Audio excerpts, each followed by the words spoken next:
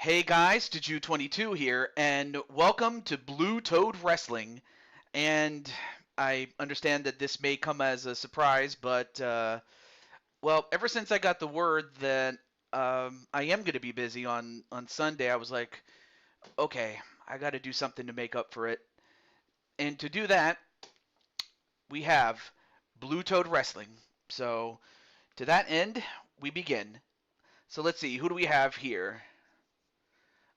No worries, Joshua. You're not booked, but if it's any consolation, but you're always welcome to watch the replay, my friend.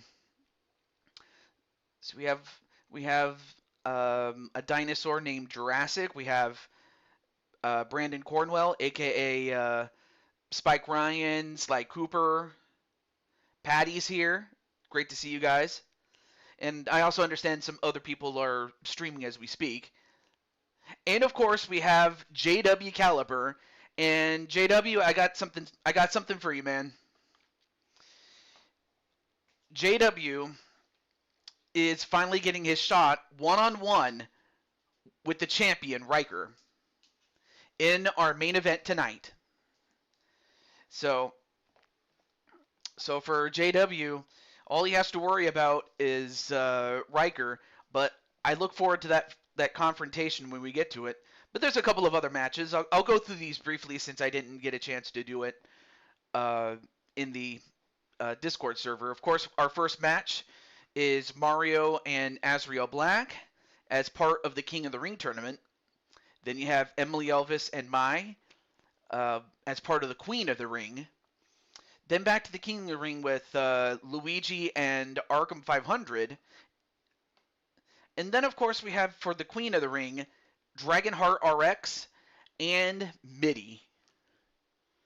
Then, of course, we have a 20-man Royal Rumble, as well as a grudge match, and I'll go into more detail about it when we get to it, but it's between Lucian Utaker and Logan Paul.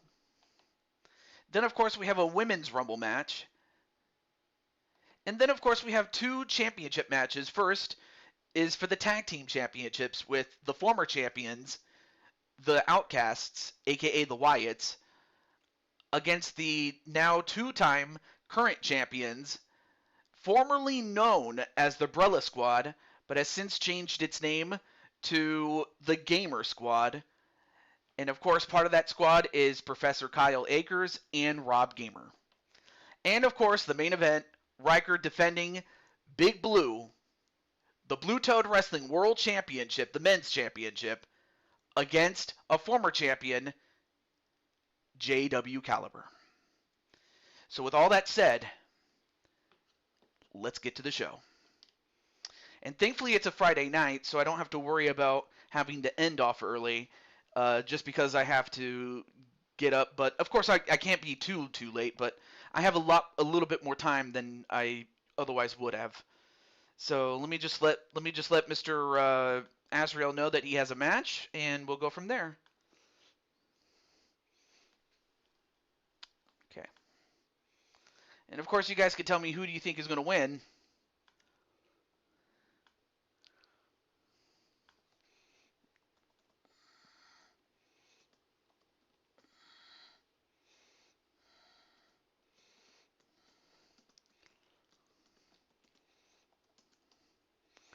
And that also reminds me, I need to get my tournament bracket. What am I doing?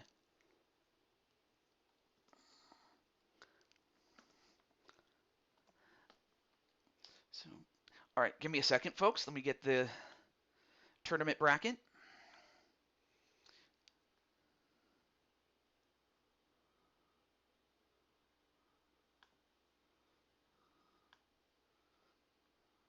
Let's see, where's the... Oh, yeah, the King of the Ring. There you go. All right, let me start the match itself. Oh, shoot. I would say...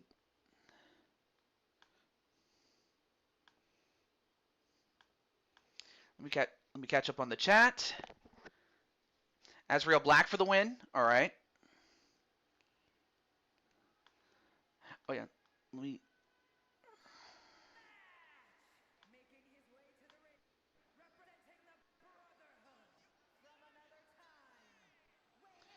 And also, hopefully you guys can hear.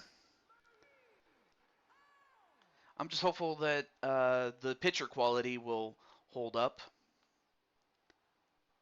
And do let me know if it starts to crap out. I hope not, but oh, I hate it when it does that.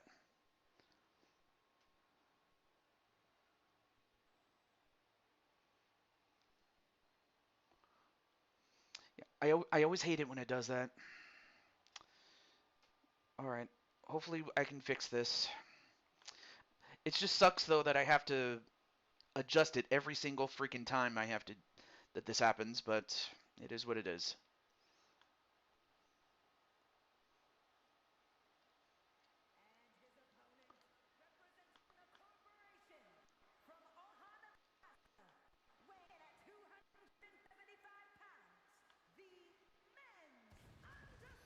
Bear with me, folks.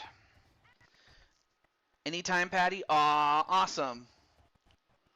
Okay, so of course our first contestant was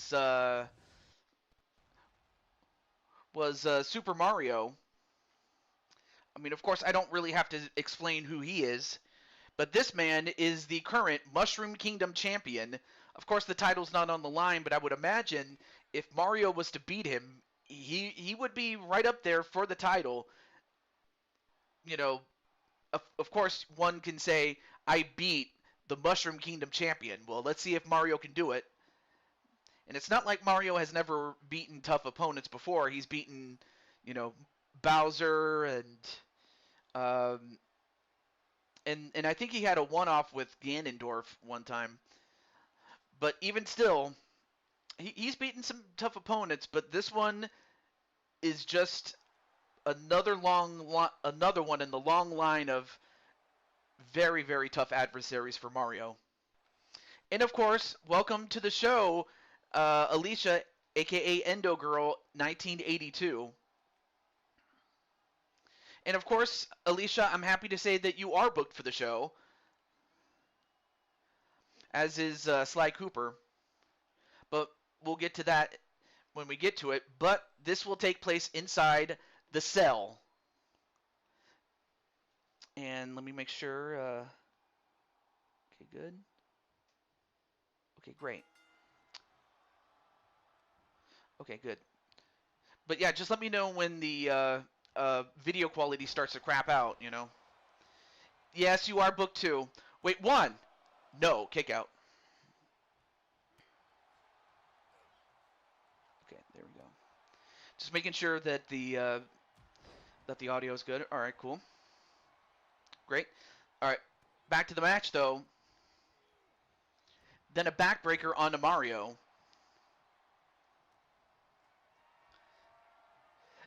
I will admit though that I intended to do this last night, but then something came up to a point where I'm like, oh, great. Well, it worked out nonetheless though, but still. Audio sounds good? All right, cool. I'm always like I only lower the volume of the game mainly as a last resort for, picture quality, but I'm happy that that's the case. Anyway, back to the match and 1 2. Ooh, Mario had that Super Mario punch. A move that he had adopted since 1996 ever since he went with his first ever 3D game. And then clotheslined on the top rope. Then then an elbow drop onto the back. And now working on the neck of Mario. Not a bad idea to wear down Mario. But then Mario throws Azrael Black over the top rope. Now, this is not where you want to be if you're Mario, but on the other hand, Mario has been in these positions before, so this is not his first rodeo. Except Mario Kart 8, understandable. Although right now, Mario, knowing full well how dangerous Azrael is, given he is the leader of Anarchy and Chaos Enterprises. Although that was a miss there. You don't want to miss against Azrael Black. And then the neck breaker.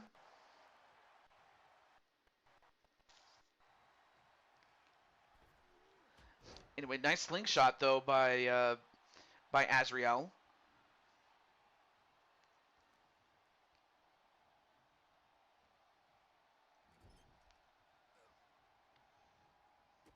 Anyway, a kick to the knee.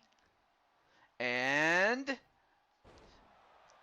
I can't call it a Canadian destroyer, but I'll have to come up with a name for that move. But it was a Canadian destroyer in the sense that it was a move that was done by P.D. Williams. And then, well, I'm not sure what Azrael was going to do, but he didn't hit it. Hey, what's up, Riley? How you doing, man? I hope everything's going well with you, my friend. 1, 2. And he hit the silver bullet, but Mario kicked out. But yeah, Riley, how are you, man?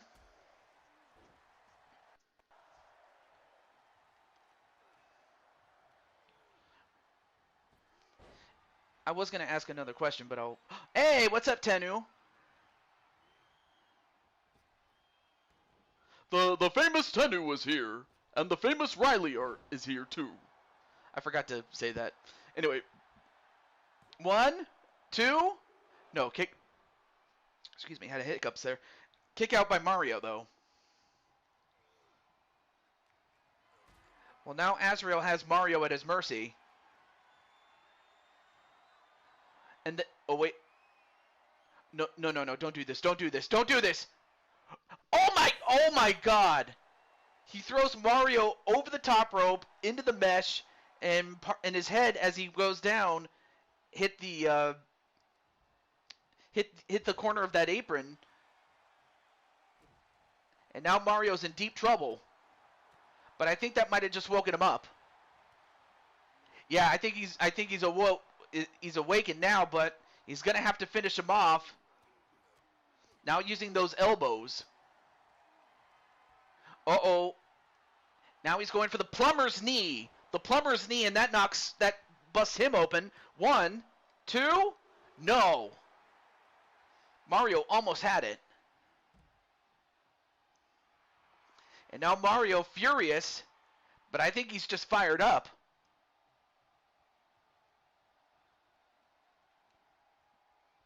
But Mario, of course, not going to take any chances. I think he wanted to wait for Azrael to come to him, and a spear. 1, 2.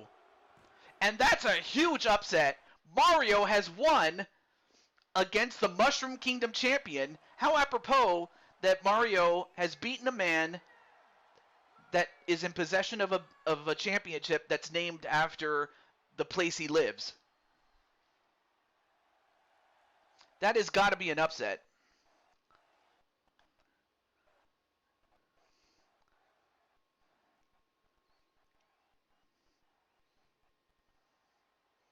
And for that, Mario moves into the second round, and his opponent has yet to be determined, but incredible first match. In a 4-star match.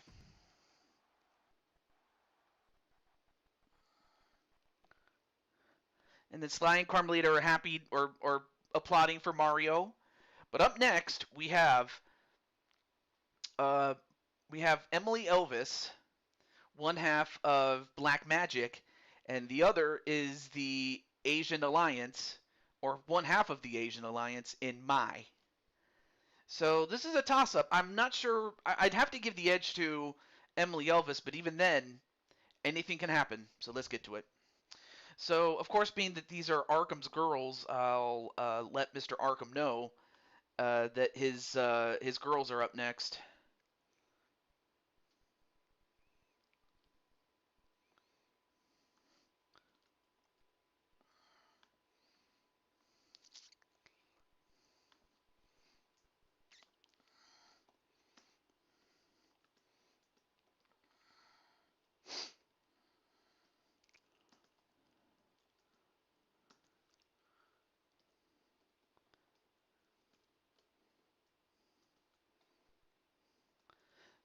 So I'm just letting Arkham know that he's up next.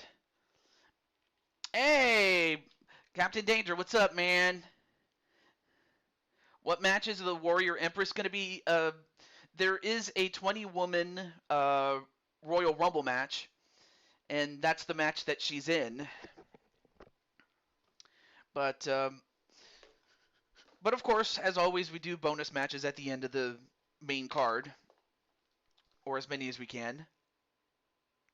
But who knows? Maybe you win and you move up the ranks. You never know. But that's how we have our champions. They went through the trials and now they're champs. But nonetheless, though, I think the Warrior Empress is going to do just well. And as that happens, we have the women's television champion. I almost forgot about. Oh no, I'm sorry, the ECW champion. My bad. But of course, she is also a former Blue Toad Wrestling World Champion. And is, like I said, she's one half of Black Magic. She is Emily Elvis. Hmm.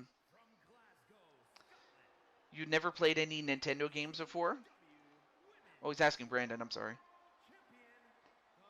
Hmm. I mean, that is a fair question, but I also understand, if there are some households that grew up not having Nintendo. They might have had like PlayStation, and then for the much older fans, they might have had a Sega Genesis or all the way up to the Dreamcast before it got discontinued or whatnot. But anyway, there you see Mai.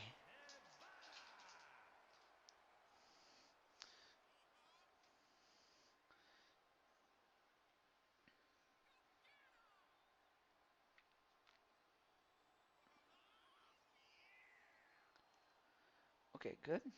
So far, so good.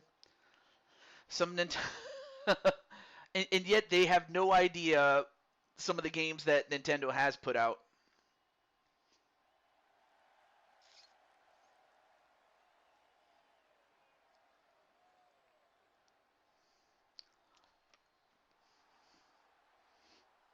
Mm, nice spin kick though. I'm having a lollipop, by the way, if you're wondering what I had. Mm.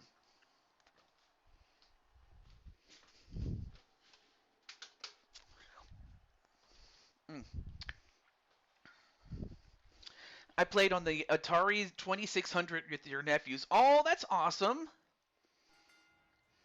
Well, yeah, but but I would have to attribute that to the older generation, the ones that didn't ever, because my family or my parents, they didn't have the luxury of playing on the Atari 2600. Like my mom, like like I said, she was part of a previous generation, and I just happened to be part of the first generation that played games. So there's that. Oh, I'm sorry, that was Patty who said that. My bad. Yeah, Patty. That was pretty cool though that you did play an Atari 2600, Patty. Anyway, my getting thrown over the top rope. And oh yeah, and this is also under normal match rules. So object is to pin your opponent's shoulders to the mat for the count of 3, or force your opponent to submit, but also not to get counted out for a count of 10 if you're outside the ring for that long. Anyway, off the ropes. Then a knee to the gut. And now trying to work on the arm of Emily, and of course Emily over the years has gotten a bit more buff, so she can lift. So if you take out her arms, you take out a large chunk of her offense.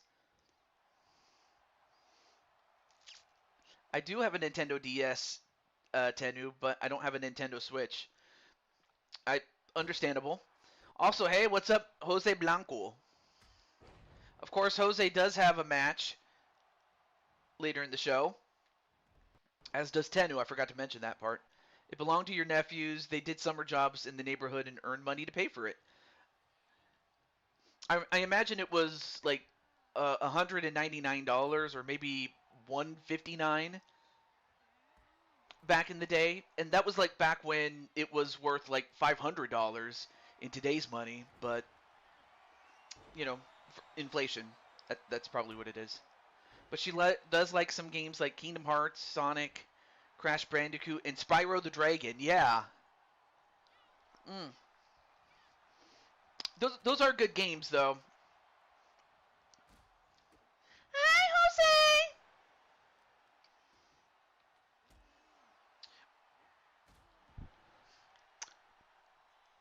Jose. Ugh.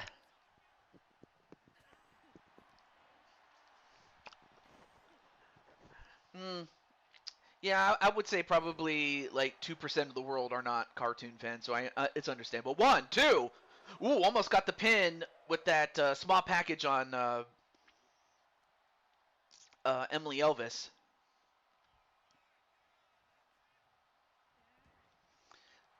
Of course, Emily, having been in big matches before, knows what she needs to do. Nice, nice arm drag, and then a kick. And now she's taking out the biggest weapon that Mai has, and that's those legs. That's that. I mean, much like her tag team partner Chun Li, those legs are devastating weapons. On a kick right to the stomach, and now what's she gonna set up? Oh, now going to go for a Fujiwara armbar. Of course, that was named so after Mr. Fuji.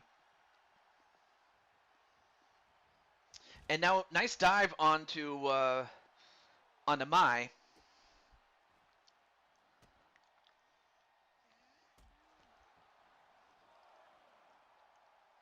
I believe it was around 200 bucks, four nephews. Oh yeah, like okay, yeah, that's true. Yeah, because if you have four nephews and they can split it four ways, yeah, it makes it easier. Even at 200 bucks in 1970s money. But unfortunately, I'm just one man, so I have to save up, which I'm happy to tell you that I am getting close to having enough to get a Nintendo Switch 2.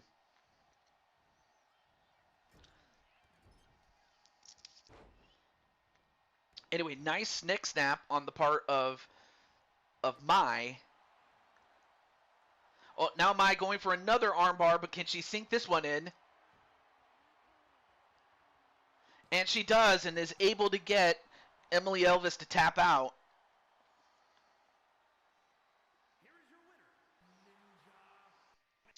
So Mai with a huge victory over a former world champion as she wins by submission, 3-star match. And for her efforts, she will be the one to face off against Lady Danger in round 2. So congratulations to Mai. But then we go back to the men's, or should I say the king of the ring. So we go from Arkham's girls to the man himself, Arkham 500.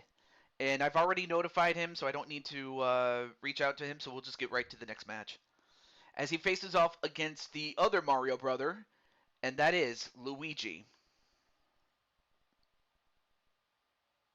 So, of course, you guys can tell me who do you think is going to win in this tables match between Arkham and Luigi. Let me see. I like Sly Cooper because he's fighting. Yeah, he fights for his family, but he also fights for his friends. Well, I'm not certain if Jericho is the GOAT, but he is, in many ways, the David Bowie of wrestling because of his ability to adapt for the most part. I think really he started to fall off like as late as, say, 2022, but even then, he will always be a legend, and there's no doubt about that. All right, so Brandon's going to go for Arkham. Oh, you mean the learning tree? The learning tree. It was okay, but it wasn't. But it was a step down from like the Jericho Appreciation Society, and then before that, the Inner Circle. Looks like Edge will be retiring again in October. Yeah, I'm happy that I'm hopeful that Edge retires on his own merit rather than yeah, exactly by choice. Anyway, let's get right to the next match. And let me check and see how the video is doing. All right, cool.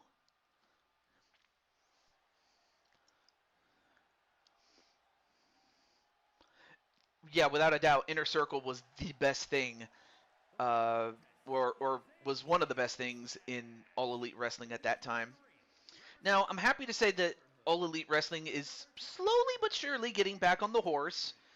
It's just sad that it fell off ever since Cody left, and also after the whole CM Punk incident. But so while I'm happy that they're doing much better now than they were then, they still have a little ways to go before they get back to that peak that they were at one point. But now we shift to this man, and this man is also a legend, and that man is Luigi. He and his brother Mario are currently the longest tenured employees that Blue Toad Wrestling has, as they debuted in 1986 and have been going strong ever since. Since Mariah May left, oh, I mean that's understandable. I mean, if she's your favorite, of course you're gonna follow where she goes. So that's understandable. Hmm, that would be something. Although I'm surprised legitimately that like Powerhouse Hobbs never became a world champion. Like, yeah, he's been a champion of other championships, but never the world title. But I mean, I get it. Like, you have other stars that could pull that pull it off, like MJF, and then you have Will Ospreay, um, Will Ospreay. Who else? I think it was Zack Sabre Jr. I think I'm not sure. I mean, of course, you have a couple of other guys that could hold it, but it's just, I would have thought that they would make new stars instead of just relying on the ones that people do know of. But hey, it is what it is. And hey, what's up, Brian? Happy Meal Hernsberger.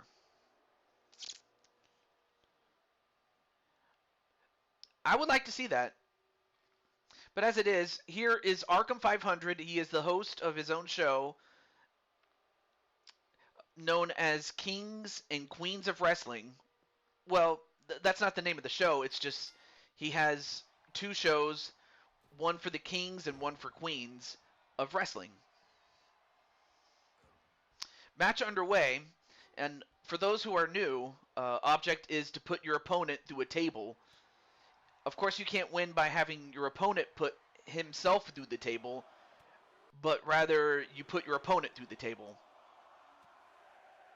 But right now, Luigi is just giving Arkham the beats, and down he goes.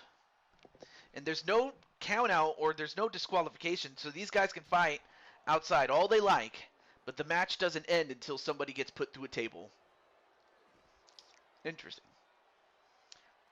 I think he kind of hinted at it earlier, Mariah May, and I think he also mentioned Tiffany Stratton, and I imagine those are just two of them, but I'd imagine there's more.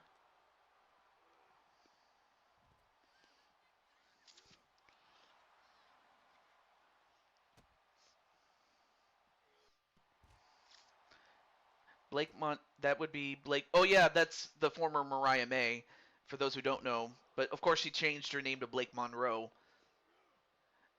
Yeah, yeah. Oh, Fatal Influence. How did I forget Fatal Influence? But yeah, yeah, I could see that. And it's kind of funny that it's led by a once henchwoman of the leader, known of course she was once a henchwoman of the Toxic Attraction. I remember that team. So it kind of goes full circle how one of the henchmen now becomes the leader, which it's insane, but it does come full circle though. Anyway.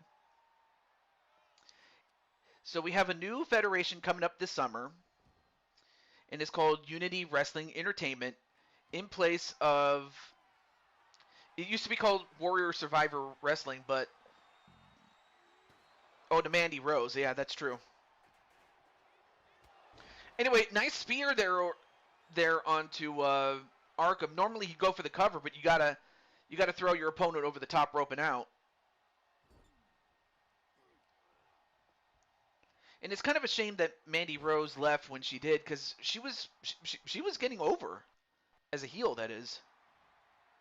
But we'll never know how she would have done. Anyway, went for a drop kick, and Luigi took a little bit too much time, but he corrected himself. And now what's Luigi going to do? Yep, he's going to grab that table. But for some reason, drops it. I'm not sure why he did that. And now Arkham. Oh! And Luigi went for the dive. He catches him, but he might have hurt himself a little bit. And now it's going back to grab the table that he dropped for some reason. Oh, now wait a minute. Arkham now also has the other table, but then he gets tabled himself. Yeah. Like, really, the only time I ever, like, actively disliked Orton, but that was during his mega heel run in 2009. AKA the Shaven Voldemort phase, as they called it. It's unbelievable. Hey, what's up, Atticus Black? And we did see him. Well, of course, he was doing some co-commentary with Crushing Kelly. Anyway, clothesline. Another one. And a leg sweep.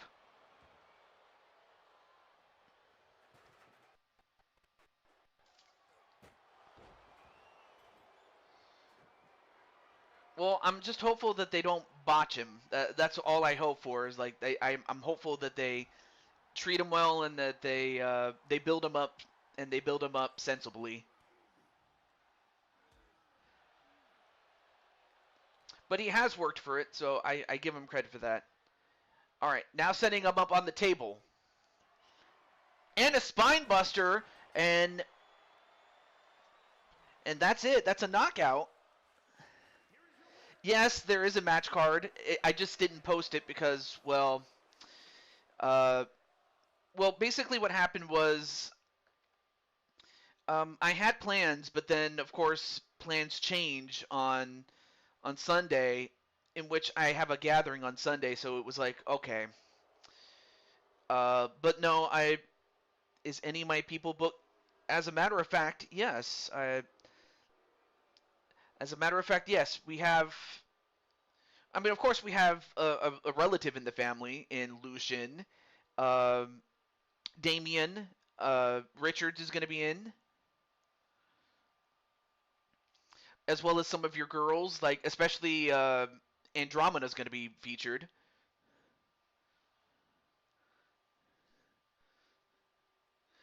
But anyway, that was a. Oh, I forgot. I gotta let me update the King of the Ring really quickly.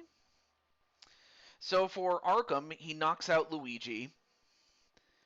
In more ways than one, he knocks him out in the match. He also knocks him out of the tournament.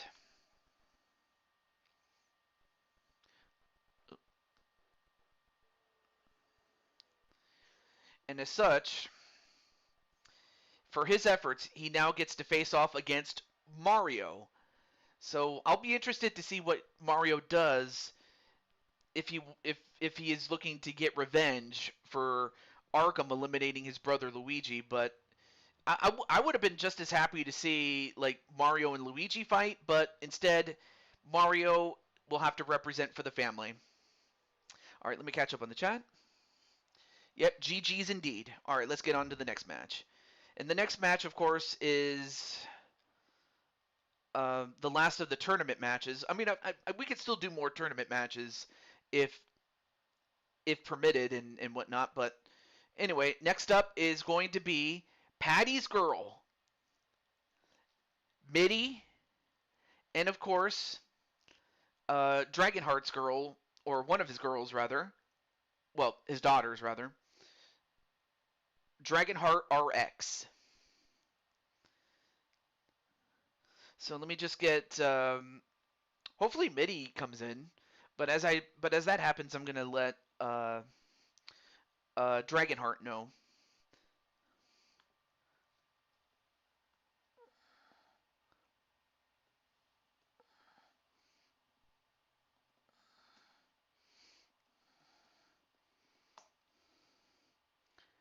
Okay.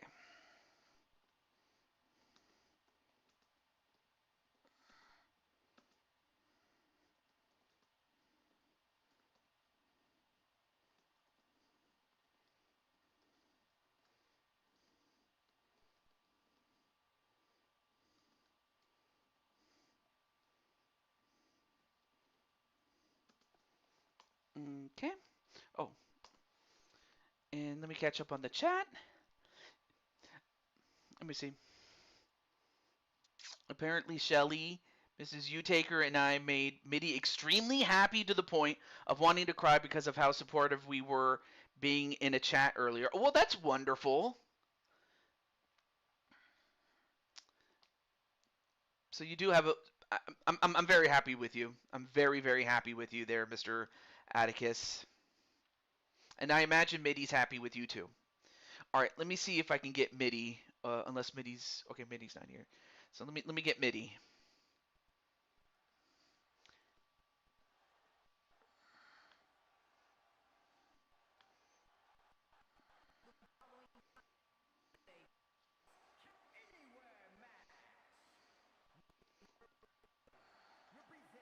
So up first we have one half of the Dragonhearts. That's the name of the team between her sister Kasumi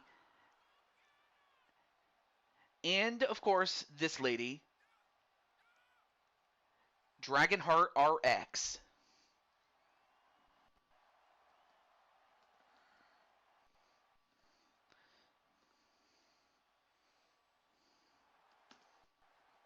Okay, got it.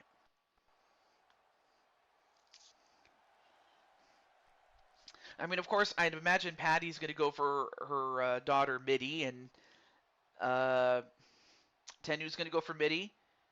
Wait, wait, Ash Princess? I haven't seen you in a billion years. What's up, man? Or what's up, Princess? I'm sorry. What's up, Princess? I say man a lot, but no. Nice to see you, Princess. Anyway, here's a princess that is currently a queen, and that is Mitty, the Queen of Lanale. So yeah, this is the Queen of Lanale, and she is currently the Intercontinental Champion, the Women's Intercontinental Champion. And much like we saw with Mario early in the show, I'd imagine for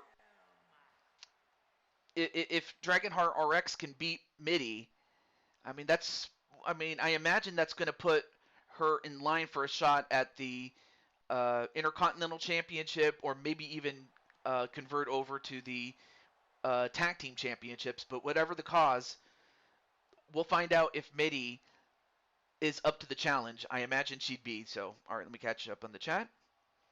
Chris Jericho's retirement moment.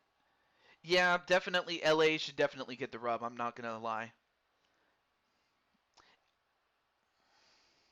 Did you read Sports Illustrated? No, I haven't read a magazine in years, but I have not read Sports Illustrated or even the newsletter. And plus, I don't even have a subscription there, so I wouldn't have said. So I can't say I read it. Anyway, Mitty, nice drop kick though, and especially with those heels. What's happening? Well, it's Blue Toad Wrestling, AJ Cool Kid. That's what's happening. Or are you talking about the the Sports Illustrated thing. Anyway, 1. No, kick out.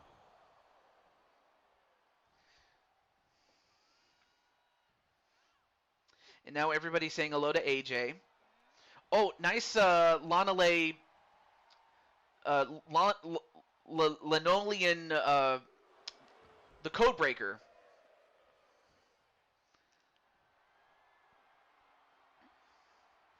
And another one at 2 in a row. Is that enough to put her down? AJ's 1, 2.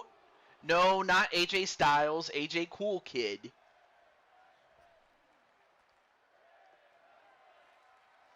Ashley Princess is the greatest women's world champ. I find that hard to believe. I mean, if only because, well, not to say that you couldn't be. I mean, you might. It's just it never reached, like, I imagine it would have been front page news, like on the dirt sheets and stuff like that. I mean, unless you're just playing, then hey, if you're just playing, I get it. Oh, that elbow drop right on the back of the head while also sandwiched with that chair. And while that's happening, this is a Falls Count Anywhere match. I forgot to mention that. So there's no count out or disqualification. So these women can fight anywhere. And it's a running joke. Oh, I was kind of figuring it was a joke. I just didn't know how serious it actually was. But Women's World Champion. I imagine her character. I imagine the character known as Ash Princess has done it, and so I can see it.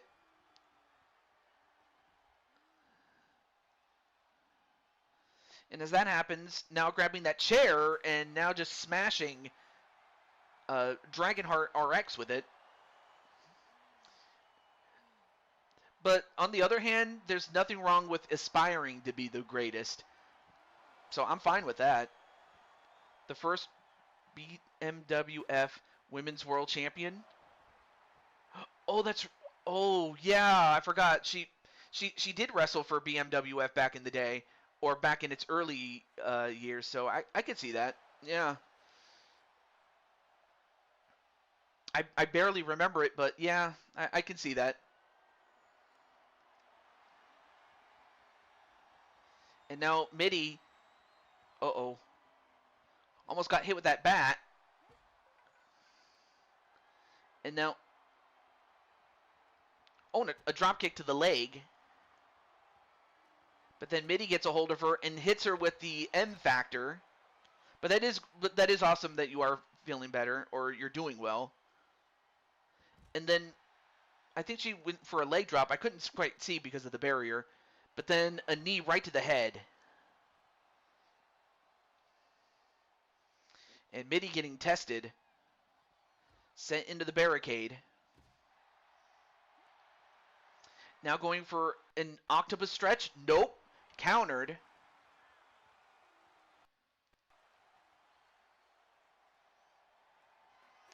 And now looking for some more toys. Feeling a bit low. Oh, I'm so sorry. I hope it's nothing. Well, I don't think I said anything, but I think it might have been something else. But if you need to lay low, it's understandable.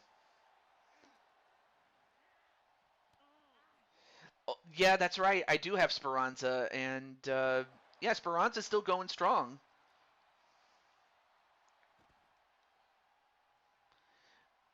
Of course, she will also be featured in the show later on.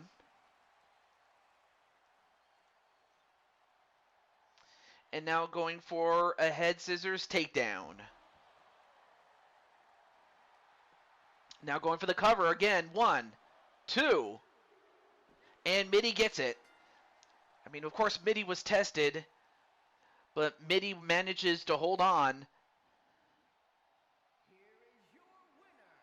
And if nothing else, she gains momentum.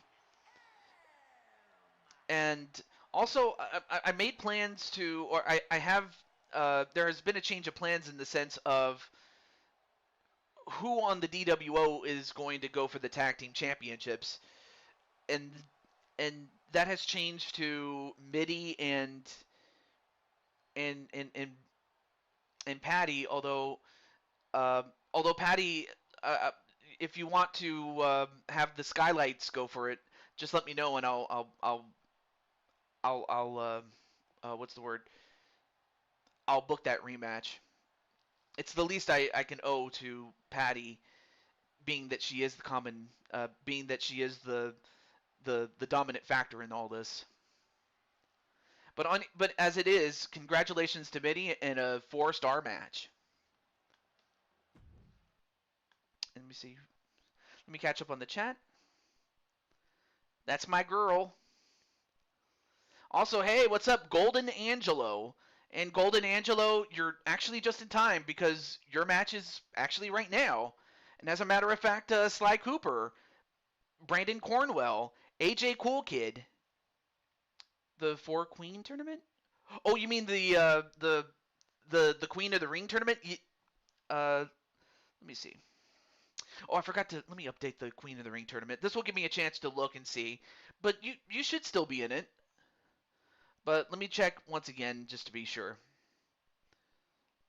I just know that Vera and Violet are in it, but let me see. Let me just be sure or certain. I hate these ads. I hate it when they do that. Okay, where's... Yes, as a matter... Yep, Diamond Sky is in the tournament. It's just that she had a first round bye, so she got to chill. And she still is chilling, by the way. Let me update the bracket for Mitty. And of course, Mitty, having won this match, will face off against Flames in the second round. But yes, you are in the tournament, Diamond Sky. Yes, AJ is the one behind the character of Diamond Sky. All right, let me catch up on the chat. Oh, wow, nice, TJ. Oh, I've noticed, Captain Danger. I have not... That has not escaped me, my friend. That has not escaped me. Anyway, let's find out which one of these 20 men will be the last to stand. Oh, and then of course we have, here's the full list. We have AJ himself, we have Angelo, and of course we have Brandon, we have Brooklyn Joker, Carlos Larry, Captain Danger, Dakota, the two Damians, Shelly and Richards, Iron Smasher, Jose Blanco, Sean Sanders, Mr. MJ, Spike Ryan, Sly Cooper, Stargamer, Sonic, McCracken, Wally, and Tennu. And of course, I imagine Tennu's going to go for himself to win.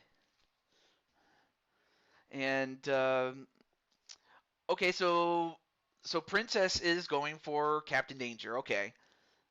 I'm going to let a few of these guys know. Like, let me see. Who should I let know? Too bad I don't have a way to contact Carlos. But I can contact MJ and Sean Sanders, Sonic McCracken, and Dakota. So I'll let those guys know. So this is a good opportunity for you guys to go get some snacks, and as I let some of these guys know.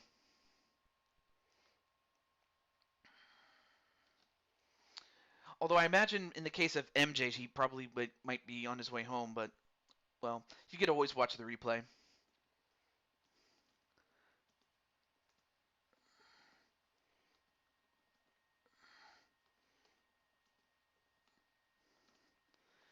And then let me get Mr. McCracken.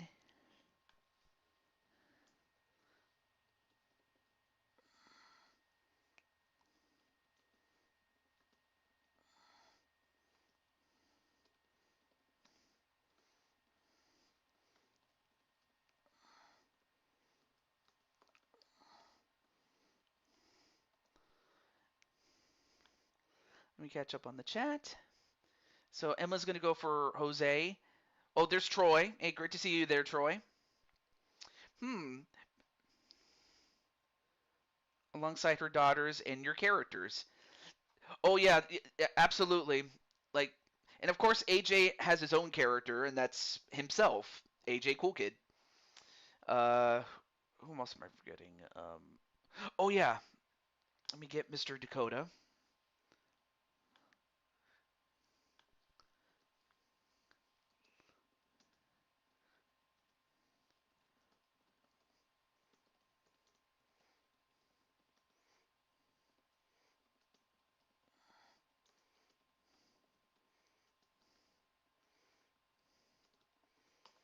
And then who's the last? Oh yeah, that's right, Sean Sanders, primetime.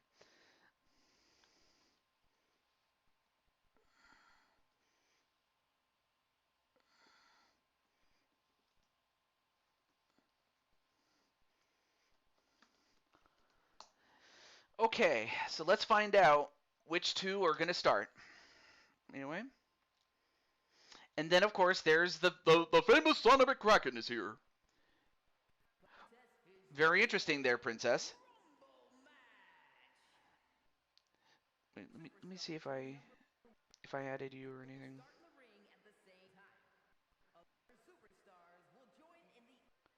Oh yeah. That okay. So I did subscribe. Okay, cool, cool. All right, back to the match. Elimination occurs when you are thrown over the top rope with both feet landing on the floor. The last superstar in the ring will be declared the Royal Rumble I was gonna winner. put him or And her he on will my go on to island when face I the get champion Animal from Crossing. WrestleMania. Aww. Yeah, yeah. I definitely enjoyed the Animal Crossing stream that our good friend Rob Gamer did. He did a great job with it. Angelo did a pretty good job with a premiere that he did, uh, in which in which he featured AJ Cool Kid as the main protagonist, aside from Angelo himself. But I was involved in it, so I want to say thank you, Angelo, for putting out the video. I appreciate it, man. And as it stands, I give you prime time Sean Sanders.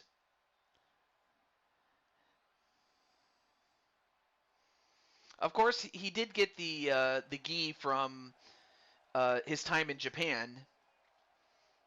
So if he's not wrestling in Blue Toad Wrestling, chances are he's in Japan and getting some experience against some of those guys that are strong style, if not maybe some King's Road or you know Royal Road with Arc or something. It depends on the style of wrestling over there in Japan.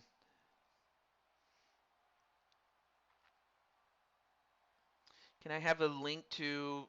Oh, sure. Let me see. Can I get the? Let me get the link here. Oh, absolutely. Oh, and then of course we have Brooklyn Joker, a former Intercontinental Champion.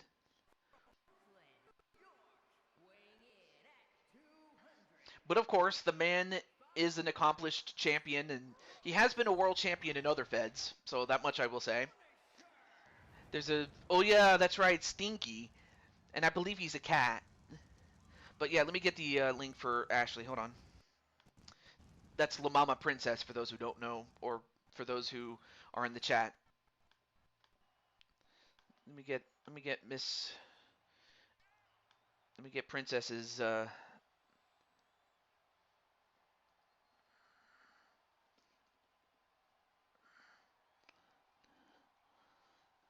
So here is her channel, and then let me get my.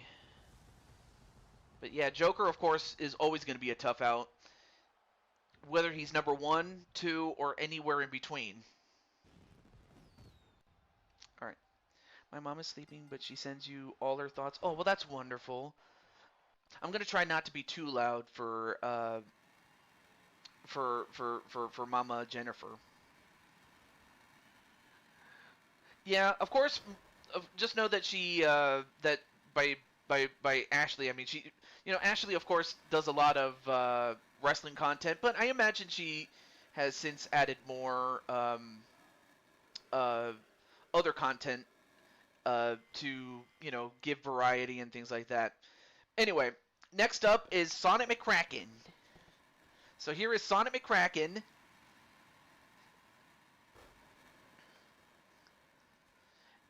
And of course, he's going right up against some of the big boys right here, but That's never stopped him from competing with him.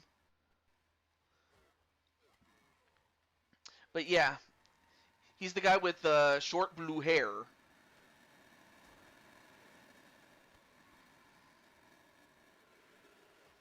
But who's going to join him? Yep, you're the Warrior Empress here. And as that happens, we have a Neckle, or a cat boy, or the blue cat, and that is Damian Shelley. So now you have a hedgehog and a cat fighting each other. And as that happens, Joker looking to eliminate primetime Sean Sanders. And Sanders trying to hold on.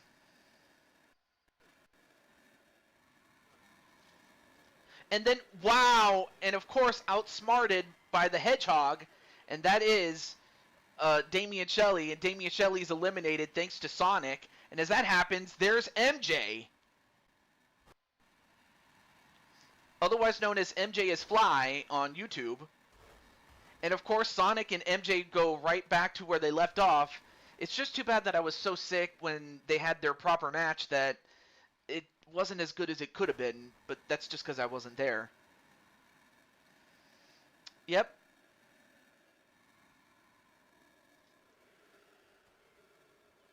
But who's up next? Number 6 is the leader of the house, Jose Blanco. And of course, Jose came off a victory in a match like this. And of course, Jose is in line for a match, a championship match.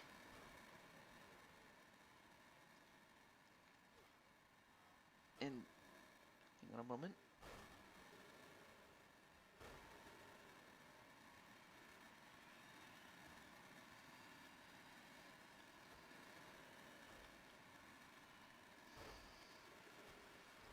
Oh, yep. Okay, I had to confirm because I tend to forget things. But anyway, So next up is his brother Brandon Cuevas.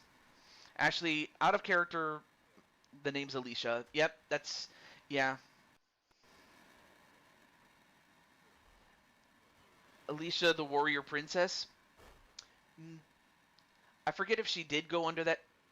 Yeah, that is her. She became an empress now.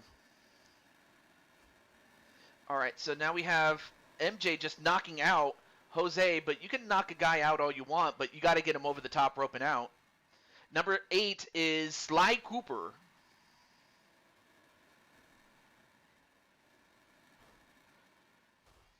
And as that happens, he and MJ double team on Jose. And of course, there is a beef between Sly and Jose, but that's mainly for the actions that Jose has done in conjunction with working with Clockwork, who just so happens to be, Sly Cooper's rival, akin to like Bowser towards Mario. Anyway, number 9 is Carlos Larry.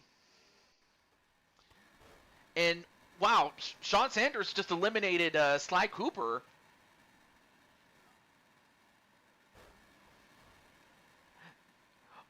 Yeah, she also has the persona of Diamond the American Gladiator. But man, but I'm sorry about that, Sly Cooper.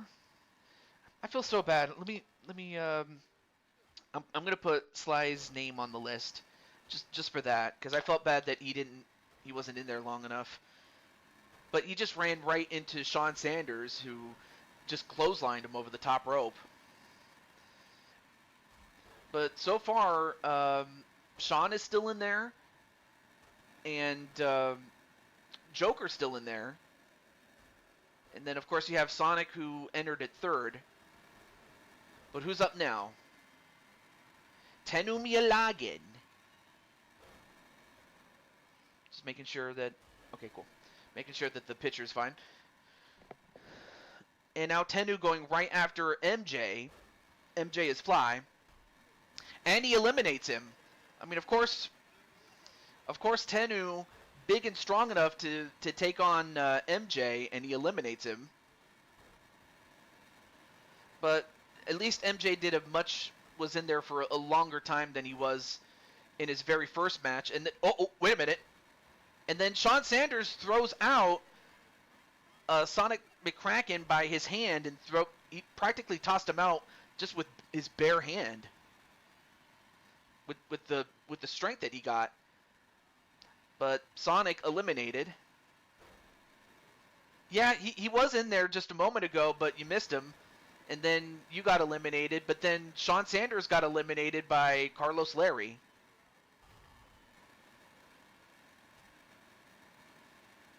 But you can rewind a little bit just to see what happened, but yeah, he was in there.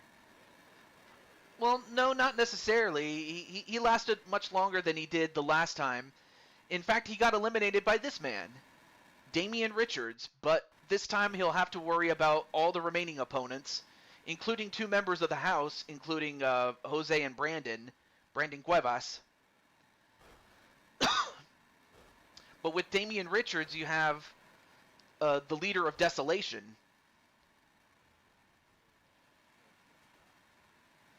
And Brooklyn Joker's still in there. Well, AJ, I'm happy to say you haven't even entered the match yet. So you're still good. You haven't entered yet, which is to your advantage. And as that happens, here is Iron Smasher. But then he gets met by Joker.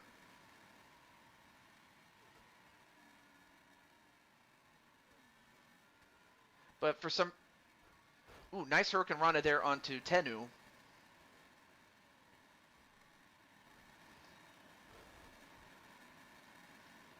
But so far, AJ, you lucked out.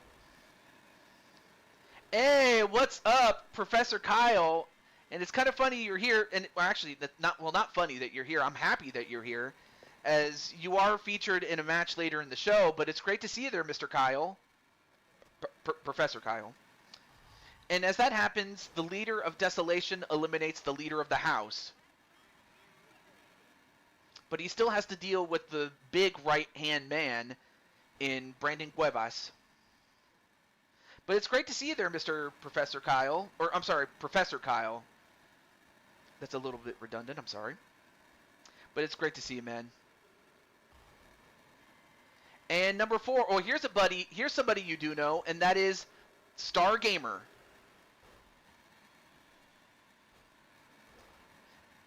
Although he got hit by the ricochet, but he's all right. Oh, wow, that was a strike. But it's great to see you there, Mr. Kyle. Oh, and then, of course, you have the leader of the SWO, or one of its co-founders, eliminating Brandon Cuevas. But Brandon did pretty well for the time he was in there. Glad to see things are running smoothly. Absolutely, I'm very happy with that, man. And now Star going for the ride. And number 15 is Spike Ryan. And he got himself a great number. Let's see if that helps him.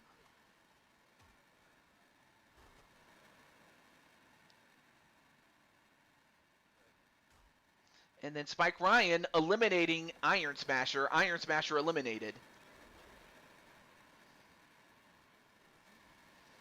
And as that happens, Star Gamer now looking to eliminate Tennu Miyalagin. What does the winner? Simply moving up the card, my friend. And of course, if said person is close enough to a championship match, then that's what that person's going to get. Although in the case of and as that happens, here is Wally, but that's what these matches are for 9 times out of 10, unless stated otherwise. And then Joker eliminating Spike Ryan. I gotta say, Joker has been in since the start, and he's still going in there and kicking some butt. I mean, he definitely is pulling a cane. And as that happens, Stargamer gets knocked off the apron, and he's out, thanks to Tennu. And here is Dakota Sheldon. And in fact, he goes right after Damian Richards, And he eliminates him. Dakota already coming in and taking out Damian Richards. Now goes after Wally.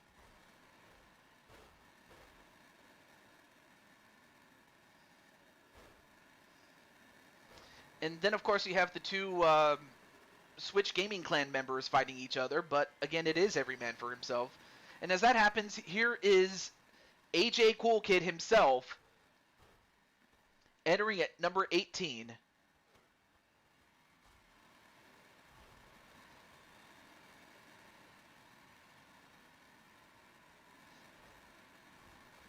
And AJ doing pretty well.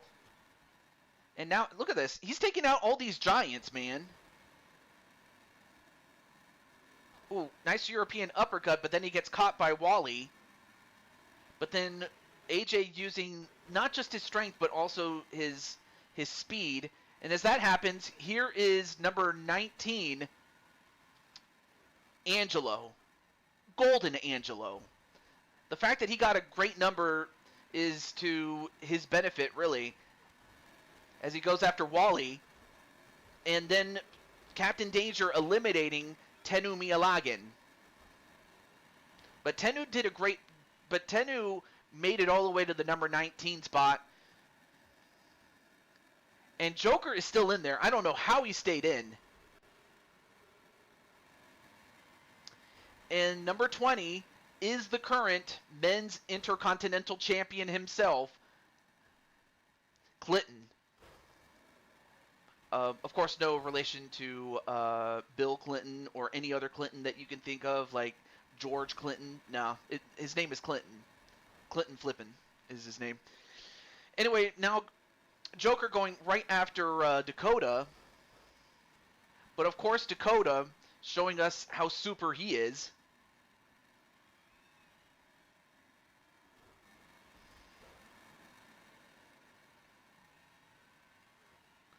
And then, but then AJ going for an 8-second ride onto Clinton. And while that's happening, Wally, one of the few men that can match power with Brooklyn Joker, but Joker finds a way to get out.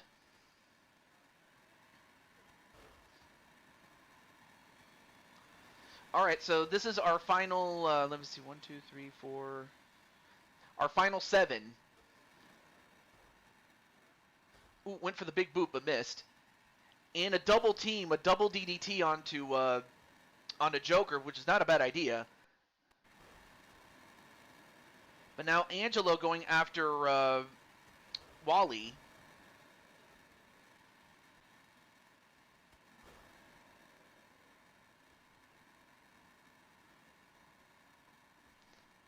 Hope you like your character's look there, Mr. Angelo.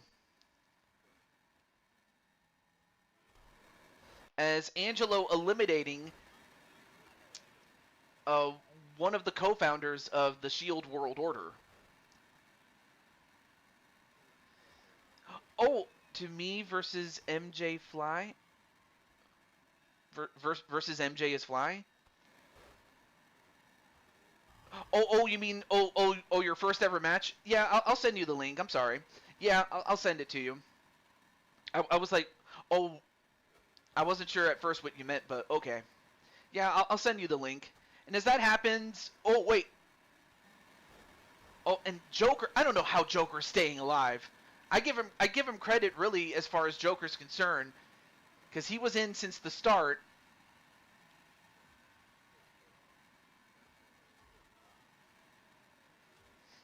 Yeah, I could do that for you. And a nice slam there. Of course, at the time I was kind of sick and I didn't commentate on that match much, but I'll send you the link.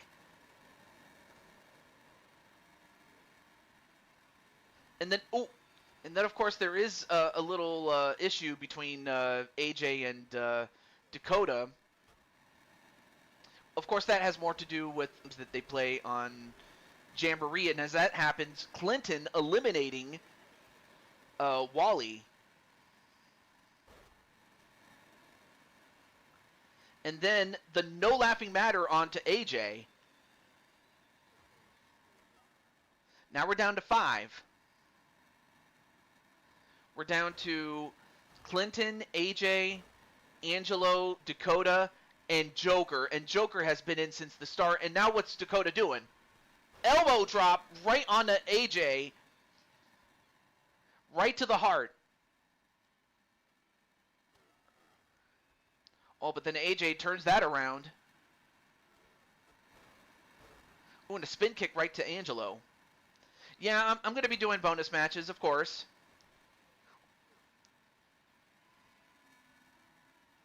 And then, ooh, clothesline right to AJ.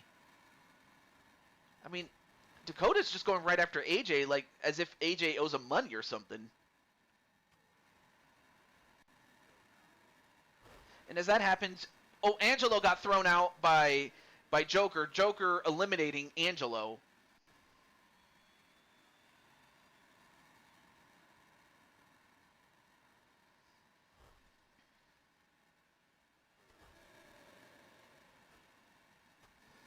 Oh, and a spin kick right to Dakota. And as that happens, Clinton, look at this. Look at the strength of Clinton to pick up a over 300-pound man and throw him out. But Joker has finally been eliminated.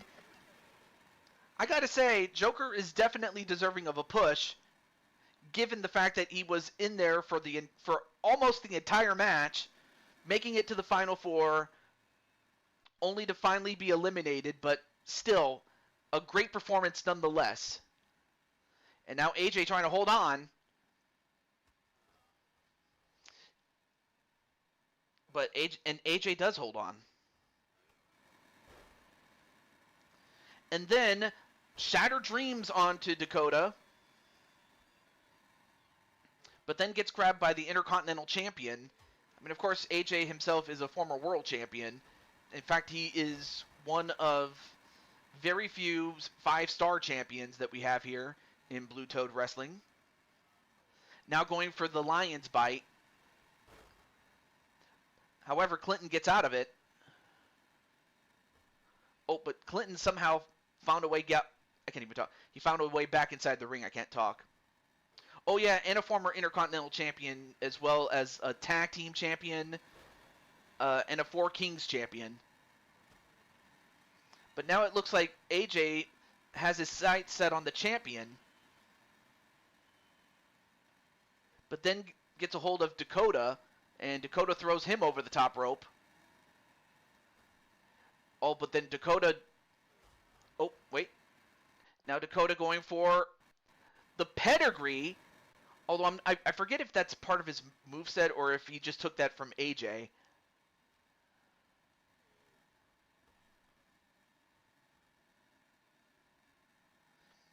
A U.S. champion and a Mushroom Kingdom champion. Yeah.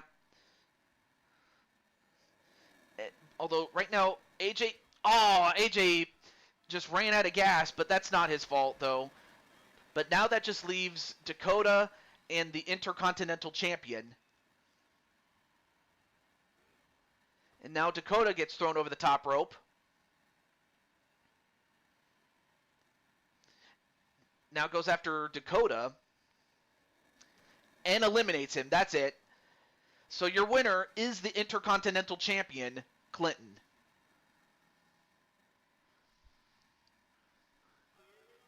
Of course, Clinton got the best number of all, but it was hardly a guarantee. Clinton.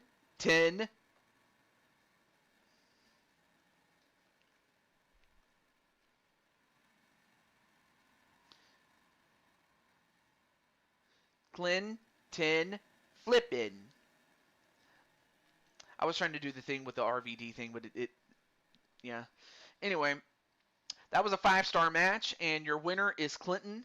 And of course, given that he is the Intercontinental Champion, we'll see if that will put him in contention for another title. But of course, there is a risk in the sense that he might be in 2 matches to defend not only the Intercontinental title, but to go for another one. But we'll find out. Of course, that will take place after the show in terms of booking. But anyway, let's get to the next match. But yeah, I hope Angelo enjoyed his You have to start calling him Batman. Yeah, I probably would have if not for the fact that Star Gamer dressed up as him one time. But yeah, I guess I could call him Batman. But now we go from a fun match to a very personal match. So let's get right to it. So backstage, what happened on the last show? There was a fight going on, and Logan Paul was part of it. There was an altercation in the back. Uh, Logan Paul was part of it, as was Violet Utaker. And of course, Violet is the wife of Lucian. And the reason I bring that up is because, well, Logan, he pushed, uh, he put his hands on Violet as Violet was trying to stop him, but then he hurt Violet. And since then, Lucian has wanted to get his hands on Logan Paul for what he did to his woman, Violet Utaker.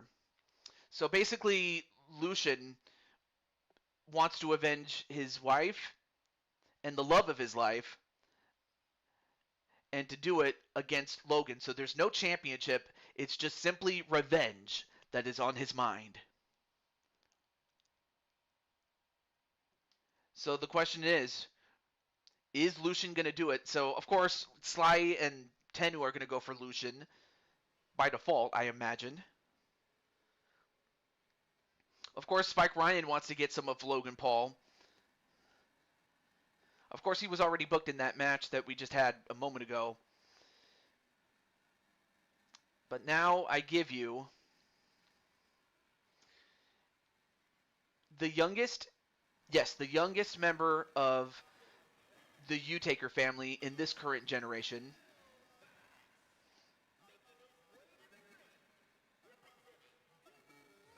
I mean, of course, he is part of a lineage that includes his older brothers from from the next oldest being Jack Utaker, then Killian, and then the oldest is Paul.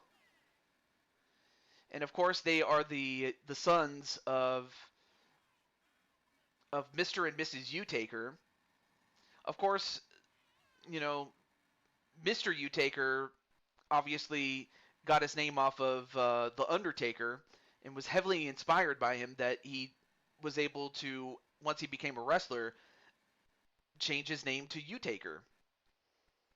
So not much is known about the man as known as Mr. Utaker, or the Misses for that matter, in terms of their former lives or their former names. But what is true is that ever since they came into being,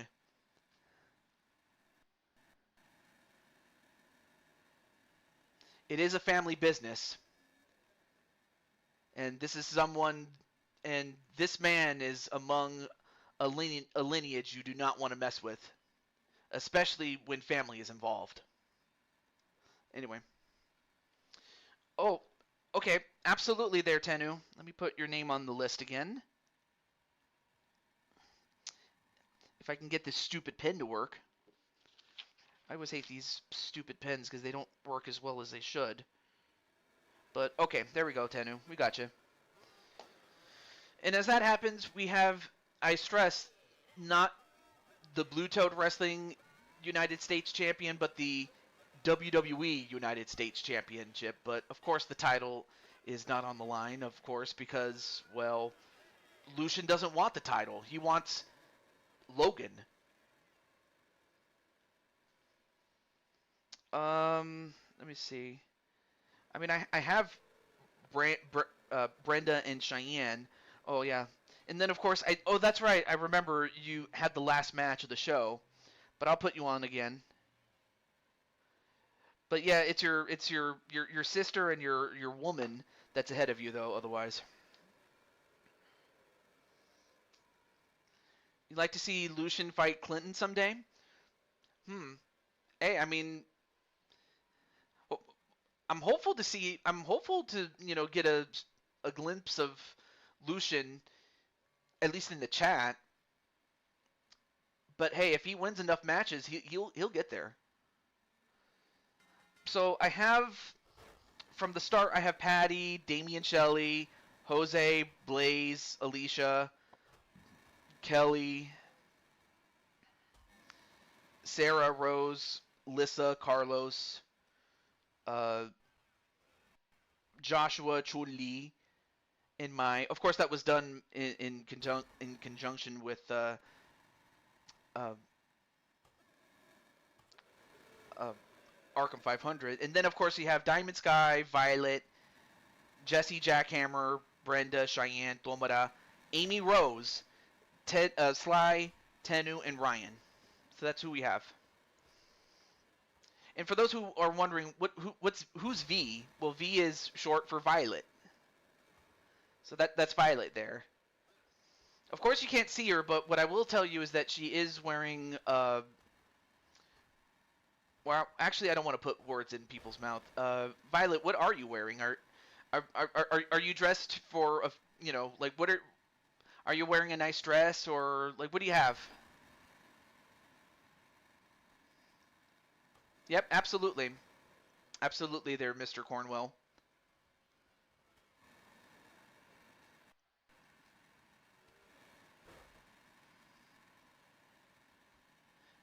But but regardless, though, I imagine Violet's watching on either the television or maybe even watching on the suite or maybe even in the front row. I'm not sure where she's sitting, but I know she's there. And as that happens, there you see Lucian. Oh, you're in the back. Okay.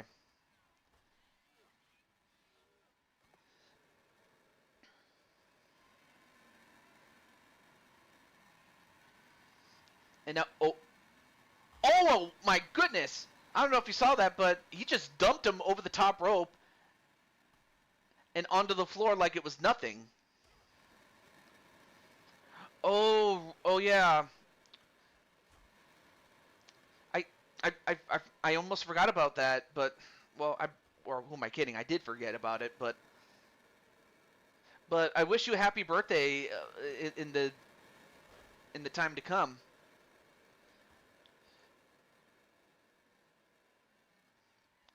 And of course, Logan Paul just trying to get a breather after getting just manhandled by Lucian.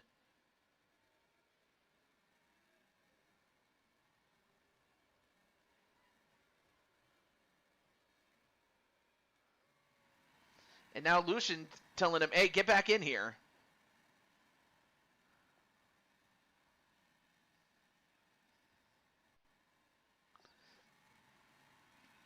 Oh, but wait a minute.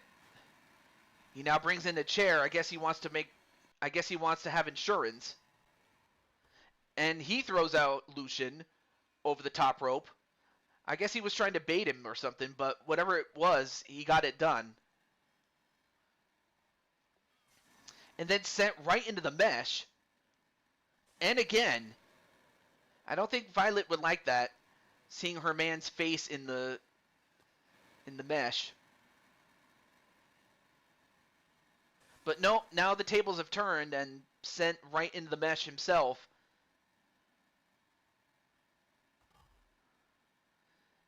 And right now, Lucian in control, but I was about to say Logan Paul is not faring too well here, but you are dealing with an angry man.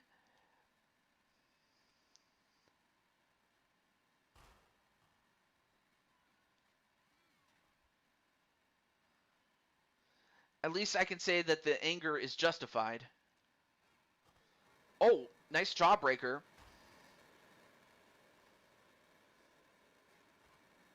And while I credit Logan Paul for not running away, Lucian gets right back on the horse. That's not to say I'm calling Logan Paul a horse, but what I will say is he is beating him down like a dog. Although to say that might be an insult to an actual dog.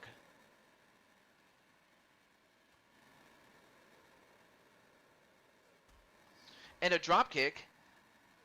And another one.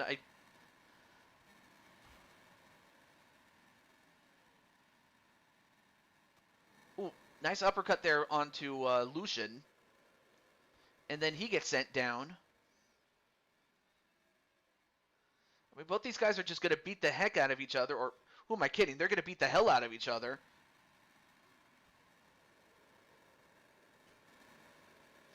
And oh, wait a minute. And now Lucian has been busted open. I don't think I would have expected him to get busted open, but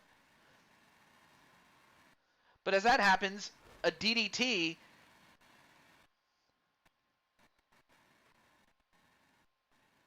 And now what's Lucian going to do?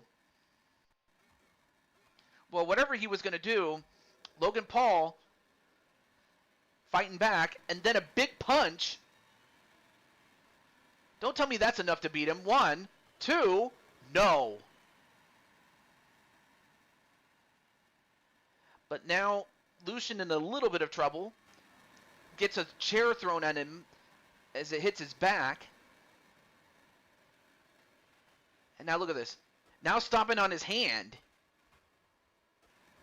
Although I don't think Violet's going to like that, you know, with Lucian's hand getting hurt.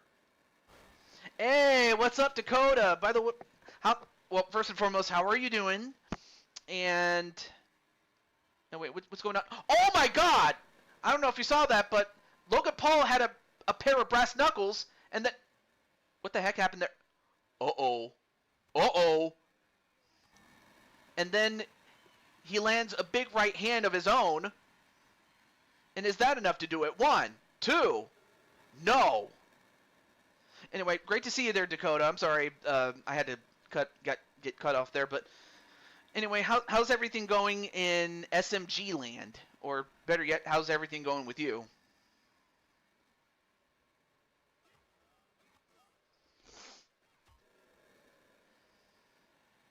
Right now, Lucian, I imagine Lucian's still recovering from the punch that he received after getting hit with those brass knuckles. Right now he's working on instinct, but right now his instinct is correct. Uh-oh. Oh, he's got the big hand. And he punched him right in the face. 1, 2. And it took 2 such punches to knock him out.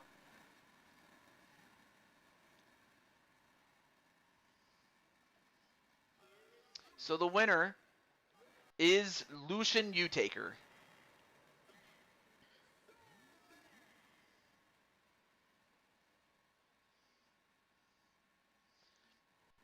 Well, Violet, I have a feeling that you're going to have to, what is it, nurse Lucian's hand, as it did get stomped during it, but otherwise he's fine. We'll have to get him cleaned up, but aside from that, Violet's going to go take care of Lucian, and that was a 3-star match. Pretty good for what it was. And I give credit to, like I said, I give credit to Logan Paul for not running away, but he paid for his transgressions from the last show that we had. So, anyway, Dakota was featured in the men's Royal Rumble match. Well, now we get to the women. So let's find out who we have on display. So of course, I'll go through some of these. So of course you have Atticus's daughter, Andromeda Black. You have the daughter of the great Kyle Young, Alex, Carmen Gonzalez. You have Amy Rose making another appearance. You have Chun-Li. You have Emma, LD, Crushing Kelly, Lady Danger, Liliana Ladrona, Mario Girl Melissa, and yes, I have a friend named Melissa, Maddie Sabin, Patty Chase, Rose Tagaya, Mabu Speranza Dancy, Cheyenne, Tammy Martinez, Tiffany, Vera, Violet's sister, and of course, the Warrior Empress, Alicia. So, of course, which one of these 20 women do you think is going to win? I'm going to reach out to, say, Maddie, and I'll I'll reach out to Maddie and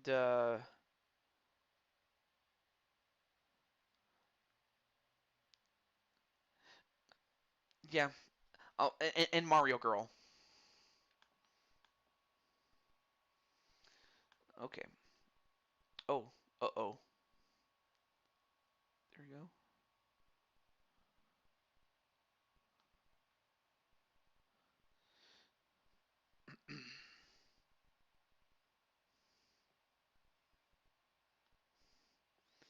So this is another opportunity for you guys to go get some snacks and stuff like that.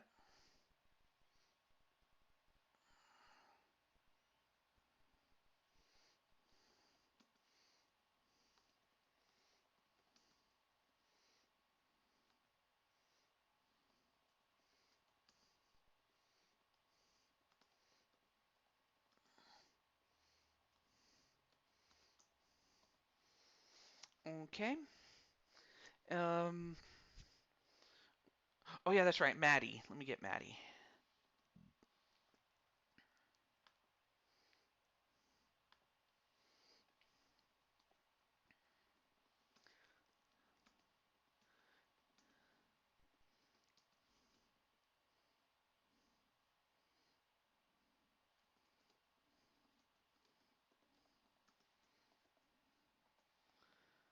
Okay. All right, let's see. Who do we have? This is gonna be close. Yeah, I imagine it would be like that. I was kind of debating like I was deciding whether to put in either Violet or Vera, but I decided to go with Vera because well, I imagine Violet was emotionally invested in Lucian's match, not just because she loves him, but she wanted to see him get revenge, and that's what happened.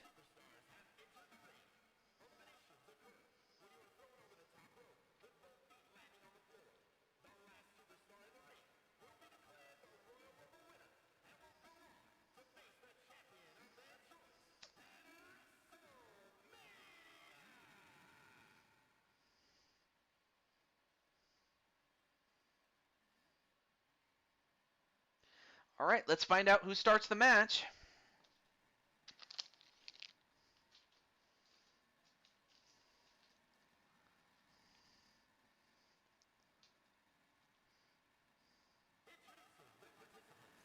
So starting the match is the owner and proprietor of Blood Moon Wrestling Federation, but is also the general manager of Chaos Regional Wrestling, and a former world champion in many other feds, including a former two-time Blue Toad Wrestling world champion, the women's world champion, but nonetheless the world champion.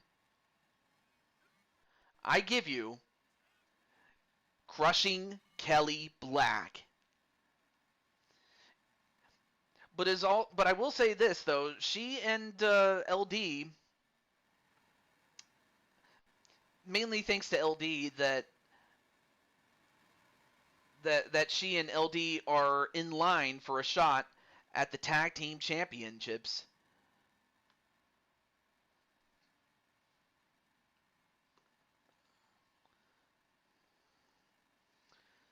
So you have the Skylights. Well, first you have Mythic Elite, which is Kelly and LD, and then the Skylights are the next in line after that. But who is going to start with Kelly?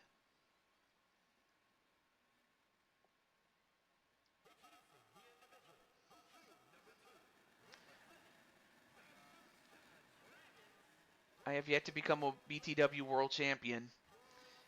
Like the old saying goes, you gotta believe. And as that happens, there you see Rose Thagaya, who, if I'm not mistaken, I think she became a world champion in cyberspace. Correct me if I'm wrong, AJ. But she is a former Mushroom Kingdom champion, and of course a former tag team champion, and is currently a Four Queens champion, or was a Four Queens champion. But even still,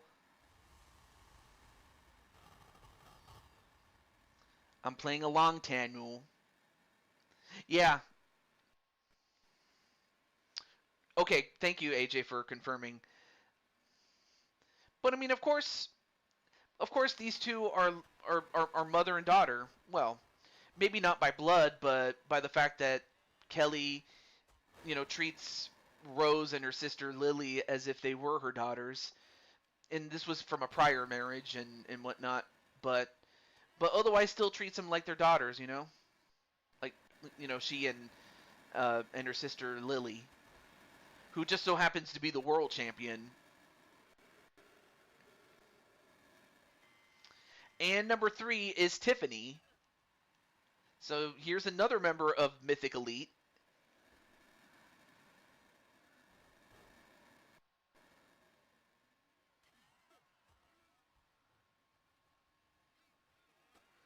Oh yeah, AJ, I got to tell you, Spike Ryan's old account got hacked, and as such, I had to get rid of the hacked account and then bring in Brandon through his new account. So I just wanted to at least let you know, AJ, uh, that that's the case. So his new one is in my server at this current moment. And as that happens, here is number 4, Vera. Oh, and I forget the name of that spinning back fist, but she hits it on crushing Kelly. Yeah, and also Tiffany's Discord got hacked, so same thing with Tiffany. I'm just sad though that that sort of thing happened.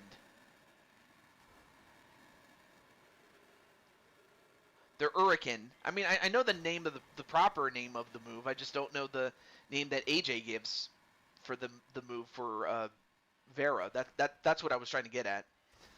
Anyway, here is Tammy Martinez, and oh, Rose saved herself.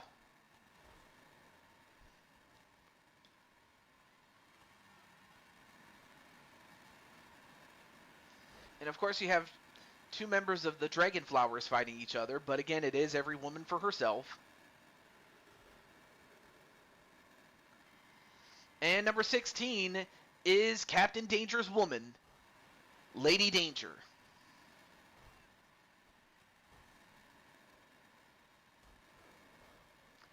Ooh, nice arm drag there onto crushing Kelly so far. And another arm drag, this time to Lady Danger.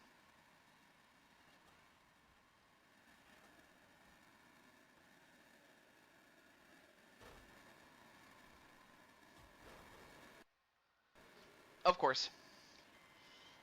And of course, number 7 is the pink cat, Maddie Sabin.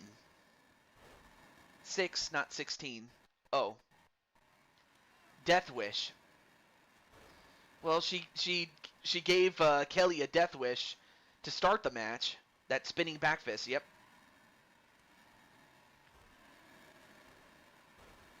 And then the sky high onto crushing Kelly by Tiffany Caliber, her maiden name Sky. Hence the name, the Sky High.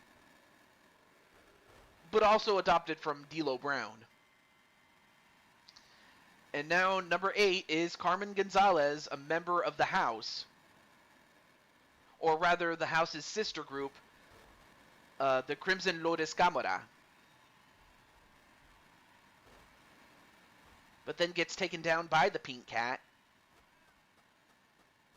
And then Tammy Martinez getting eliminated by Vera. Vera eliminates Tammy Martinez.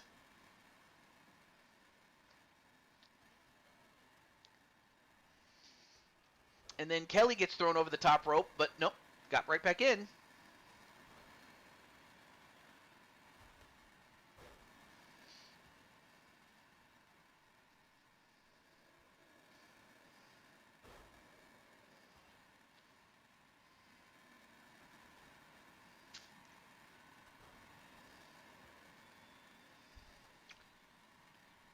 Oh, had something in my mouth.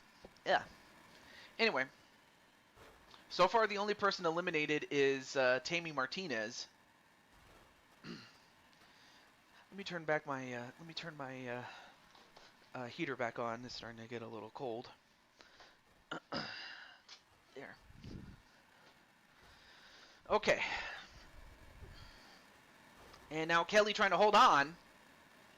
And up next, we'll find out our next contestant.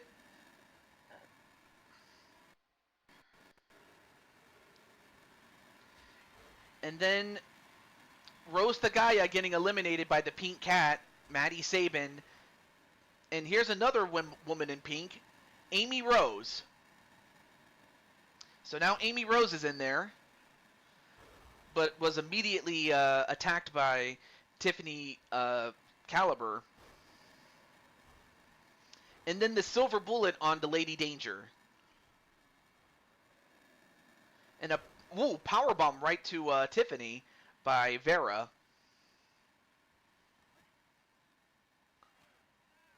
Off the ropes. Nope. Gets a couple of good ones on Kelly.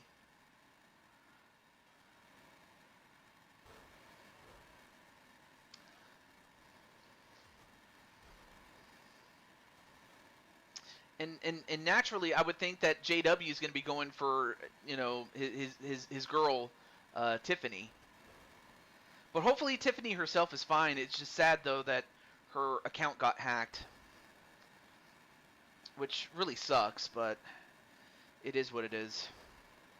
But it's just sad. It just sucks though that, and it almost got me too until I realized, oh wait, I'm talking to the doppelganger and not like crushing Kelly through her new account. And as that happens, here is Andromeda U-Taker. Of course, she married into the family and married through via her marriage to Jack U-Taker.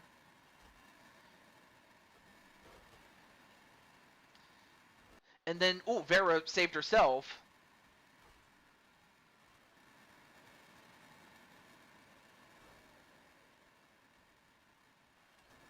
Knife edge chop there onto Amy Rose.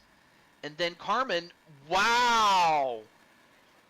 Andromeda didn't even last until the next woman came out, and she was already taken out by Carmen Gonzalez.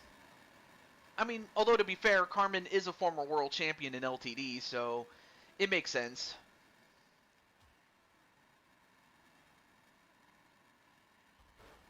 And as that happens, Carmen gets eliminated herself by crushing Kelly.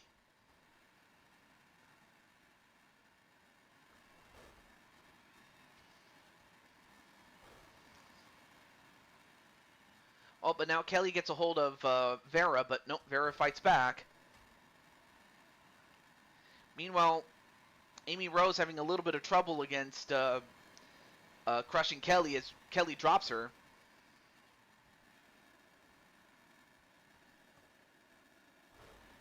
Nice flatliner onto the Pink Cat, Maddie Sabin. And another woman in pink, that is Mario Girl Melissa.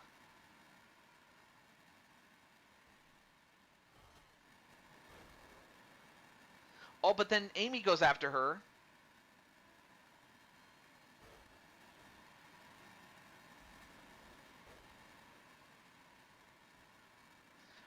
And the amazing thing is that crushing Kelly is still in the match. I mean, we had an Iron Man in the form of Joker, but Kelly is so far the one that's been in there the longest, having been in since the start. Although here is her tag team partner, LD.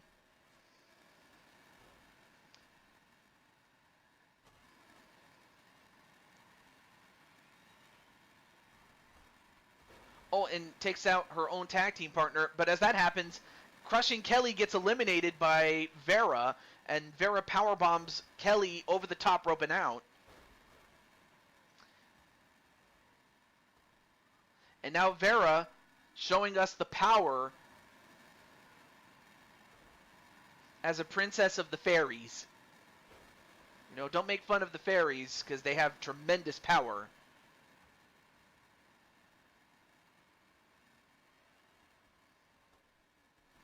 And as that happens, she takes out Tiffany. Man, Vera is taking out a number of other ladies here.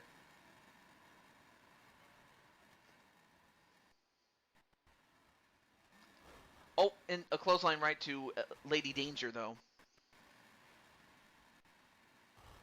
Oh, and Melissa almost eliminated Vera, but I got to give, again, credit to Vera, though.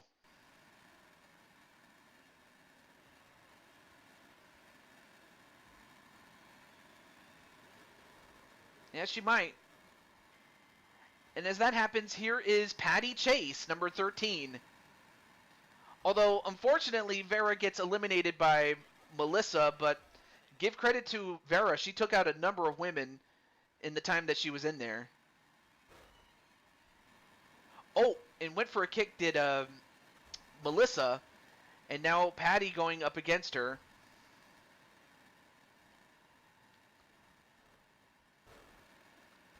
And Amy Rose eliminated by Lady Danger. Yeah, you kind of did speak too soon. And as that happens, here is Miss Ryan, Cheyenne Ryan. Oh, and a double flapjack onto Lady Danger. Say her name and she appears. In fact, she's right there fighting LD. And she takes out LD. LD eliminated thanks to Cheyenne.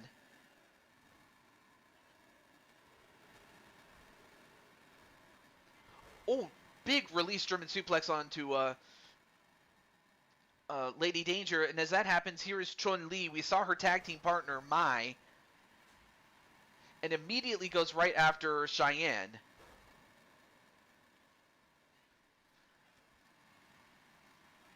So out of all these women, currently it's Maddie that's been in there, or it's either Maddie or Lady Danger, but those two have been in there for a while.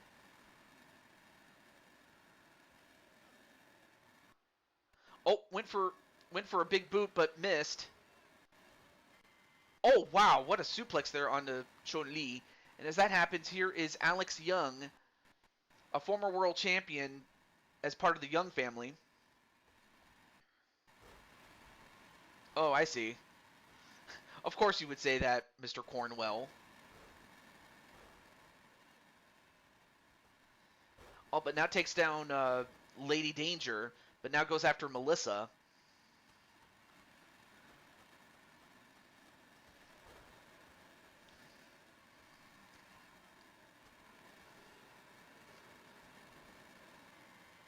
And then here is number 17, Emma, and it looks like if she makes it, I think she'll be in the ring with her mother, Patty, as Patty eliminates Chun Li. In fact, Emma's going after her mother.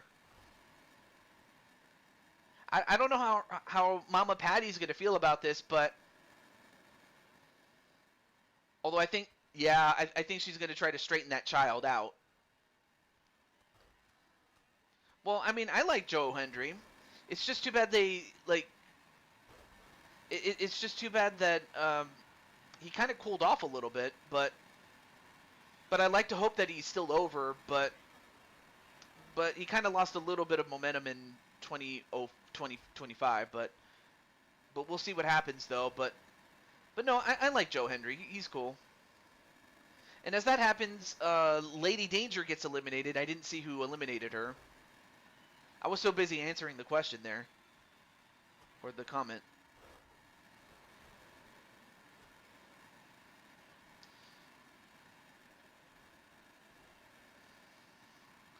But who's up next? Oh, it's my boo, Speranza Danzi.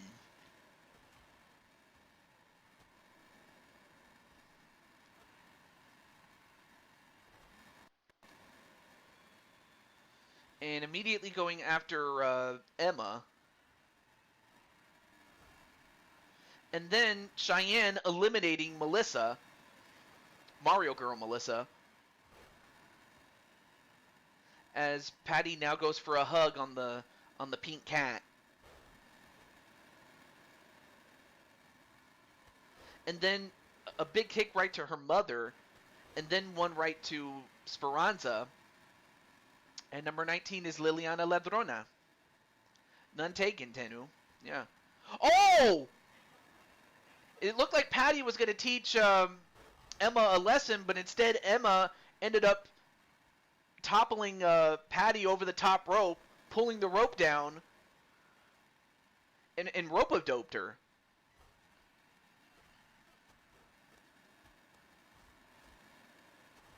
Oh, and a stunner right to the pink cat.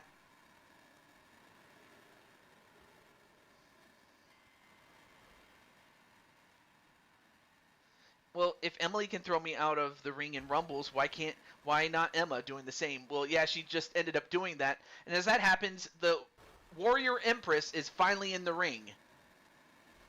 And a drop kick right to Cheyenne. Then goes right after Speranza. But for the Warrior Empress, I mean, she got herself a really good number. All right, so now we have all the entries, and I think we have 7 women in the ring. Oh, and a low blow right to Alex Young, and Alex will not be having any kids tonight.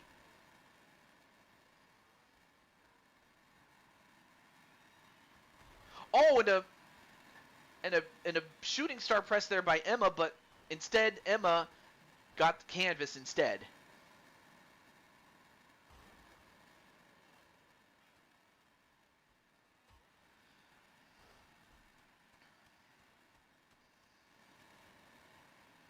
Oh, but now Maddie going after, her former employer and eliminates her former employer. I mean that's got to be an upset in many ways because Maddie has been in there for quite a while. In fact, I think she's been in there the longest out of the remaining women. Well, that figures. Both my daughters have thrown me out of Rumble matches.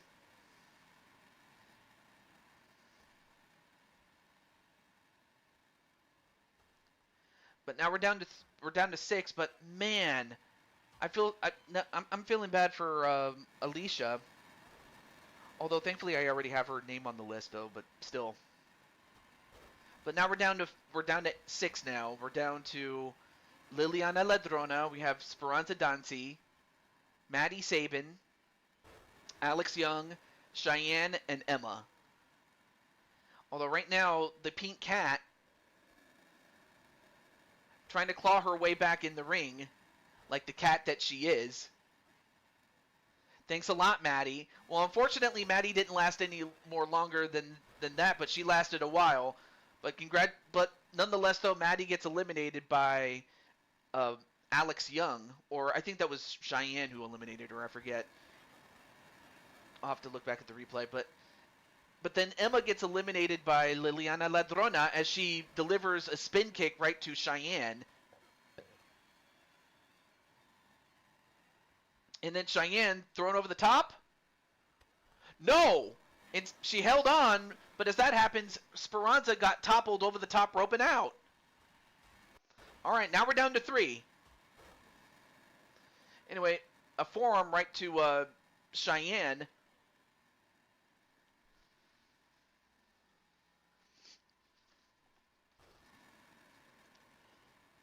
And then, a jumping knee right to the head of Cheyenne. Oh, nice counter there onto Liliana. I think Rumbles aren't her best matches. Well, I guess another thing I could do is put you in featured matches next time for me to remember, of course. I mean, is there anyone that you want to fight, whether it's in a singles match or maybe even a tag match if you want?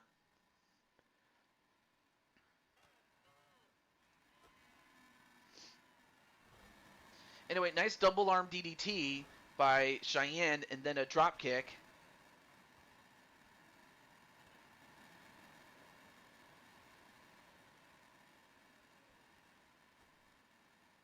And then, went for a drop kick, but instead held on. and so does Liliana Ladrona. But yeah, is there any matchup that you'd like to have? Who knows? I could promote it, and then be like, yeah. And as that happens, I would like to reunite with Maddie. Ah, well, you know what, Maddie definitely Maddie has asked me, TJ, could you find a tag team partner for me?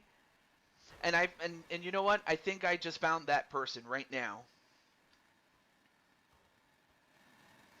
But now we're down to Liliana and Cheyenne, and of course these two women have won matches like this before, but right now Cheyenne just trying to survive for the moment.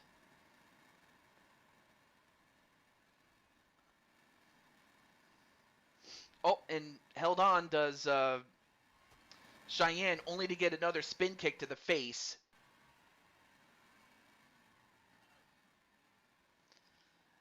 And then a suplex.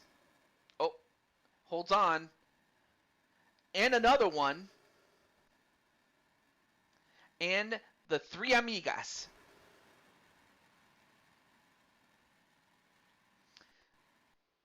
And now Cheyenne in trouble. Now sets her up on the ropes. And then sends her over and out. And there's your winner, Liliana Ladrona.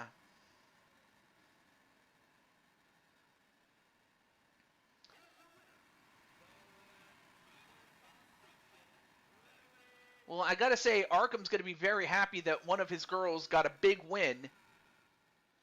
And for Cheyenne, I give her credit for making it as far as she did.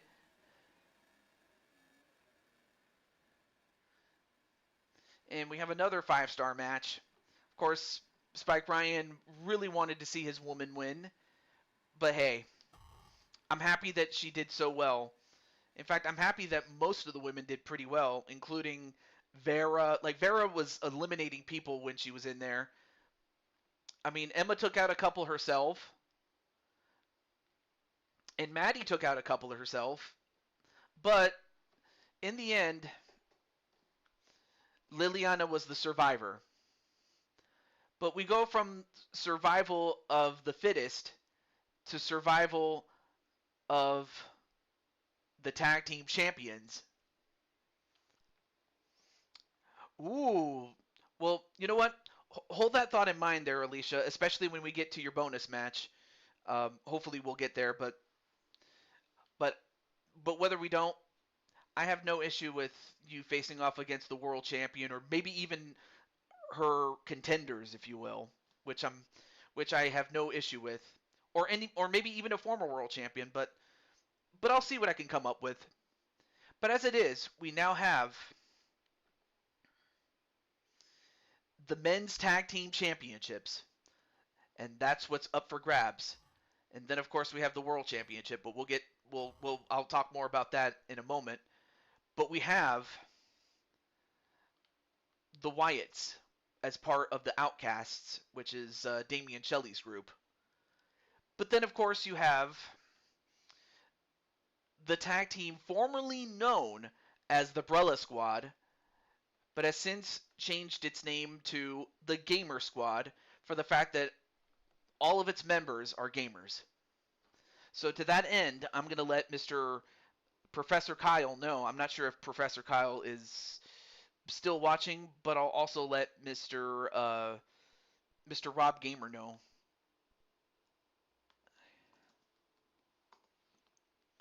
So let me see. I'll be sure you can save my next. Oh, okay. Well, thank you, Tanu, and hopefully next time I do the show, it'll be during prime time and whatnot. Oh, okay. So I have Patty, I have Damian Shelley, Jose, Blaze, and then you. So you're fourth on the list, or sorry, fifth on the list. But of course, of course, if the people ahead of you don't show up, then you're more likely to get the bonus match, my friend. And by my friend, I mean Alicia. So with that said, let me also. Sure, I'll save your bonus match, Tenu. I won't touch it. Do I need to change my name to Kyle Gamer now? No. That's just because you are a gamer. And that's just what you do as a YouTuber. But no, you don't have to change your name. And of course, the South Texas Stallion, aka JW Caliber, is warming up for his big match, as it's after this one. But anyway, I'm just gonna let your tag team partner know, uh, as far as Mr. Rob Gamer is concerned. So let me get him.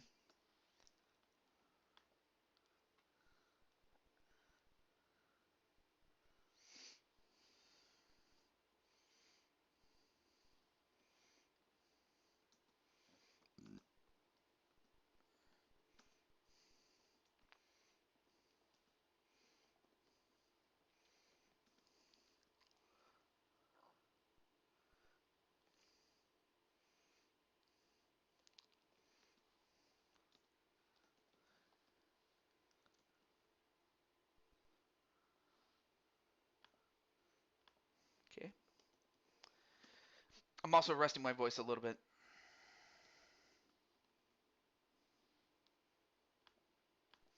But yeah, of course we have Professor Kyle Akers. I can't talk. But then of course we have Rob dressed up as Nightwing. Hopefully I'll still be awake by then. No problem. I will try to go through these matches as fast as I can. But like I said, for those who don't show up, then it's more likely you'll get it more quickly. Like especially given that I haven't seen Damian Shelley or Blaze. I imagine both of them are asleep, but I must do my due diligence to reach out to them. So it is what it is. But introducing first the challengers and former champions.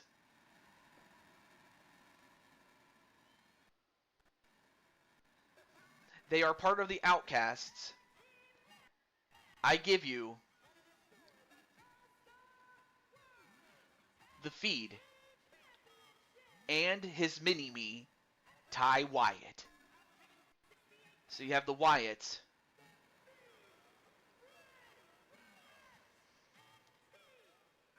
And these guys have been dominant champions, and yet they haven't really been able to fully get rid, in their mind, of the Brella Squad, now known as the Gamer Squad. But before then, they had beaten every tag team that had been put in front of them. So now we're going to find out if the Outcasts can deliver under pressure. They did it once before, but this time it's in a ladder match.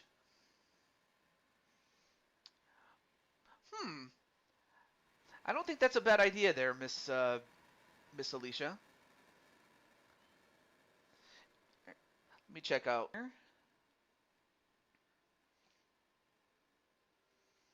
Well, currently I don't have anyone going after the Four Queens title.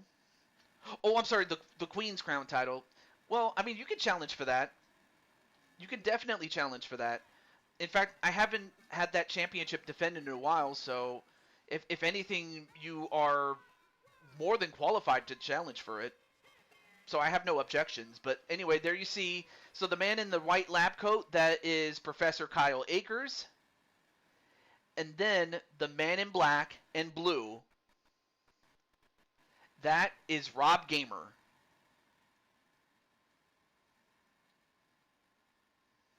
And I gotta say, he looks really good in that outfit. Oh, and of course, I also like the tie from the tie around Professor Kyle's on his shirt.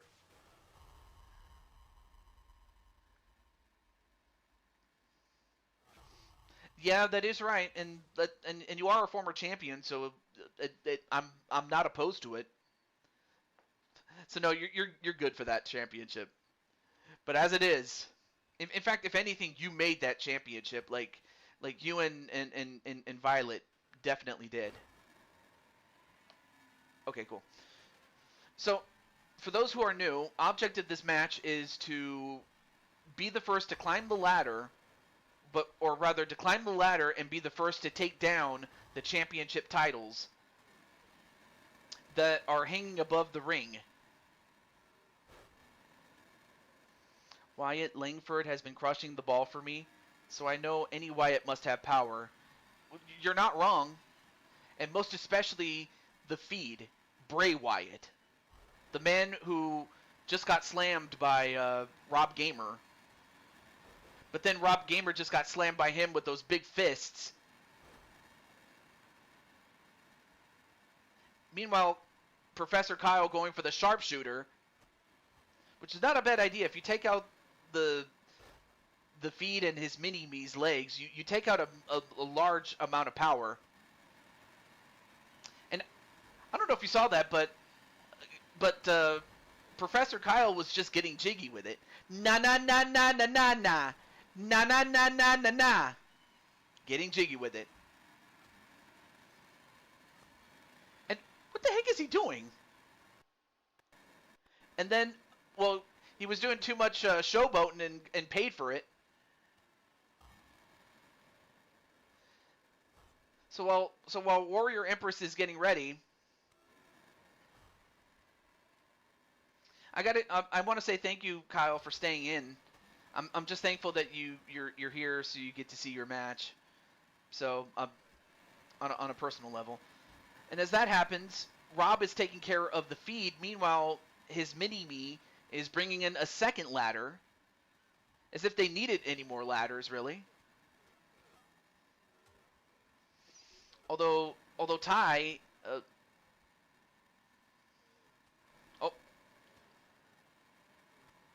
and then a drop kick to take out Ty. I haven't danced like that in at least 20 years. Yeah, because you were getting jiggy with it. Na na na na na na na. Na na na na na na. Oh, and then smash with that kendo stick. And in fact, he broke the kendo stick over your back. Oh, but then gets caught with the mandible claw. Meanwhile, Rob takes out Ty.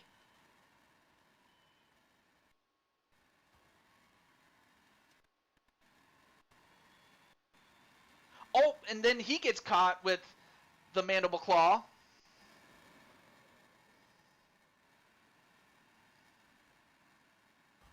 Oh, and a float over DDT onto Bray Wyatt.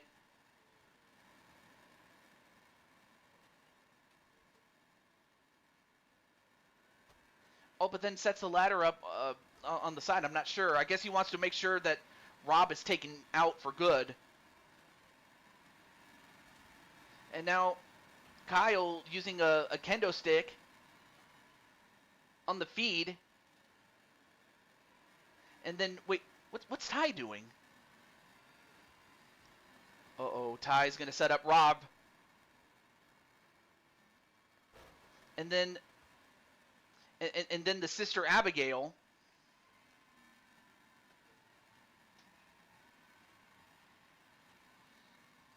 And as that happens, Ty now up to the top.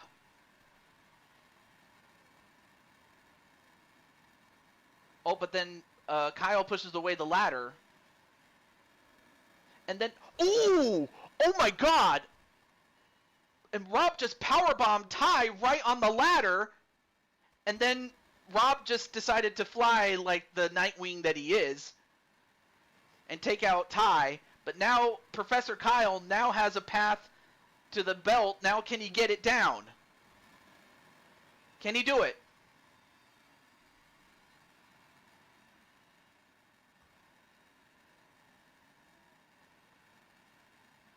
He did it! The champions have retained, and the outcasts have been ousted for the time being as far as being challengers to the championships, but the winners and still the tag team champions of the world, the Gamer Squad, Rob Gamer and Professor Kyle Akers. So still the tag team champions, the Gamer Squad.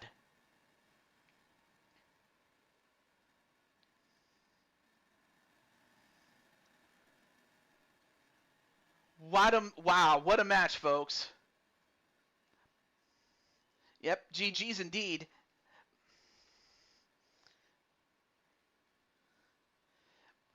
Man, Professor Kyle, I gotta say, you've definitely shown yourself out, man. Hopefully Rob gets to see this match. I guess maybe he's asleep or something, or if he's spending time with Griffin. But regardless, it's now time for the main event. You have the champion Riker Lancaster. That's the man in the red hair, and he's beaten a number of challengers. And of course, he last beat a former world champion in AJ Cool Kid. But now he is going to have to face off against the South Texas Stallion. The Dirty South Outlaw, whatever you want to call him. The man with the Smith & Wesson. Or whatever other gun he decides to use, proverbially speaking. That would be his fists and his legs, for those of you who don't know. He's an expert in guns. That's why I'm using gun puns. I don't condone gun use in terms of, like, unless it's out of self-defense, but still, it should go without saying. All right, back in character now. Time to bring Big Blue back home. Let's get it done. Well, hey, let's do that. Wrestler Kyle is making me look bad. You have to get back to the gym. Wait, you have to get back to the gym?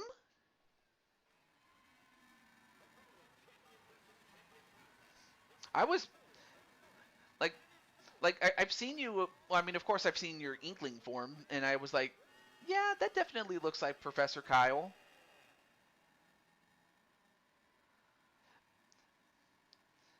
And I just thought, he was scaled as much as he was just because it was the Splatoon universe. But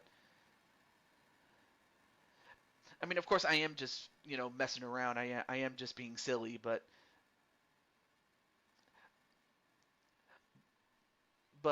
no, I think Kyle, you look good. You look really good, and so does this man. He is the reigning WWE champion. I mean, of course, he's champion in the WWE. He is also one half of the mixed tag team championship, but of course he can only carry 2 belts. And then the other title he has is the hardcore title, which is of course based on the use of weapons, no holds barred, things like that. But of course, out of all the championships he wants to get, it's Big Blue. I mean, of course, the man is a bounty hunter for championships, or a belt collector. So if you want some of his belts, try to take it from him. But of course, you are gonna suffer as far as he is concerned. But of course, JW Caliber isn't going up against a normal man. You're just not in wrestling ring shape. Oh, I see. But I mean, but I will say though, Kyle, you do have those 20-inch pythons, brother. The muscles that this man has, and of course JW has, are no chop liver. But of course, it's not just the muscles; it's what you do with them. But I give you the head, or I guess you could say the general, or the captain. That's right, the captain of he is the captain of the fairies, and by the fairies I mean the ones that you find in Winx Club and any other anime that features fairies in them. But of course, he's more than just a pretty face. He is the champ. But of course, Spike Ryan knows for a fact of how tough JW is, and that is true.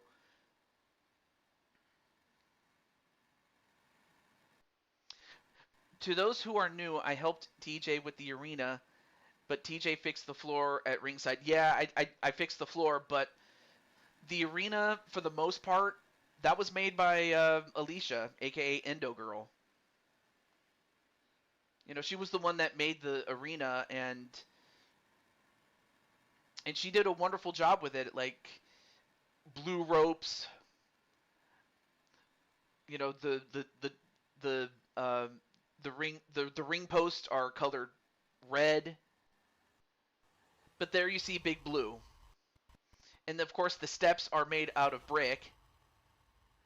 The barricade is made out of brick with decorations around it. Oh, absolutely, AJ.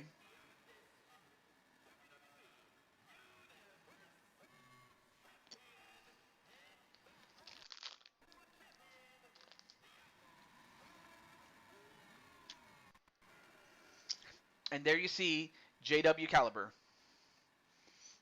Yes, and Alicia came up with the Mushroom Kingdom championships um, that she designed, and I certainly did not come up with them. I'm surprised I didn't even think about championships like that. But she came up with them, and I have to give her credit to her for that. But there you see one of the richest prizes in the business, and that is Big Blue, the Blue Toad Wrestling Men's World Championship.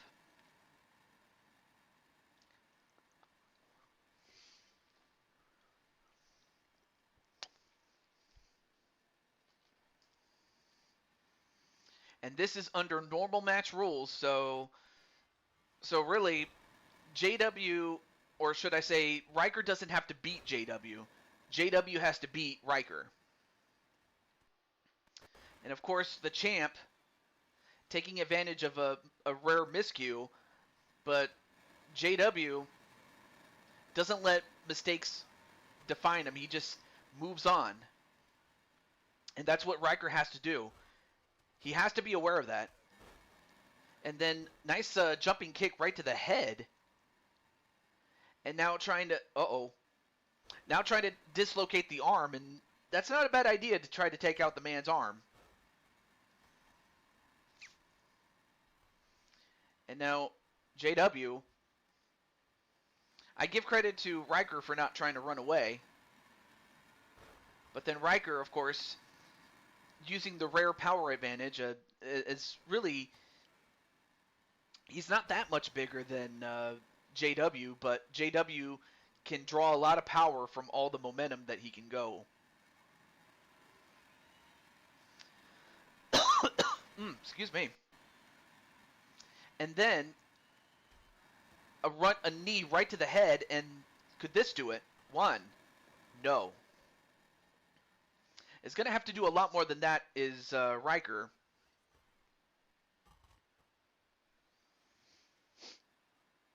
And JW thrown outside.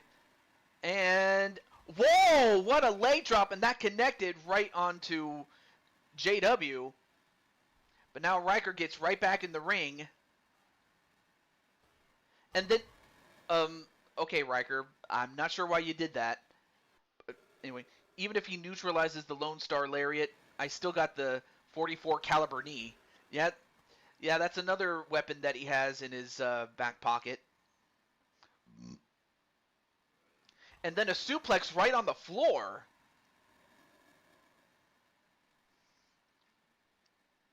And then another suplex, a gut wrench suplex right on the floor. And then a fisherman driver on the floor. And then sent right into the steps. Now, of course, JW has to know that he cannot win via a countout. But Riker, of course, doesn't want to win that way, or lose that way for that matter, as he hits the zigzag a la Dolph Ziggler. 1, 2. Ooh, almost got him. That almost got him. But JW, of course, you're going to have to do a lot more than that to beat him, but that was close.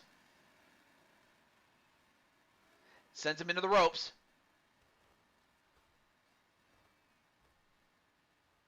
And then, oh, nice cartwheel, and then a knee. And then, oh wait, reversed. And then a knee to the gut of his own by Riker, and then a tornado DDT onto the outside. I mean, Riker just, like, he's not just strong, he's, like, he can keep up with the guys that can fly. And he can keep up with some of the fast guys, like JW. Oh, the Flaming End. Oh, thank you for letting me know. All right, the Flaming End was what he tried to put him away with, but it looks like Riker wants to get revenge on JW for all the times that he got slammed on the floor. And then, well, Riker took his eye off of JW. Ooh, went for the spin kick, and that might have knocked him out had he connected on it. Nope. Now picks up JW and clotheslines him on the top rope. I don't care how big and strong you are, you get clothesline like that, it drives the air out of you. And then, oh, wait a minute. Now going for the... Well, he went for a leg lock, but he didn't have it on for long, and he got the rope break, did JW. But now he's trying to take out the knee to take out the caliber knee, the .44 caliber knee, which is not a bad idea. But, I mean, this is exactly what he did with Brandon Cuevas when he won the title off of him. Oh, but, of course, you could still count on those hands. Oh, went for the Lone Star Lariat, but I think his knee kind of gave out on him. But he didn't give up on it, and he hits it. Is this it? 1, 2, no. Each man kicked out of each of their finishers. I have to think whoever can hit the next one is going to win. The caliber knee. The .44 caliber knee, does he have it? 1, 2, no. Riker still staying in, but how much more can he take? Yeah, what's up, Odds? Now going for the STF. And he taps out. It's over.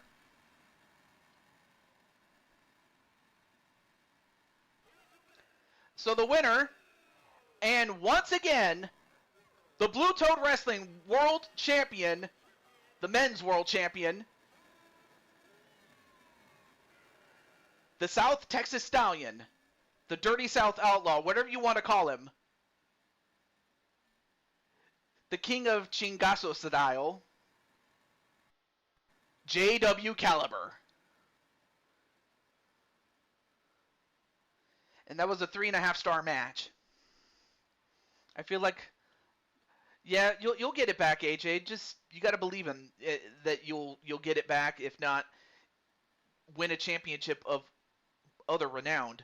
But congratulations to the South Texas Stallion, JW. But for Riker, he does have a rematch clause, and that's what he has in his back pocket. But as far as those two are concerned, this is far from over. And of course, Tomura checking on Riker. I mean, of course, he is staring at JW, but I think it's more so he's looking at what JW now has. But, of course, we have not heard the last of Riker. That's for sure. But then there's also one other guy that they also have to be careful of. And by they, I mean Riker and JW and whoever else ends up in the championship picture. You also have to be careful of Stargamer, as he is the current Koopa in the Bank briefcase holder. And it works just like Money in the Bank in real life. I'm doing pretty well there, Mr. Odds. Who currently holds the Queen's Crown Championship? Well, let's find out. But before I do that, let me let me take a look and let's all right, well let me go to the next show. But yeah, now we're gonna do some bonus matches though, Tomura.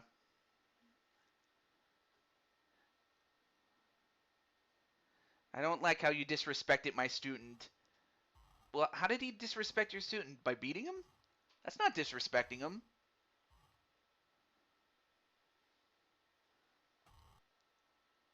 Anyway, oh yeah, let me check on the championships really quickly. I always check just to be sure if I missed anything. Okay, that's kind of weird. How? Oh, right, I forgot. That was in a Royal Rumble match. Never mind. Okay. Uh, all right, let me go outside of universe mode, and really the only thing I need to change is who the world champion is. The way he said Big Blue is back where it belongs. Well, doesn't every challenger want to be the guy that gets his title back, especially a former champion? Would you wouldn't have said the same thing? Anyway,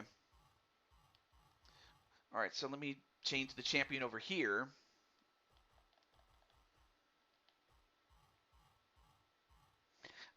Although although I don't think JW would be opposed to a challenge from AJ. It was especially the way I was parted from it in the first place. Yeah, and that's why I felt bad about it. So I was like, all right, I do hold the queen's crown. Oh, wait, wait, you do? I got to make sure if I'm not uh, doing a double take here. The queen's crown.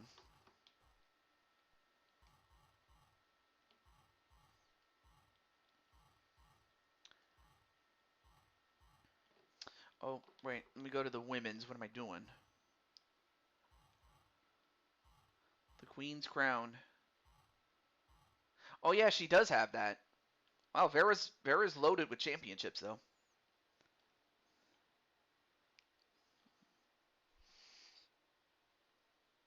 You're getting your title back.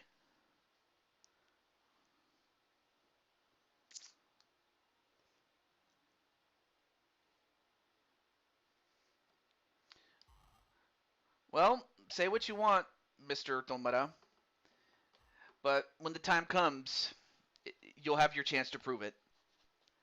And I say that as a promoter. I'm not saying that to be mean. Also, hey, what's up, Space Ghost? Coast to coast. All right, now let's get to the list. So we have first up Patty Chase. So Patty, I think I did see Patty in the chat. So Patty, would you like to have your bonus match, Patty? So we have Patty and then Damian Shelley. I'm not sure, but I'll reach out just to be sure. Same thing with Jose. Same thing with Blaze, and then Alicia. But I know that Patty's here.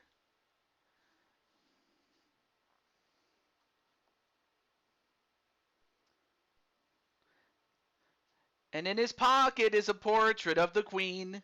He likes to keep his fire engine clean. It's a clean machine. Dun, dun, dun, dun, dun, dun, dun. Penny Lane is in my ear and in my heart. Dun, dun, dun. Oh, well, Tomara, I already have you on the list, Tomara. I already have you on the list. All right, so Patty, are you still okay? All right, let me put AJ on the list too. There we go. Can it wait another time? All right, I will save it for another time there, Patty. But just know that you'll be first next time. But no worries, Patty. I'll save it. All right, then let me go to Damian Shelley then. Although I already reached out to Damian Shelley, and if he didn't respond, like either he or his sister Maddie, like if Maddie or Damien didn't show up, it was like, all right, well, if either if mainly he, Damian Shelley comes in, then great. But if not, that's all right. All right, next up is Jose Blanco. So Jose, If you're in the chat, let me know. If not, I'll just let you know myself. Oh, hang on.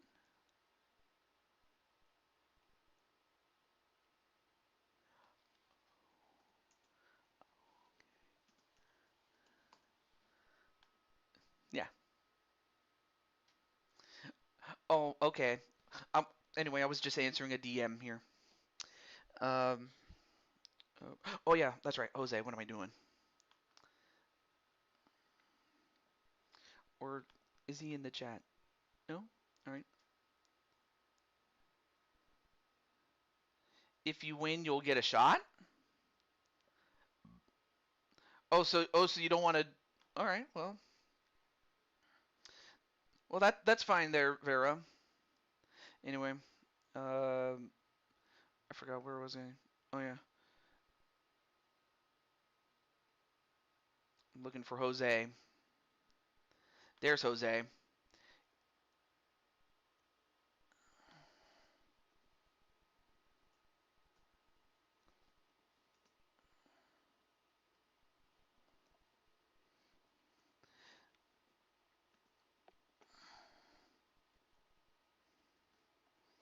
All right, so I'm gonna give Jose about a minute or so to respond. If so, great. If not, yeah, I mean Blanco does mean white in Spanish, of course, but I just call him Blanco just to be, respectful. Okay.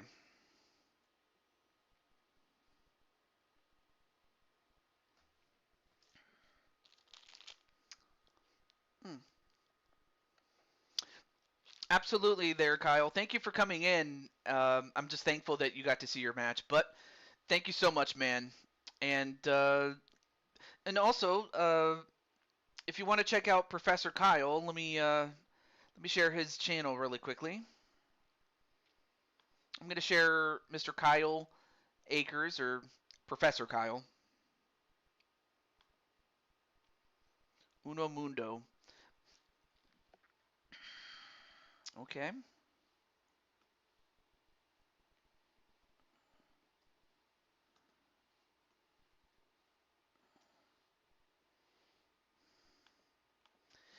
That is if I can spell professor correctly. TJ. Yes, I can roast myself. Anyway, here is Professor Kyle's channel, so if you want to check out what he does, absolutely go for it.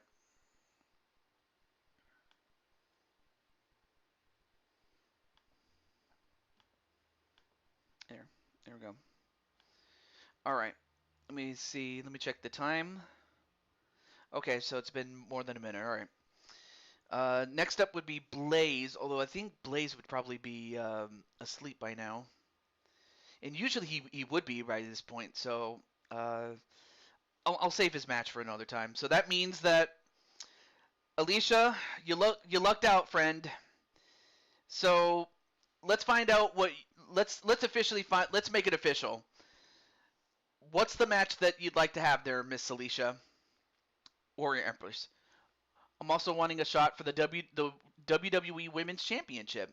Uh, or yeah, let's take a look and see who the champion is. Let's take a look. The Women's WWE Championship. Let me see. WWE Women's Champion. That would be. Well, we have the. Oh, specifically the WWE Women's World Championship, or simply the WWE Championship. Because Vera has the World Championship, and then Carmelita has the WWE Women's Championship. So you could either fight Vera or Carmelita. And I mean, there's a couple of other championships, but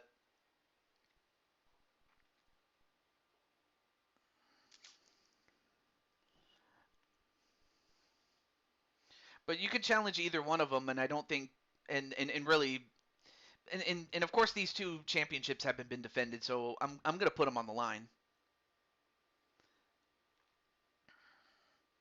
You just don't know when. The Divas title? Okay, well, now the only other question is who's gonna be your opponent to fight for that title.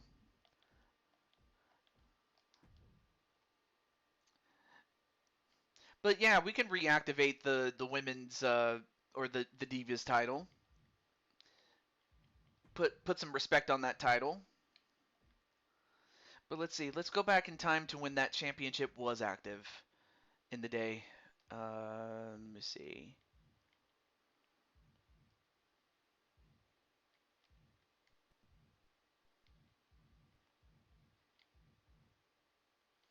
And I think, if I remember correctly, the only time that it was ever defended was at WrestleMania 30. So let's go to WrestleMania 30. Okay, and then another thing is, what kind of match is this going to be? I imagine you want a one-on-one match, so like a normal match or a casket, Extreme Rules. You want Michelle McCool? Oh yeah, that's right. She was the OG champion. But yeah, I have more under custom. But what kind of one-on-one match is this going to be, Alicia?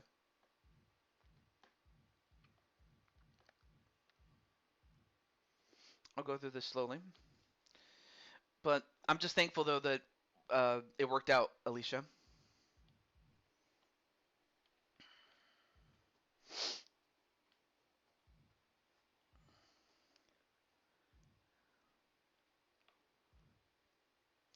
Steel. Oh, I actually have a rule set for that. Let me get that for you. Is it steel? Is it under steel? Oh, I'm sorry. No escape cage match. That's what we got. There we go. We got it. So let me get, well, the challenger, so to speak, since you issued the match.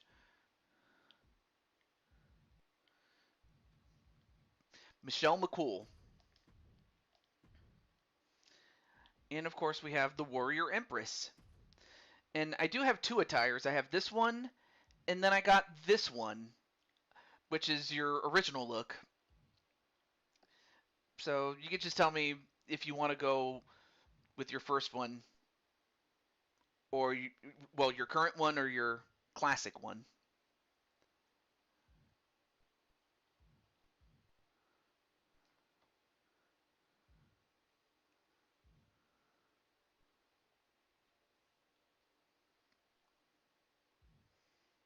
Please and thank you. Nope, thank you. Absolutely. The first one? All right, you got it. Also, let me check one more cup. Let me check one more time. And I'll go with, let's see. Oh yeah, let me get the SmackDown referee for this one. And then let me put the title on the line.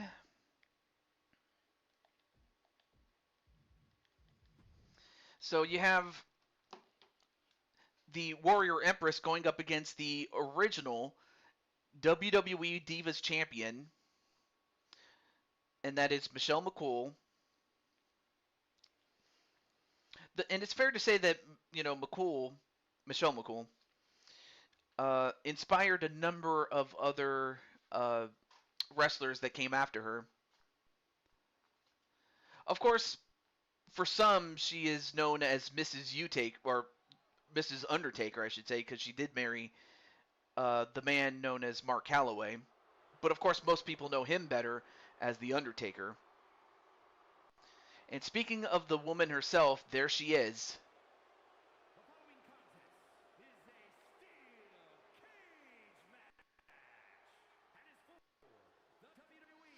And of course, Sly and Carmelita are going to go for the Warrior Empress. I mean, Carmelita, you could have just as easily had been challenged by Alicia, but you know what? I'm kind of happy it worked out that you didn't have to fight her. But as it is,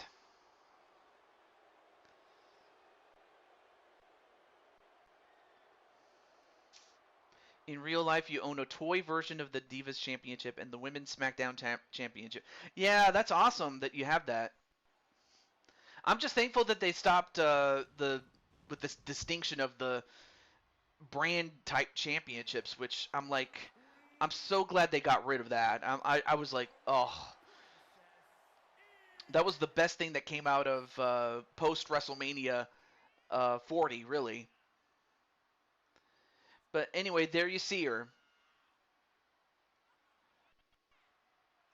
in her new outfit. Of course, I gave her gold, as part of the silver and gold show that I did this past Christmas.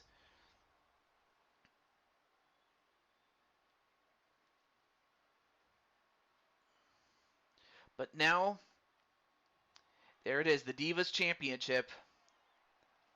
And let me cross out Alicia's name now that we got her match done.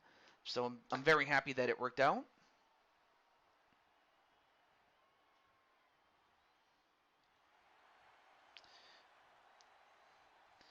And of course Kelly's up next, and then so is Sarah, and then Rose, Lissa, Carlos. Of course, some people are going to be missing, so I might be skipping a number of names, but it is what it is. A new entrance should be beneficial. No, kick out already. Not that would have been something if you had won in about 10 seconds. But of course, with a no escape cage match, now there's not one cannot win by escape. You have to win inside the ring. So it's a lot like a normal match, but with the cage that keeps people inside, and the cage itself could be used as a weapon.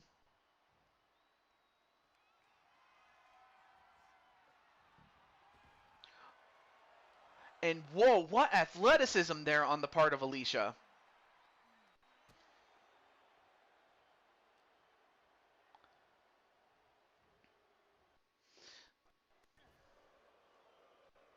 And then, oh, wait a minute. Oh, and a hot shot right onto Alicia. But Alicia, of course, doesn't stay down for long. And like the fellow once said, ain't that a kick in the head? And then a one. Only a one, though. Gonna have to do a lot more than that to beat Michelle McCool, but Alicia is on the right track. Nice Spanish fly. And then a front flip. And another one, although that time she got the knees.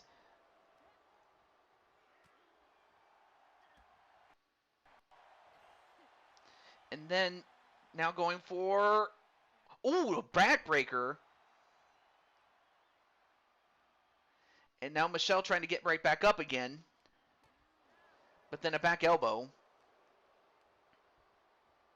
And then, oh, slammed right into the cage. The momentum just sent her right into the cage, and now, ooh, wow, a 450 senton, and she connects on it. Is that it? One, two, no. Although, uh-oh, Michelle McCool in trouble. Now going for the, I forget what she calls this move. One, two, and it's enough. The Warrior Princess, or Empress, excuse me, Warrior Empress, Endo Girl, Alicia, whatever you want to call her, is now the Divas Champion. The Royal Spin, thank you. The Royal Spin gets the job done, and Alicia has won championship gold, or the silver butterfly, or whatever you want to call it, but she is the Divas Champion, and that was a 2.5-star match. Oh, the Royal Spin was the 450 senton, and then the Warrior Spike was the move that put it away. Okay. Duly noted. Well, thank you, Alicia. I'm just thankful that we were able to get your match in for when we did. All right, so next up is Crushing Kelly. I'll reach out just in case, she might still be up, but we'll see.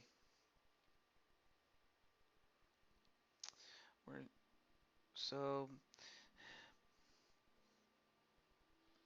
yep, Miss Crushing Kelly Black.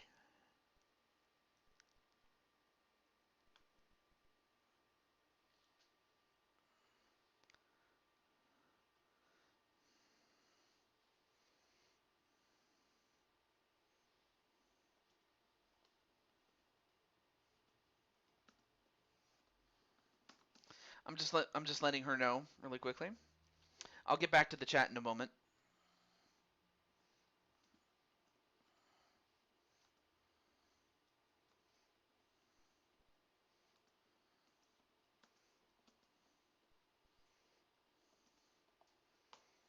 Okay. I'll give her about a minute or two. Thank you, TJ, and good night. See you tomorrow. All right, not a problem there, Alicia. So do sleep type there, Warrior Empress. Have a good night, and I'll see you tomorrow. Who's up now?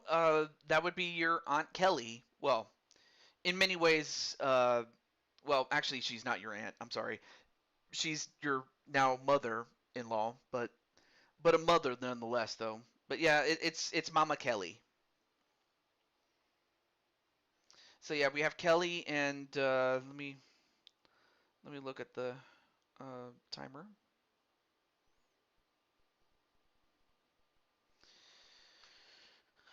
Okay. And then next up would be Sarah, and then after Sarah would be your woman, your girl, uh, your girl Rose. So those are the people that are up next. And speaking and say her name and she appears. And I believe that is Crushing Kelly Black. And Crushing Kelly, are you ready for your match, my friend? Or if you want me to save it, that's perfectly fine, but I just wanted to run it by you before I did anything else.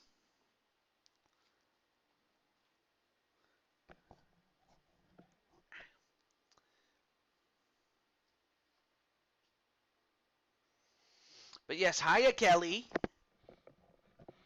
But yeah, now it's bonus match time, so if you'd like to have a bonus match, let me know. And it can be, and it doesn't have to be one-on-one, but it could be. But let's see what you have. If you want a match, if not, that's okay. But yeah,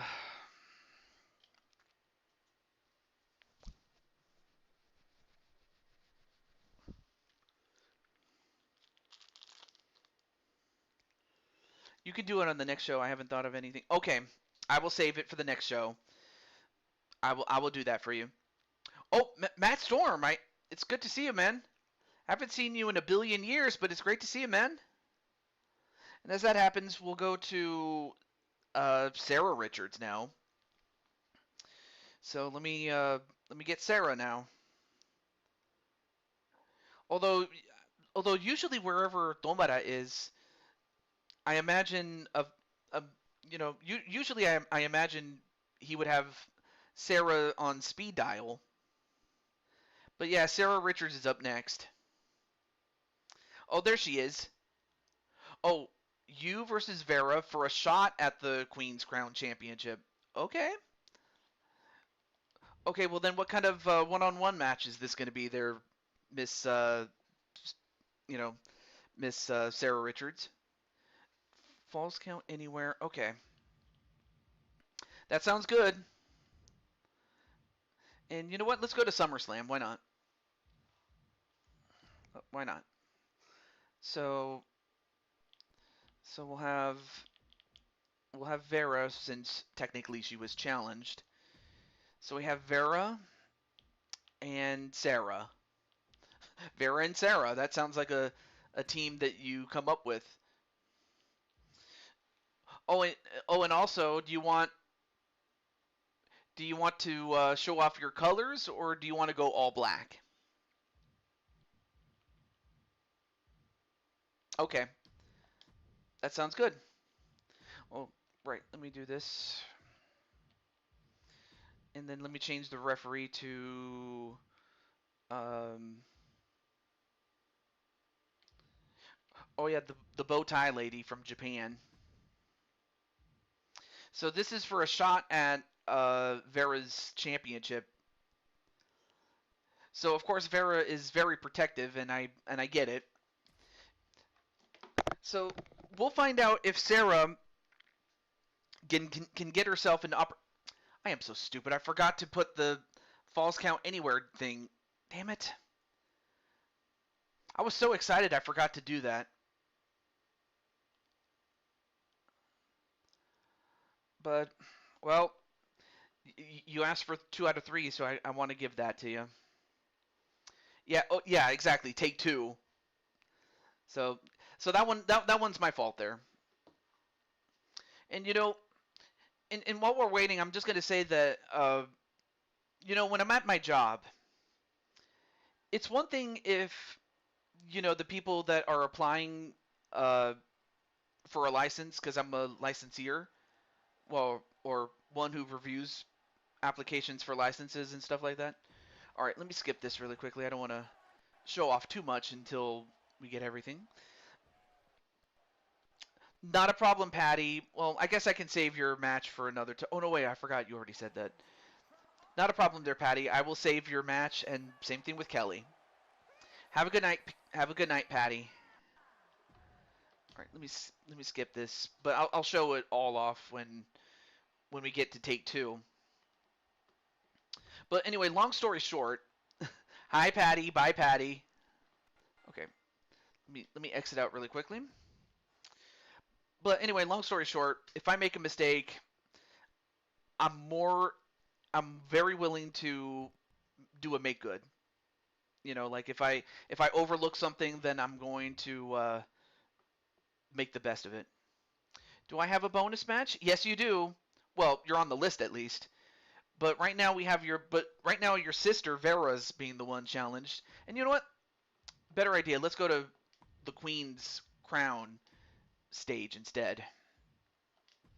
Okay. But right now your sister Vera's in a second match. And then okay, Sarah, first outfit. Okay.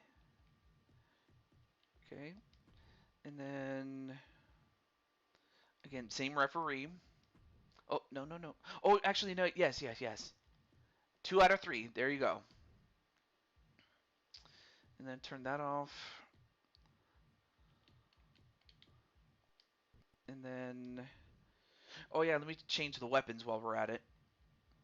We'll use a shovel, a hockey stick, a baseball bat, and a guitar. We'll go with that. Hey, Griffin! Hey, how's it going, man? You know what, Griffin? I did have a surprise for you, and I'll tell you what, since, because you are cool like that, I'm going to show that off. But before I do, we have this match to do. But anyway, now that we got the match that we wanted, let's get it for real now.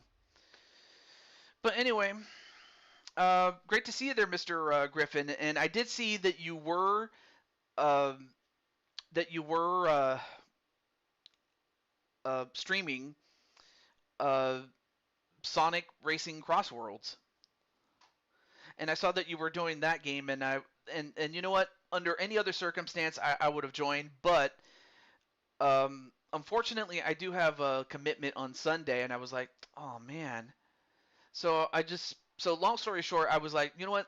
To make up for it, let's stream tonight. So yeah, under any other circumstance, I actually would have joined your stream and played along. But anyway, as that happens, here is Vera.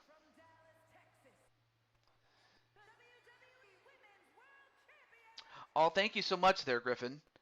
So this is Vera. This is the princess of the fairies. And then of course, oh, there's Rose the Gaia. And now, and speaking of Rose, Rose the Gaia, Princess Rose, not to be confused with Amy Rose. Uh, believe it or not, you're actually up after this match, so do stay tuned. So of course we have Vera, and now we have Sarah. I was not trying to rhyme. But anyway, how was your stream? I forgot to ask how your stream was doing, and how much fun you were having. I will say that that Crossworlds is a very fun game. In fact, it's so much fun that I'm happy to say I do have a day off on Martin Luther King Day, which of course is a holiday in the United States. I understand that in Canada, you have your holidays like Canadian Thanksgiving, and I'm pretty certain there's a lot of other ones. I'm just not thinking of them right now.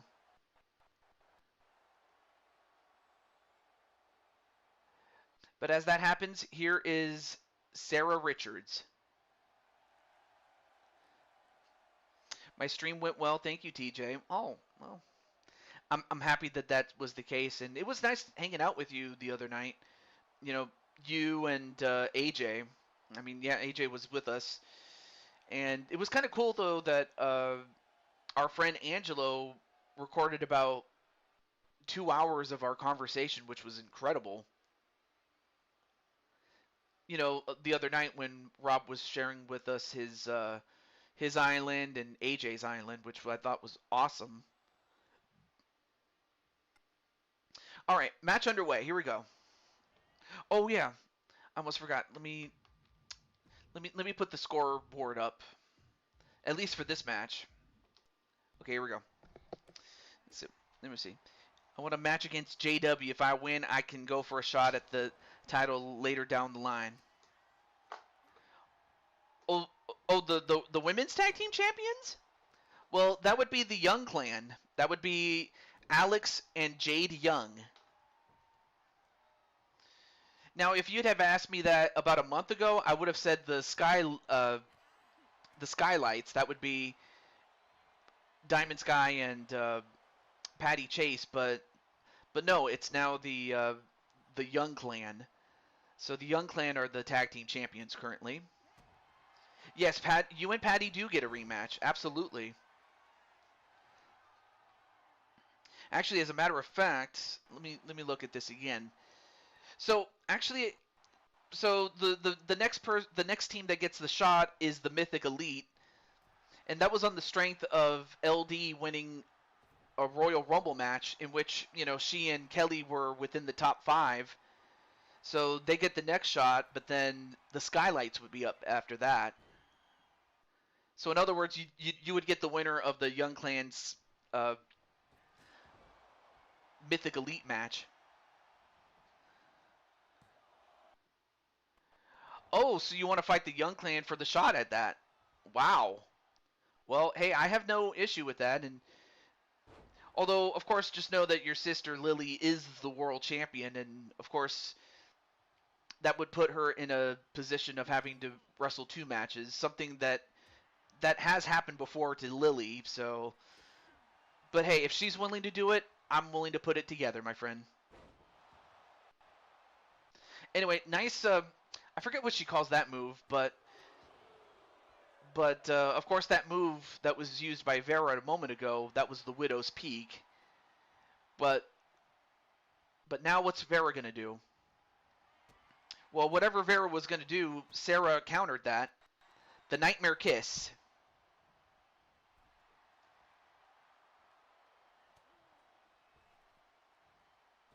And then, whoa, what a powerbomb onto the outside. And then Griffin then says hello to, oh yeah, and also Griffin says hello to AJ as well. I forgot to mention that.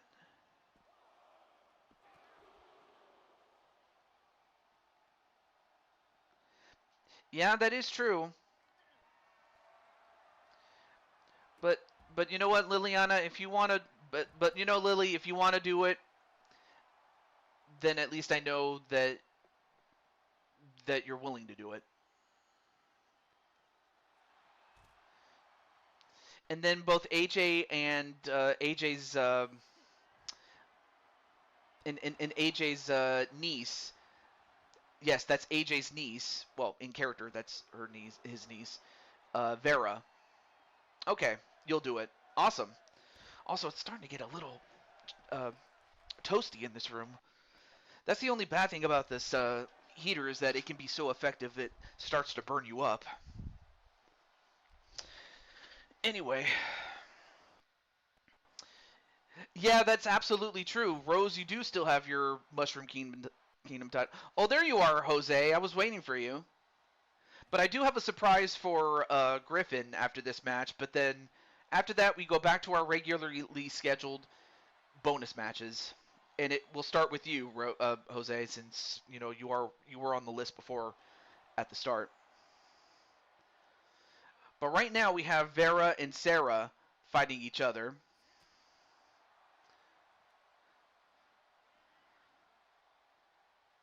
And then the silver bullet right to Vera. Is this going to be the first fall?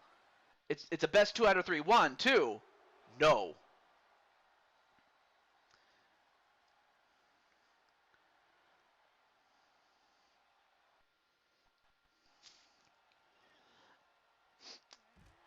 Oh, of course, there's always and also most people. I got to mention for those who are new, is the folks that are in the chat are mostly in character when it comes to the show Blue Toad Wrestling. Sure, absolutely, Sly. You can say it. Anyway, a running knee by Vera. 1, 2, and that's the first fall for Vera.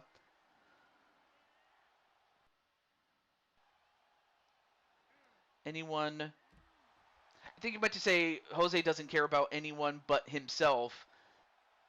That was kind of a run-on sentence or a misspelling, but I get what you meant to say. And then Vera with an 8-second ride, which of course she adopted from her uncle AJ. 1, 2, no.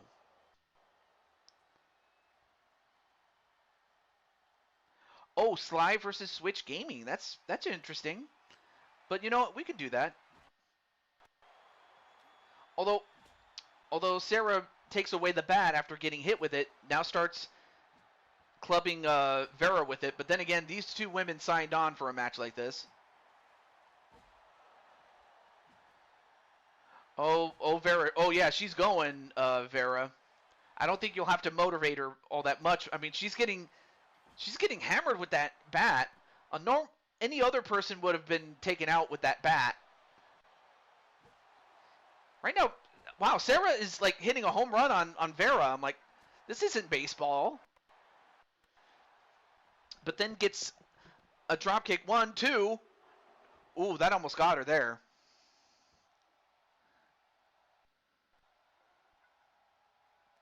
Oh, wait a minute. Now going for the green bullet. Well, I say green because she's wearing green. 1, 2. No, the emerald bullet. That's even better. I'll go with that. But yeah, it's a different universe. But otherwise, Jose is still capable of that sort of thing. Only for Sarah to hit the spear. And can she tie it up? 1, 2. No. Vera kicks out. Oh, the silver bullet. Oh, okay.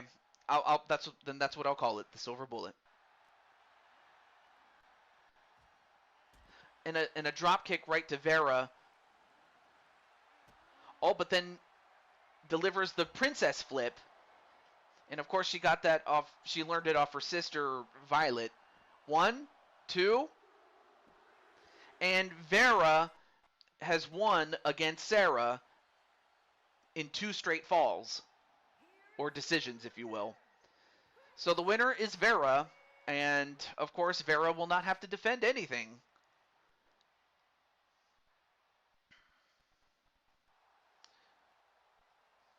Well, anyway, congratulations to Vera, and that was a 5-star match. Nice. Oh, yeah, and of course Vera is the niece of Sarah, and Sarah's her aunt.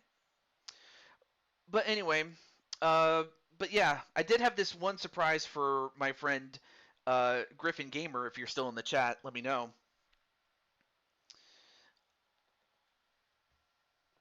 But man, that was a great match, though.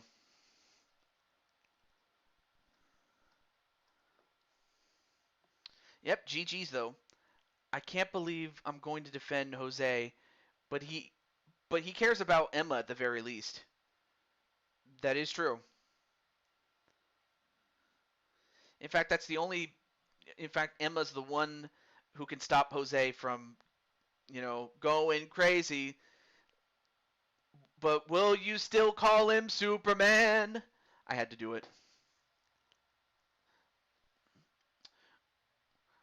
Well, I've kept tabs on that, AJ. But yeah, that is true though. But anyway, I'm not sure if. But yeah, I wanted to share something with Griffin, but I'll give him about a minute. If not, I'll move on to Jose's match then. It's all good. Well, he just has to prove it. That's what he has to do. Well, in character, that is. Hmm.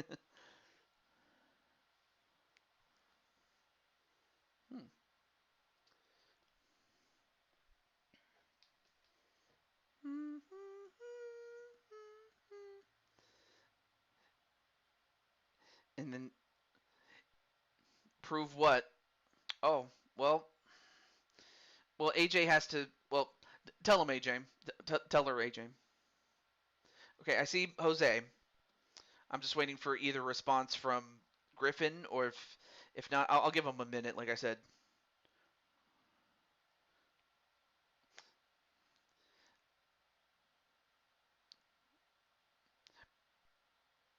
let Jose go. Oh, there's Griffin. Oh, yeah. I, I, I wanted to share something with Griffin, and then move on to Jose. But anyway, here's the surprise, my friend. Let me get the Blue Toad Arena. How about that? And we'll make it a normal match. Why not? Yeah, I'm here still. Okay. Let me see. I'm gonna try to find someone that, um, well, not the women, of course. I'm not gonna have you fight a woman. But let's see. Oh yeah, and here's our friend Angelo. But I'm trying to find someone who you can fight that I'm like, oh yeah, here's Bad Bunny. And let's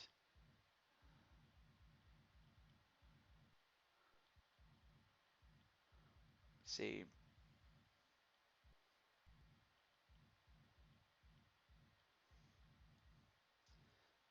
Hmm.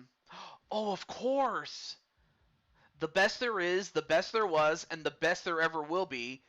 Bret the Hitman Hart. He was the biggest thing in Canada at one point. He was Canada's greatest athlete in the 1990s. So you know what? Let's have you fight him. And Griffin, here's what you look like as the Bowser main. I might have to change your colors or something, to differentiate from, regular Bowser, because you're the Canadian Bowser. But I wanted to share that with you. And then, of course, after this, Jose will be up next. And let me see. Oh, and then AJ in the chat says about Jose, he has to prove to me that he cares for Emma, but from what I've seen, he only cares about his ego and winning gold, when gold isn't everything. Well, she walked out on him in his House of Ruin stable last night, AJ, so he's going to have to prove a lot, I imagine. Oh, I'm happy you like that. Awesome. Well, before we get to Griffin, as he makes his way, I give you his opponent. There he is, Bret the Hitman Hart. The man considered the best there is, the best there was, and the best there ever will be.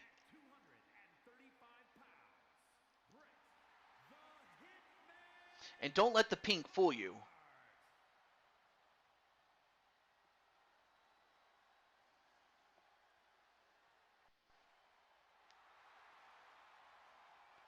He is definitely a tremendous wrestler. I mean, he's great. He's got athleticism, or at least he did in his prime. Yeah, he did. He did threaten me. But again, it was more of a means to an end. Well, within the universe that we're referring to there, Griffin, or anyone else that's watching this for the first time. But there he is. There's Griffin Gamer. And look at that suit. Look at that hat, man.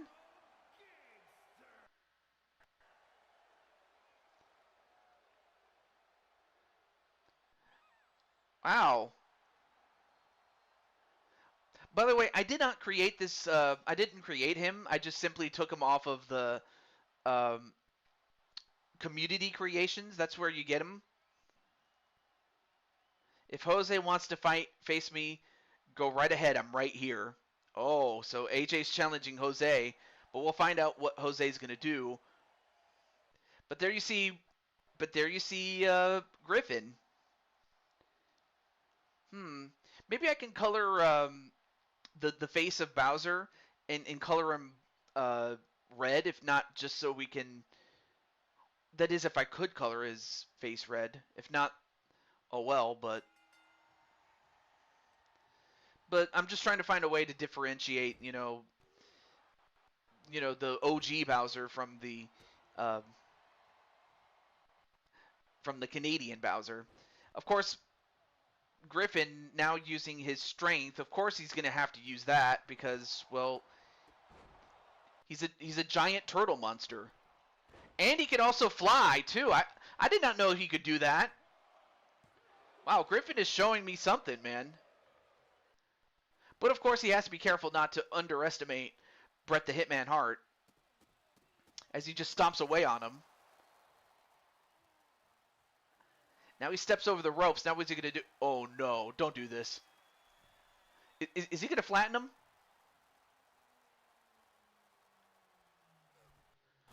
Whoa! I was not expecting him to jump kick like that. And whoa, and he flew over the top rope, but he missed. Might have hurt himself. But I think that was really the only way that Bret was going to overcome it, was for Griffin to make a mistake, but Griffin gets right back up, though.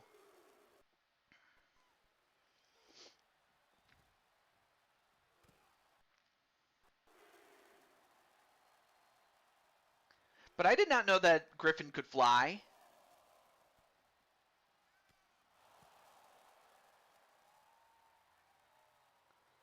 And now Griffin using his knees. I mean, of course, you don't see that kind of mobility with the OG Bowser because, Bowser's really, really big.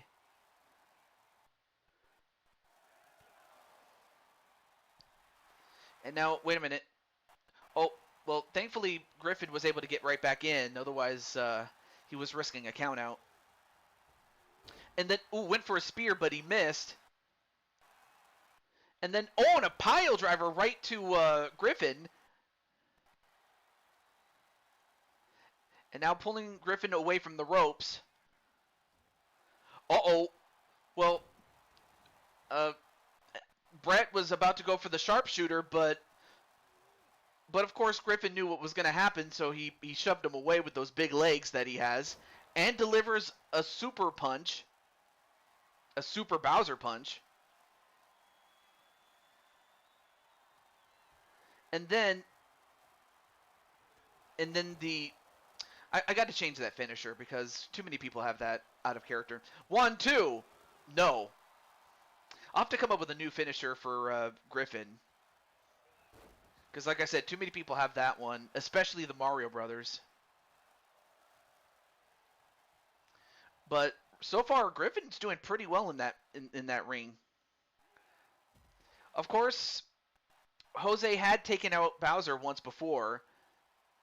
The OG Bowser this time. Yes, Jose actually took out Bowser and slayed the turtle monster. And then has Mario Party 6 flashbacks. And as that happens, punching away at Griffin's face. Not the spear, Rhino's move. Oh, the gore, yeah. Oh, but now Griffin, wow, Griffin's very athletic for a man the size of that he is. Although you missed. Oh, and now trying to give Griffin a Charlie horse. Well, save your. Oh, it censored the word gore? Oh. Oh, I'm so sorry about that. Oh, I'm so sorry about that, Jose. I was hoping you would stay, but if you have to go, I understand. And then, oh, a big boot or a big foot, I guess you could say. I mean, he does have paws. Paws?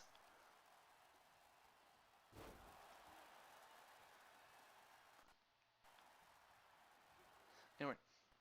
Oh yeah, I remember. Yeah, he brought back Clockwork. Yeah, but yeah, that's the Canadian Bowser though. Griffin Gamer. Oh yeah, I could call it the Pounce. Yeah, that's Griffin, by the way. Yeah. Again, I'm gonna have to come up with a way to. Maybe I can color his shell red, if only just to differentiate him and the OG Bowser. You know, that's what I'll probably do. I'll color his shell red, so that way there will be no confusion as to, uh, you know, one, two. So the Pounce got it. That's it. That's what we'll call it, the Pounce. And that was enough to win against Bret the Hitman Hart. And the winner in his first match is Griffin Gamer, the Canadian Bowser.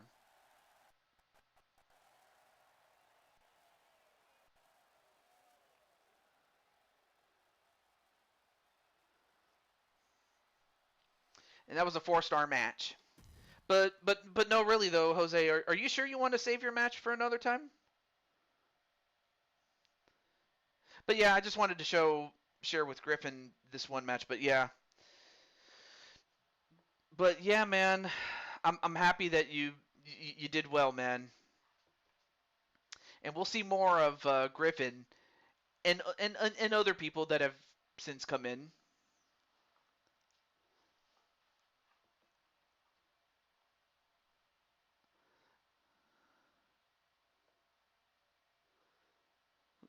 Out of my family, who's close on the list?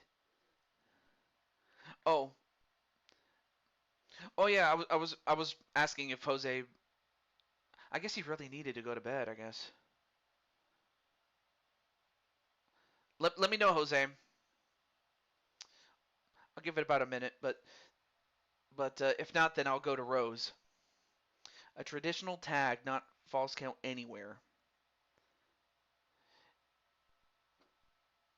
Okay, so it's so you're teaming up with Lily against the Young Clan, the tag team champions.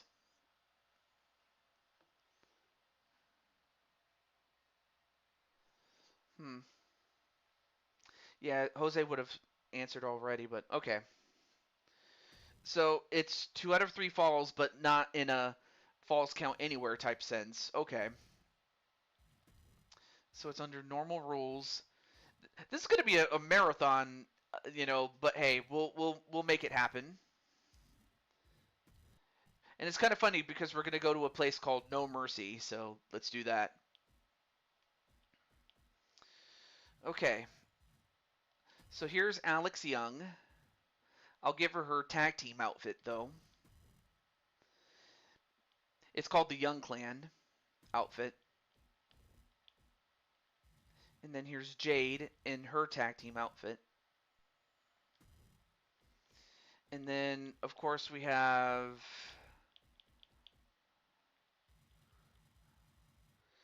Rose.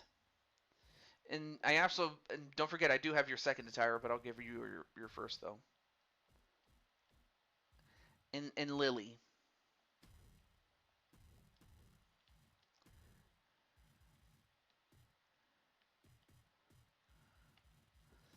And then let me switch over.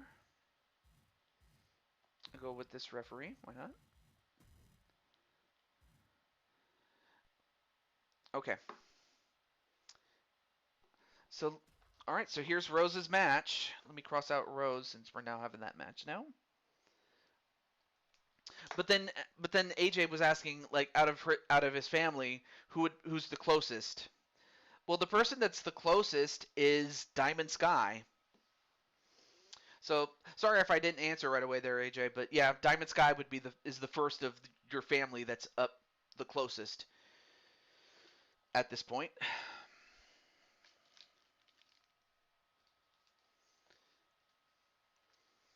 Of course, the Flower Twins, as we've always known them, Rose and Lily, they were tag team champions, and they were dominant champions. But after their tag team championships, they've since won the Four Queens championships, and they've also won individual championships. I mean, you have Rose, who is still in the hunt for the Mushroom Kingdom champion, and is a former Mushroom Kingdom champion, and not to mention the fact that Lily is an Intercontinental champion and is now the world champion. So we'll find out if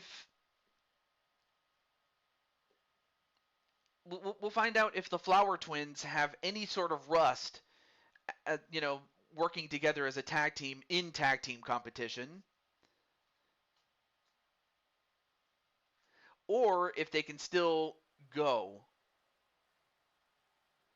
And now we are live in Bakersfield, California.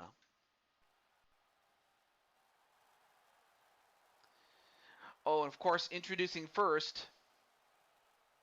It kind of sucks though. I can't make the entrances the same in as well as out of universe mode, but nonetheless, though, I give you one half of the champions,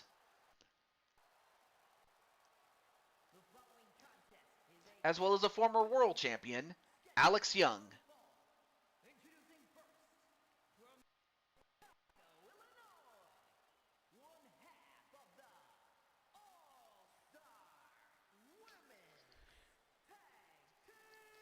And correct me if I'm wrong, Rose, and I know that, and I say Rose because this is your match, really, unless Lily wants to answer, but correct me if I'm wrong, Rose, but I think this is the first time that you and your sis have ever fought the Young Clan.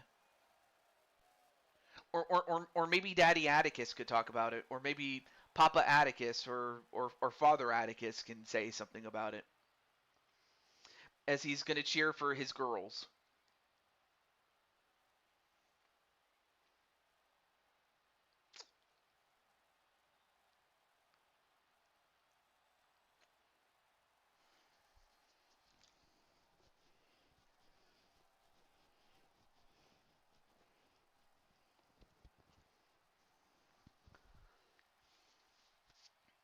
If you don't count Akira and Kyle or Leon, yes. Okay, so this is the first time that you're fighting Akira and Kyle's girls, and Leon's sisters. So wait, oh, that's right, because Akira and Kyle and Leon have crossed paths with you guys. Yeah, of course, Akira is indeed very tough, and of course, Kyle is, if not the if is one of the greatest champions that came out of the Young family. In fact, he is the man that started the whole. Um, he's the patriarch of that family, and as such, he's been a success everywhere he's been. And Leon, of course, is a success in and of himself.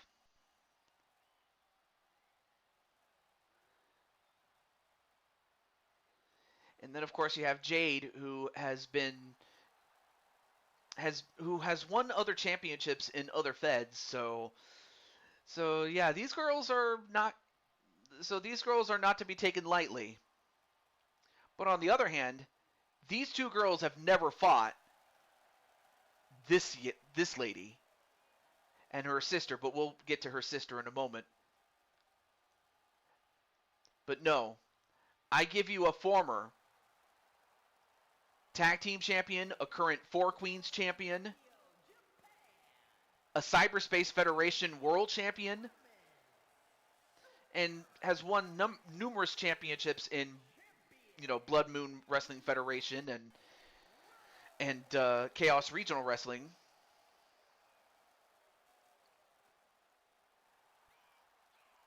Amongst a number of championships, so they've never fought you before. Leon is your interim world champion currently because of Jose attacking his girlfriend. Oh, attacking his girlfriend, Kasara Utaker, and putting her in coma for. Oh, that's of course. Hashtag blame Jose. And attacked her after your last pay-per-view. Well, I'm happy that Leon stepped up, and well, of course, I would like to see a unification match between Leon and Kasara. It's just sad though that it came to that, all because of Jose in character. By the way, I don't. For those who are just wondering, like if Jose is so bad, like why is he still in the chat? That's because it's in character. By the way, I wanted to dispel that for anyone who's new to this or is without context. All right, back in character now.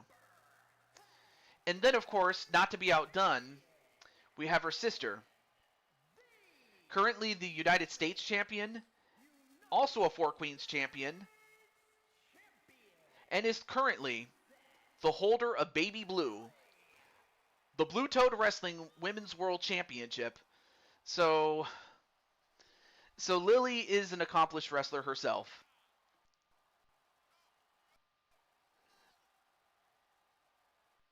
Absolutely, yeah.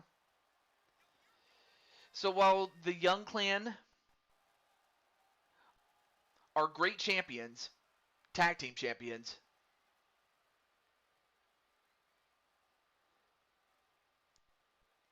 they have never fought the Flower Twins. So we're going to find out which team is going to reign supreme. Will it be the former tag team champions and current singles champions? Or will it be the current tag team champions in the Young Clan? Let's find out right now. Oh, oh no, I forgot to. Damn it! I forgot to put the. I forgot to do the the stipulation of 2 out of 3 falls.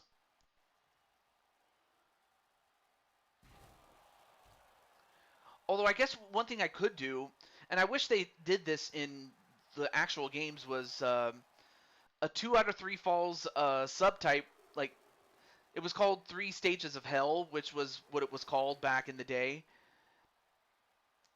I wish they had an option like that in this game, but I'm hopeful that they have it in the next installment, though, out of character.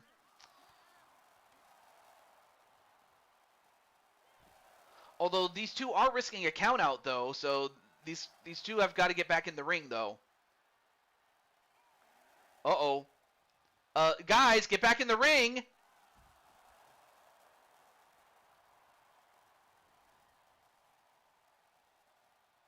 Oh, wait. And Alex stopped the count. Okay, you know what? I have an idea. Okay, so the Young Clan just won the first fall, so to speak, by count out. Okay. Let's rematch it, but this time we'll just say that the Young Clan got the first fall because of that. Well, if that's the case, then that would be great because then it would give me a chance to like do 3 matches, but it would escalate for each subsequent fall. And it would be a great feud ender, if anything. Like, because I want something like that. But, okay, let's rematch it then. Alright, so we'll just say that the Young Clan won the first fall. And then, so if the Flower Twins win the next one, then they'll tie it up. And then, but if not, then the Young Clan win. Alright, here we go. So the Young Clan won the first fall.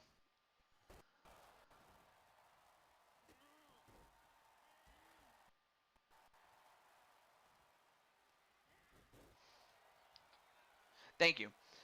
Also, hey, what's up, Prime Time? How you doing, man? Of course, you had a match early in the show, but you could always watch it later on. It's all good. But you know what? I'll put your name down there, Mr. Prime Time. And if we don't get to your match, we'll do it another time. Well, bonus match that is. But it's great to see you there, Mr. Prime Time, and do take it easy, like out of character, really. Just do what you need to do, man. But I'm just thankful though that you're here, and and we do appreciate you there, Mr. Primetime. Okay, so now we have Rose and Alex in the ring right now. Alex, of course, is the one with short black hair, and of course the other girl is Rose.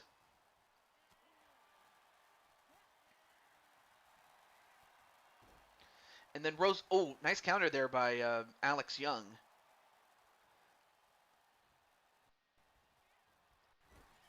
And a clothesline right to Alex. Short for Alexandria, but of course we'll just call her Alex. Anyway, a tag right to her sister, the world champion,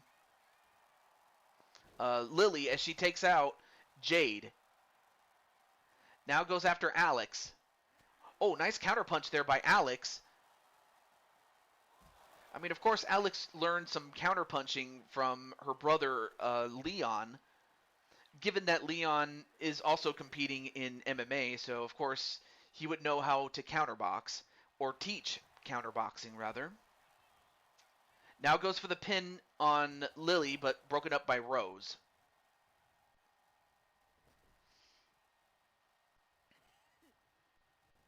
Now picks up Lily. No, wait. Lily delivers a couple of elbows. Off the ropes. Ooh, went for the spin kick, but does not connect. Off the ropes. And then a German suplex, even though the Young Clan are not German. They're of Japanese American descent, in the sense that Akira is from Japan and Kyle is from the United States, from Chicago, Illinois. And of course, Atticus is rooting for his girls to stay in this, to get back in the cut.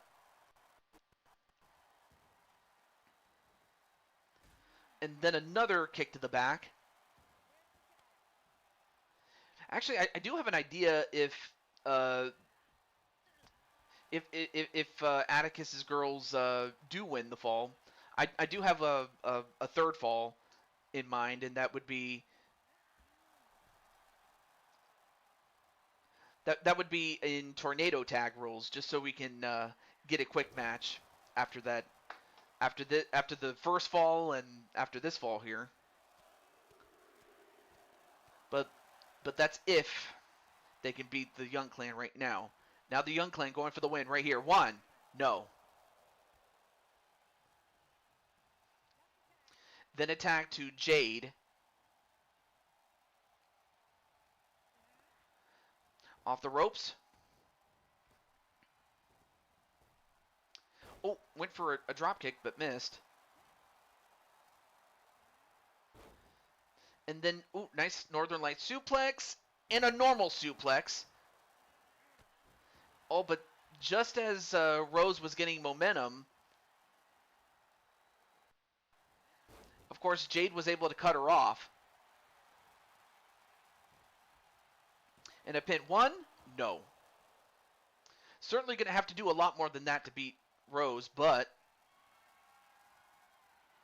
And now, wait a minute, what's she doing here? And then a DDT on the apron right to Lily. And I think that might have just drawn Rose onto the outside, but...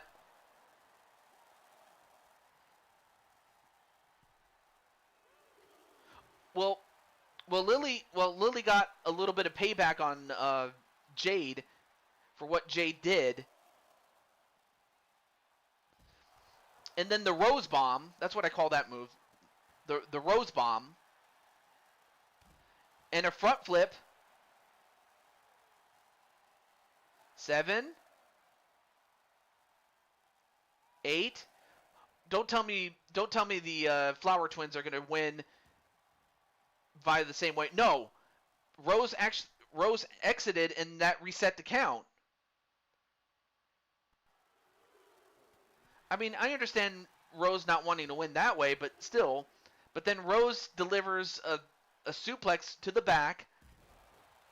mainly in response to what Jade did to Lily. Little tit for tat there. Oh, nice enziguri or a jumping kick to the head, and then a stop right to the back, and again.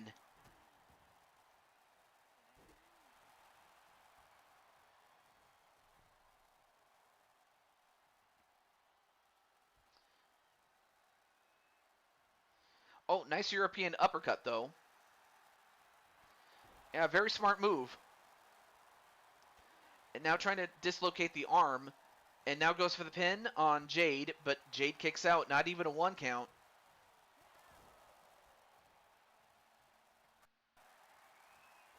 Ooh, went for the thrust kick, but telegraphed. No, wait, a roll up and a pin. 1? No. Referee out of position.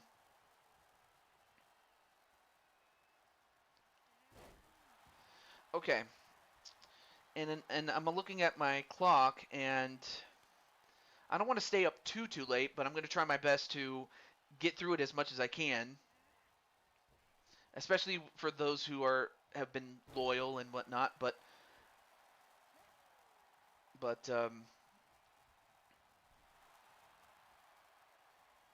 oh, nice counter there by Jade.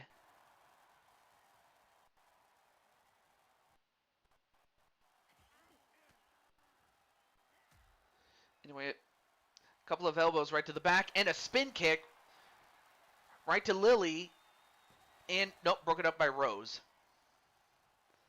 And then Rose. Well, okay, I'm not sure what happened there with Rose. But as that happens, Jade tags out, only for Lily to bulldoze Alex.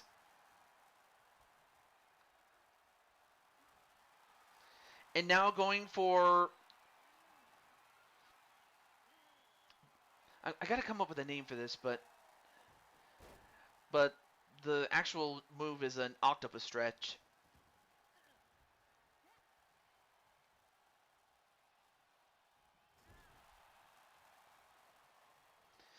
And as that happens, Lily tags in Sister Rose.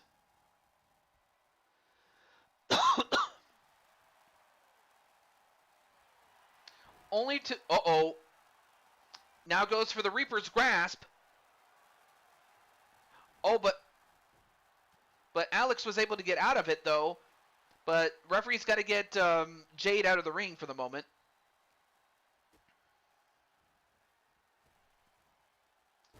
Oh, nice neck breaker there and a pin. 1? No. Right? I mean, of course the Young Clan were fortunate to get that first fall, even if it was done by a countout, but they can't seem to put away the Flower Twins. Yeah, you were in the Rumble there, Mr. Primetime. Oh, and a blind tag right to Lily.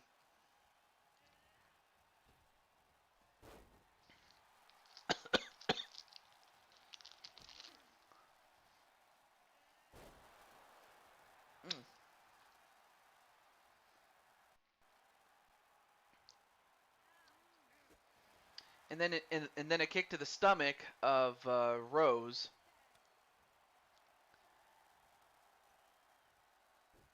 Oh, both women went for a move. But then Lily sends Alex into the corner. Then a kick to the leg. And then the Lily Sunrise. But unfortunately broken up by Jade. Yeah, you were in a 20-man Rumble there, Mr. Primetime. But yeah, definitely enjoy it, my friend. Now a tag back to Rose. But man, a kick, and then wait, what's she gonna go for here? The Young Clash. The Young Clash. Or, no, I'm sorry. It's called the Clash of Clans. My bad. Clash of Clans. Of course, a reference to Clash of Clans. Of course. Because they're the Young Clan. Anyway, attack right back to Jade. And then, oh, nice flatliner slam, and then a backflip, or front flip, excuse me, and then a kick to the back.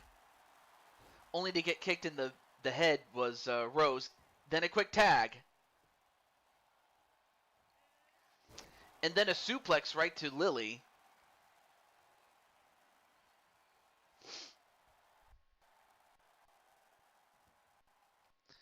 Of course, Jade took her eye off of Lily, who's the legal woman. And then a back elbow by Jade. Then Jade tagging in her sister, Alex. Nice clothesline onto Alex. Then a hot shot that takes out Jade.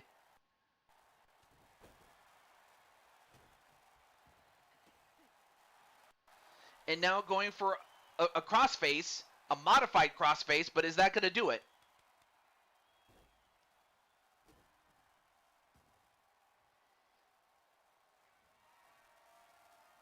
And then Lily, well, went for the 450 elbow drop, but missed. Oh, she did tap. What? I thought, I did not know she tapped. But oh no, she did tap. I had to look at the replay. Oh, this has got to be bad. I'm surprised that didn't count. However, this will. No, broken up.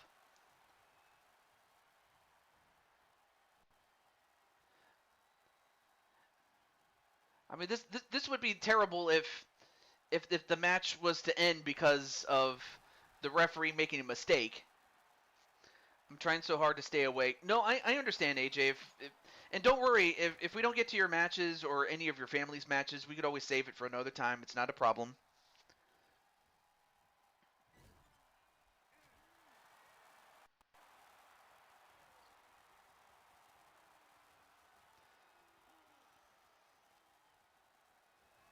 And then, oh, clothesline right to Alex. But I know how Atticus feels, like, especially when he feels he has been cheated. And especially when it is true.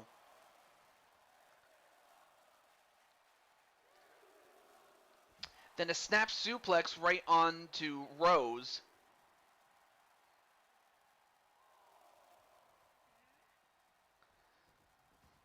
Rose, don't let up. Oh, but wait a minute. Gets a hold of Alex for the Reaper's Grasp. Okay, well, that time the referee saw it and calls it. So we have tied the match. So we're going to go into our third match, and it will be under tornado tag rules, mainly just so we can get through this 2 out of 3 falls thing. But Rose does get the win and tie the match up. No, that's not how she did it. She didn't do it by burping.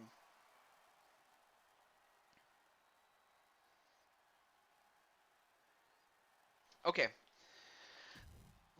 So of course that was. So of course they tied it. So what we're gonna do is go into tornado tag match rules for a third and final fall. I'm just thankful that it worked out the way that it did. It would have been bad if it was like that. Okay, let's go to. Oh yeah, the Royal Rumble's coming up, so let's go there. Tornado tag. Or actually, let me do one better. Extreme Rules Tornado Tag. And of course, we have. Oh yeah, that's right, Alex.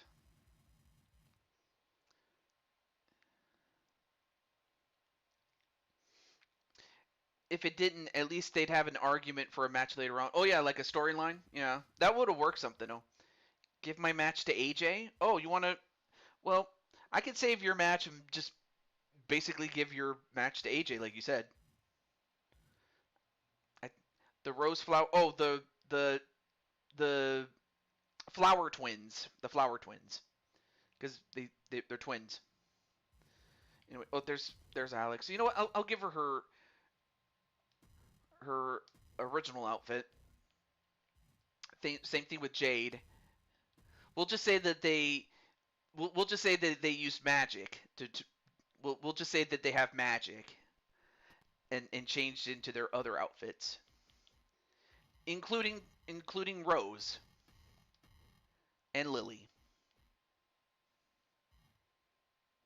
Oh, Floral Fury in 24, but Nightshade Covenant in 25.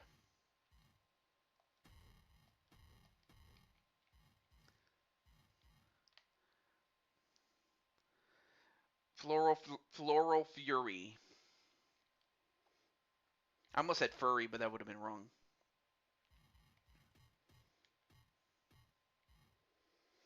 And yeah, we'll have Aja Smith as the referee for this one. And we'll make it falls count anywhere, but otherwise everything else is fine. And let me get a guitar. Or actually, no, we'll keep the trash can, but the table will need to be replaced with a shovel. Okay, here we go. And we'll skip the entrances since we already seen these two, so we'll get right into the match. So yeah, now it's tied 1-1. It's not 1-0 in favor of the Flower Twins. No, it's 1-1. But yeah, these were the outfits that I got for Rose and Lily during the Silver and Gold show that I did.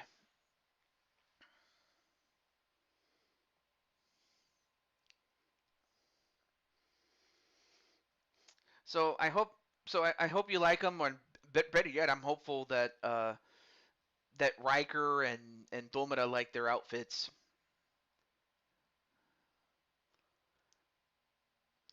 I mean, of course, I already know that they like them. Period. But it should go without saying.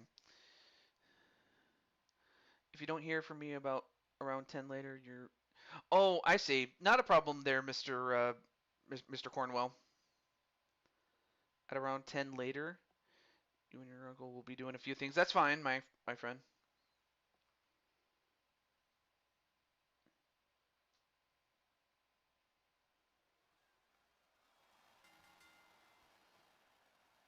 All right, here we go. Final fall. So now we're gonna find out who does well when everyone is in the ring, or out of the ring, if you will.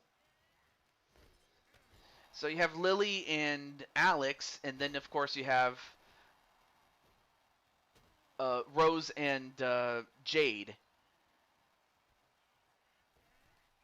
Oh, and a mishap there by Rose, but then Lily picks it up and nice diving clothesline. Oh, but now they've switched off. I'm having second thoughts about something, but I'll talk about it tomorrow. Well, I hope it's nothing serious, but if you need to rest on it, I understand. Anyway, a pin outside the ring. Nope. Kick out by Lily. This is a one fall match, though, so it's not elimination, but still.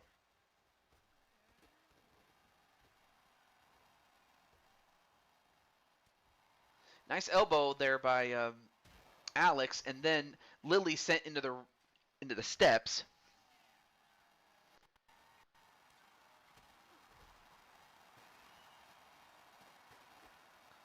And now, wait a minute, what's Rose doing?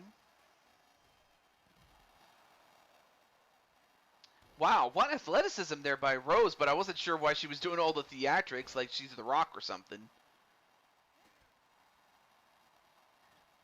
Or is she saying that the Rose says that she's gonna lay the smack down like The Rock, but she's called the Rose.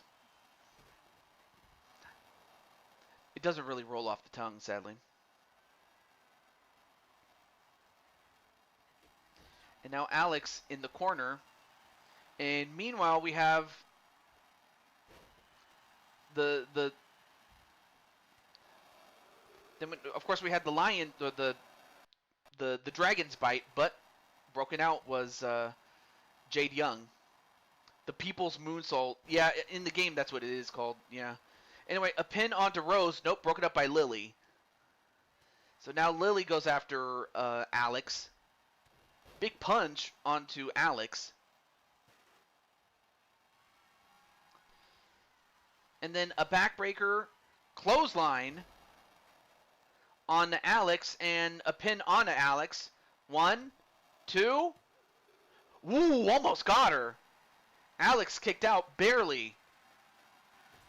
And meanwhile, Rose using that sledgehammer now goes for the pin on Jade. And 1, 2. No. The referee took a little too much time to get the count, but now the twins are in control at this point.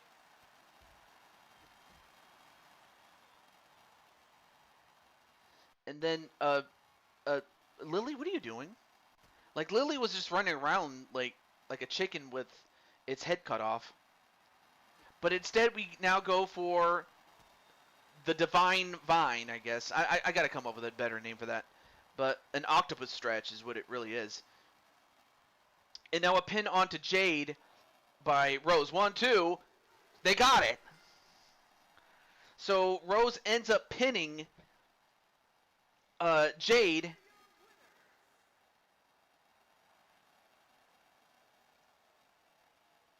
And I feel like people see me as a crybaby and I'm not having fun anymore.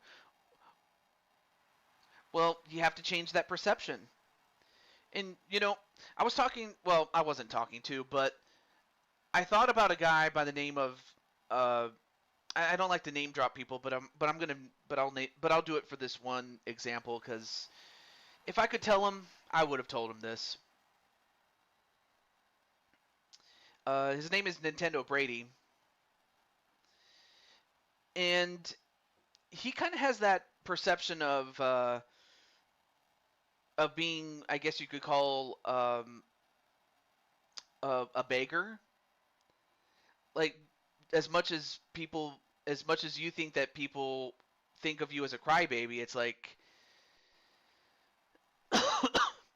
yeah, exactly. We can't worry about what we can't control, which, like, don't get me wrong, I want to control it, and I know you want to, but it's like, well, how could you do that? Like as much as I would like to not have to deal with traffic, that's just what we do. And it's the Flower Twins 2-1 in this case, Brandon, but otherwise it's fine. It is set within the rules, of course. Of course. But anyway, the reason I mentioned Nintendo Brady is the fact that he's always wondering, like, why can't I not get to 100 subscribers? Or better yet, why can't I get subscribers? And it's basically how you look at things.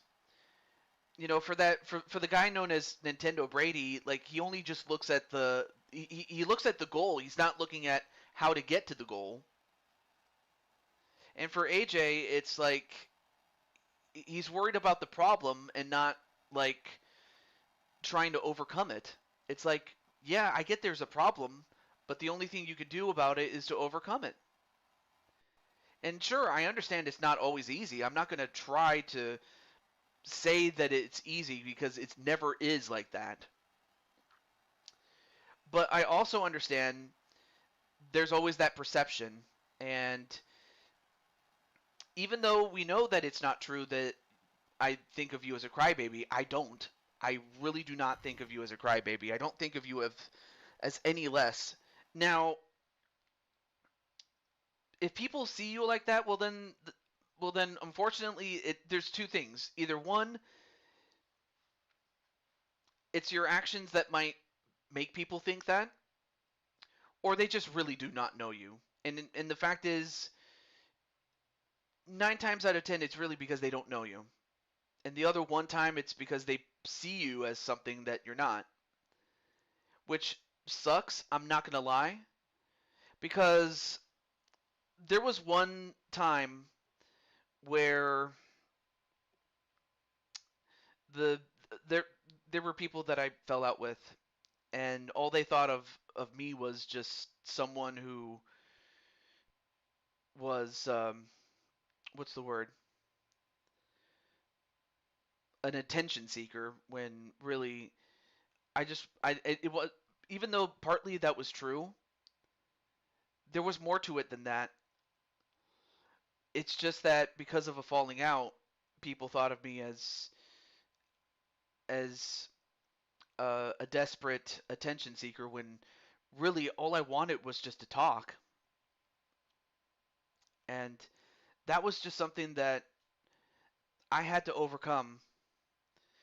And unfortunately, to the people that thought that I was like that, what that proved to me was that they really didn't know me. They really did not know me. It's like they didn't bother to talk to me. And really, AJ, I get your and really for AJ, it's like you do have a valid reason to be upset, and there's nothing wrong with being upset. If anything, there's a lot of things I could be upset about, and I wish a lot of people won't use it too much, but I can't do anything about it. They only thought they knew me. Yeah, exactly. See that? Yeah, absolutely, Atticus. They thought they knew me, but they really didn't. They didn't bother to talk to me. And when they didn't, and when they stopped talking to me, that's kind of when I found out. It was like, okay, so you didn't want me. You wanted to get rid of me. Well, by you, I don't mean you, Atticus, or AJ. I'm talking about the people that they thought they knew me. So, but as far as things that you can't control, if there's anything I can't control, I can't control people that are stupid, and I can't control people that are inconsiderate, and I cannot control people that make decisions that are so stupid or so short-sighted that, as much as I would love to strangle them and choke them out or beat the crap out of them, there's only so much I could do. And plus, if I try to do some of that, I might get arrested for it, to a point where I don't even think it's worth it.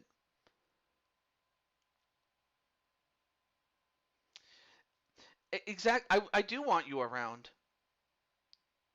but it's like, well, AJ, you can't control who uses a low blow, but it's like, well, all you can really do is disable it, or better yet, for the person not to use it. But on the other hand, it is part of their gimmick.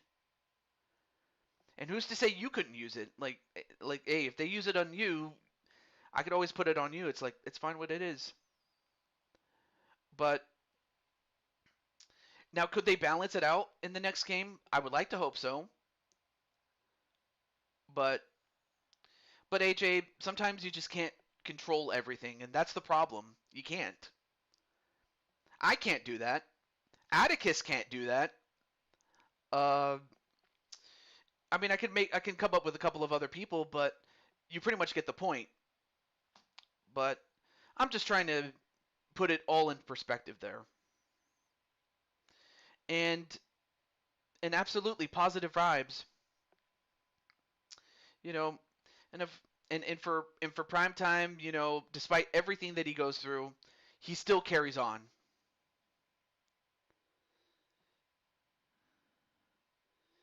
I, I mean, of course, it goes beyond just AJ the character, or all of his characters. It comes down to AJ the man. Like, we all know he's a cool kid, but there's the man behind the character. And sometimes I'm not and sometimes every now and then I will talk to not to Atticus Black, but the man behind Atticus Black, or the man behind uh, Sly Cooper. Sly Cooper rocks,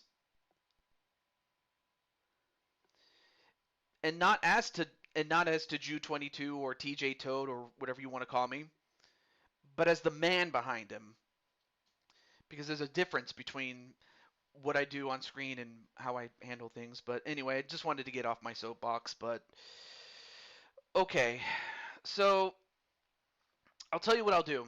I'll save the rest of the matches except for one, or two actually, or no wait, three. I have three more matches left to go, but I'm gonna fast track some of these because I do need to get going. So the first match that I can do right now is, well, it would have been Diamond Sky's match, but I'm gonna make it for AJ, as Diamond Sky was willing to do that for him.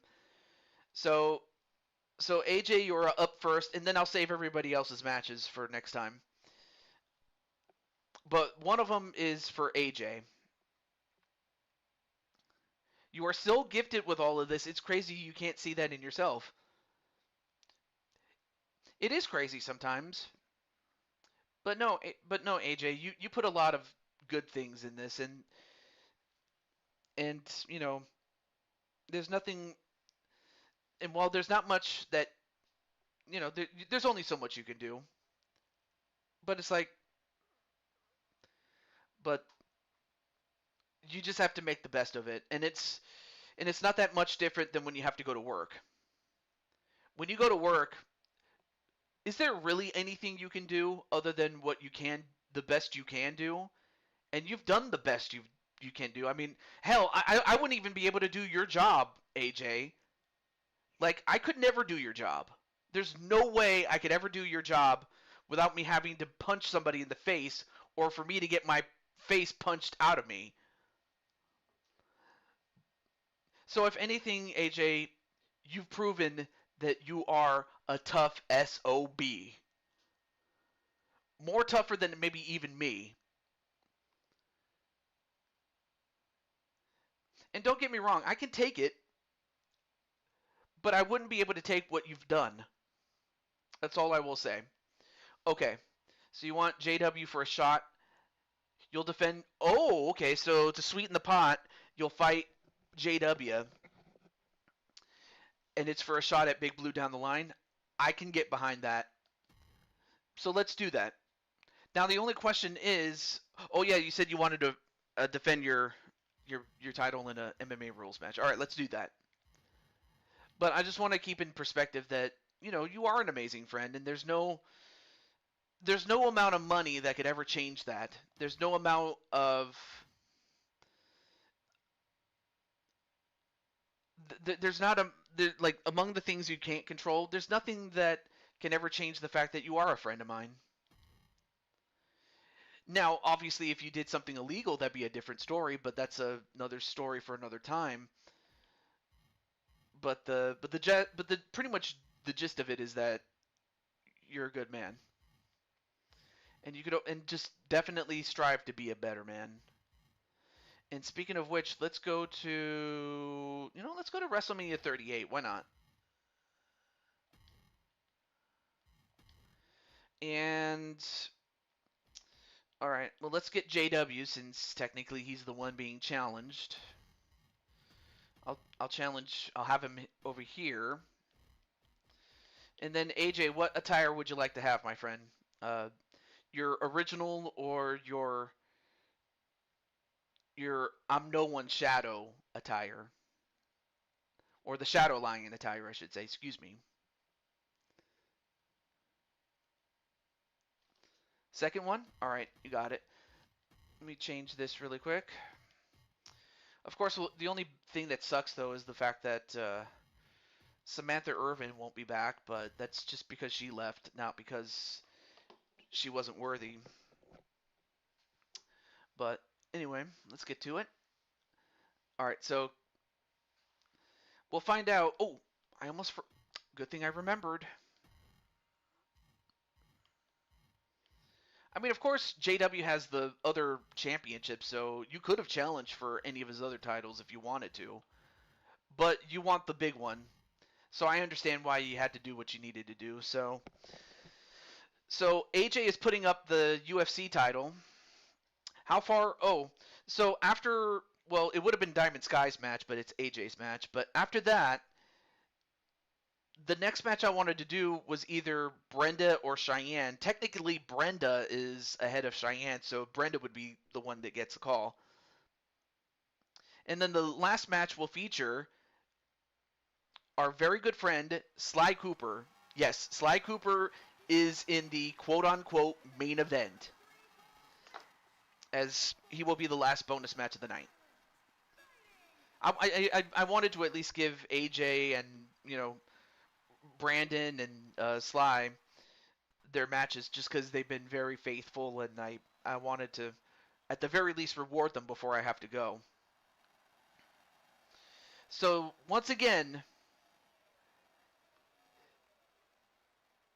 the Blue Toad Wrestling World Champion, although he's bringing down his other titles, I guess he wanted to keep Big Blue in the back for safekeeping. So here he is.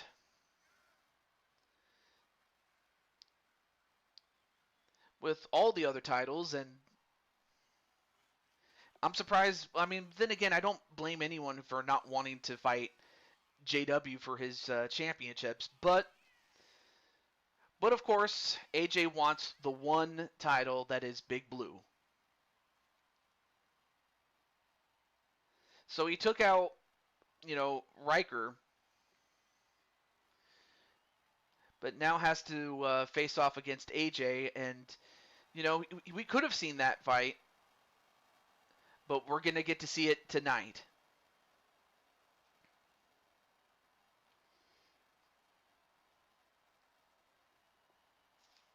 But yeah, I wanted to at least give my love and appreciation for AJ and basically just tell it like it is. I just want to let AJ know that he is appreciated, and of course bringing down the WWE World Heavyweight Championship, and of course that last championship that I mentioned, the WWE World Championship. He won from Joker, and I imagine that AJ will fight Joker sometime down the line. But right now, he is defending the Blue Toad Wrestling sanctioned UFC Championship.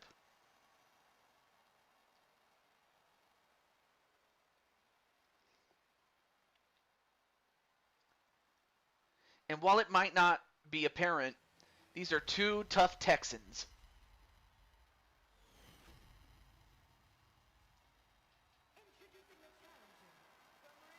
And while it might not come off as such when it comes to AJ,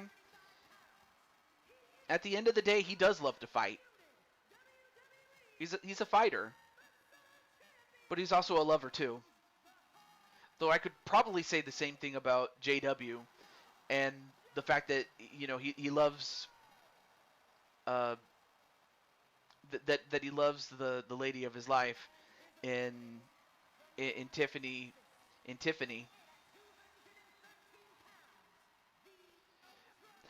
Yeah, exactly. For what your sis did in LTD. Well, I say sis in quotation marks. There's nothing that, like, and not to mention what you did in your rookie year, AJ. There's no getting around that. I mean, you did so well during your rookie year. It was an amazing thing.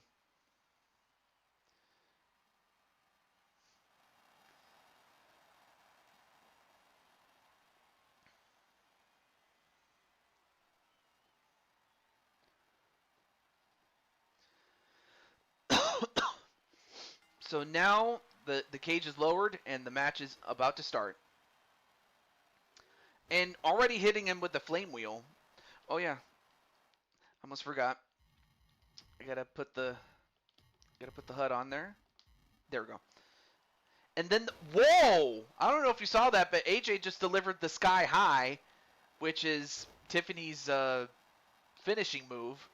Of course, it might not have the same oomph as it would if Tiffany had hit it, but even still, JW getting the Michinoku driver hit on him, and then a neck breaker, and then a German suplex. I mean, for all I know, AJ could be 1% German.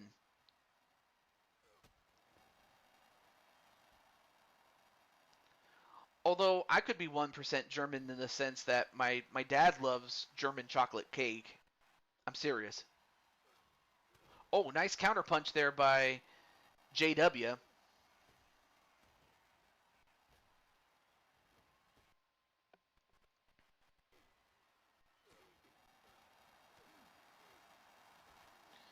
Although now JW with that axe kick.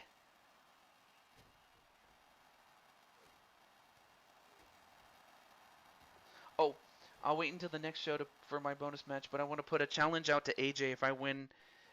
Oh, he wants to challenge for your WWE World Heavyweight Championship.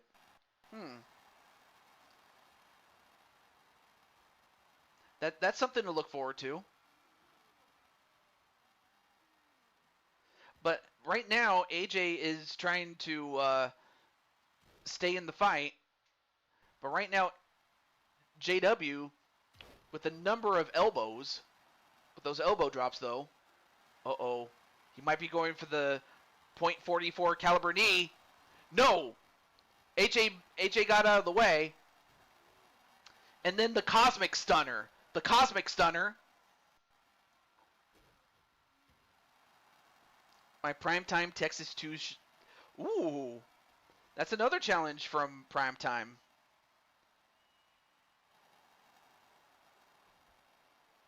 It's another potential challenge there.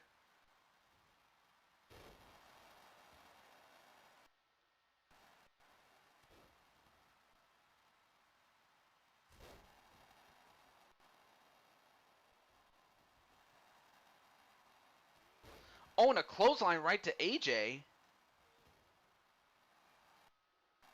Oh, he was about to go for the Lions Barrage, but got caught.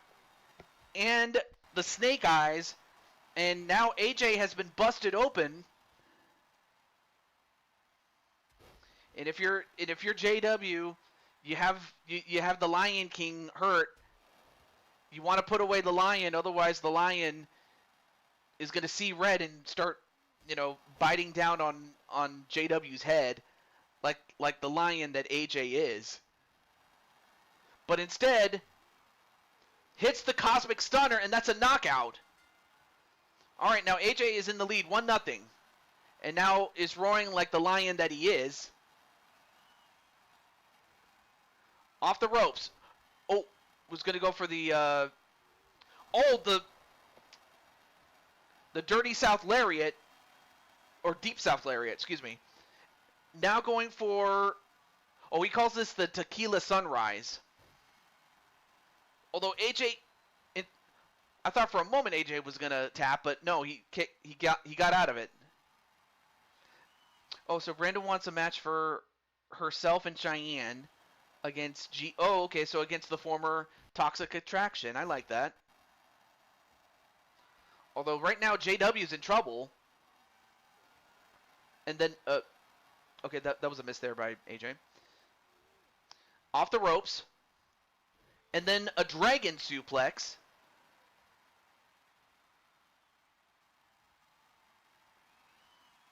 Now goes for the hammerlock. But instead, JW gets out of it.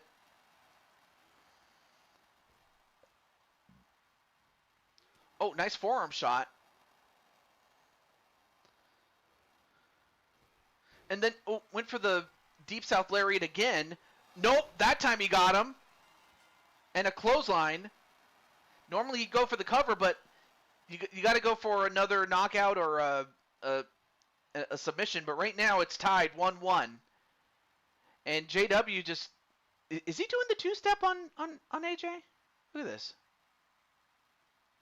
Is he doing the two? He's doing the two-step on AJ,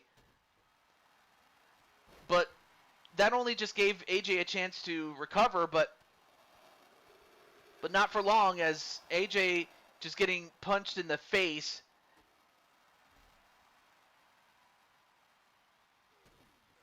And then gets hit with a stunner.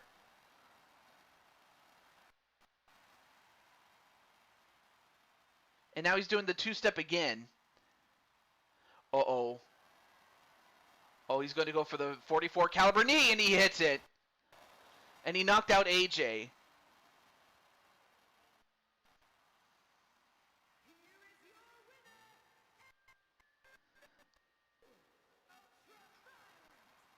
So, once again, the Dirty South Outlaw has added another trophy to his case. But I give respect for AJ for putting up the title, mainly because he wanted a shot at Big Blue.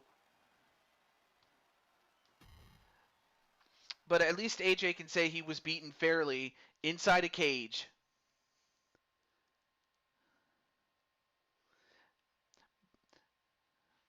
But we will see AJ again. But in the meantime, we have Brenda in her match with, I guess, either that or we can wait until WWE 2K26. I do plan on getting that game, if only because, well, they're going to stop supporting 2K24, so it's like, okay. It was only a matter of time before I would have to do that, so it's like, okay, let's do that. Anyway, in a tornado tag match, okay. And actually, yeah, let's do that in a tornado tag match. You got it. And you know what? To face off against the former, what was it? The former Toxic Attraction. Let's go back to when they were a thing, back in NXT 2.0, that era there. Yep, a tornado tag match.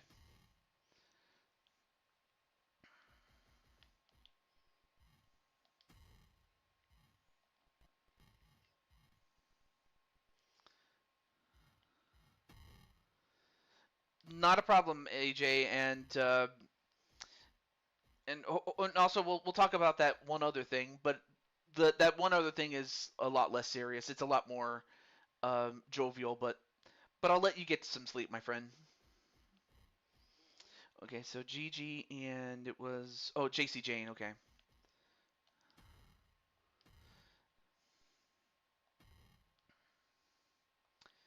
and oh yeah, Brenda. And you know what? We'll give them their secondary outfits. Why not? Oh, hang on. Let me send you a DM. Hold on. Hang on a moment. Let me send you a DM. Let me see. Where are you? Where are you?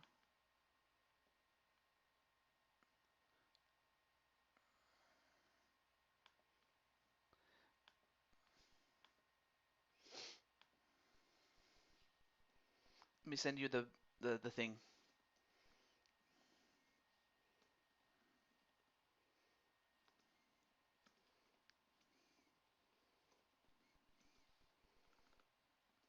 If I can spell correctly. All right, so I just sent it, so I'll let you read it. Okay. Now, let me go back to Cheyenne, and we'll show off their other outfits.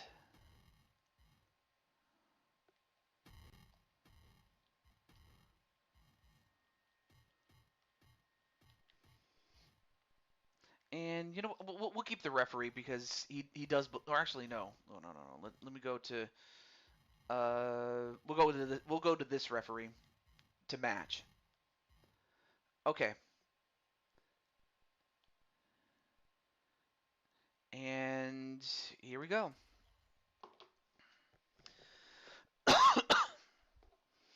All right, so this is Brenda's match, so we'll get to that. But I wonder if Sly Cooper is still in the chat. Although I don't blame him if he had to go to bed or something, but hopefully he still is in there. If not, I might or whoever else is in the chat that I have down. But let's see. Absolutely, definitely get some sleep, my friend. Okay, so Sly is there. All right, so Sly, your bonus match will be the quote unquote main event. So I'll let you think about what you want to do. But as it is, here's Gigi. The following contest is a tornado tag team match. Introducing first, from Atlanta, Georgia, Gigi Dolan. Yep, Sly is still here.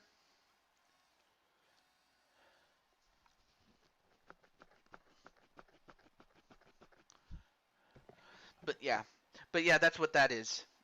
Yeah.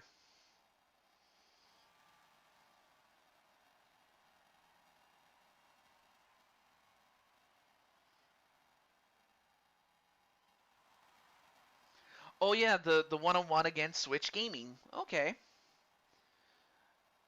We'll find out what match type that is going to be.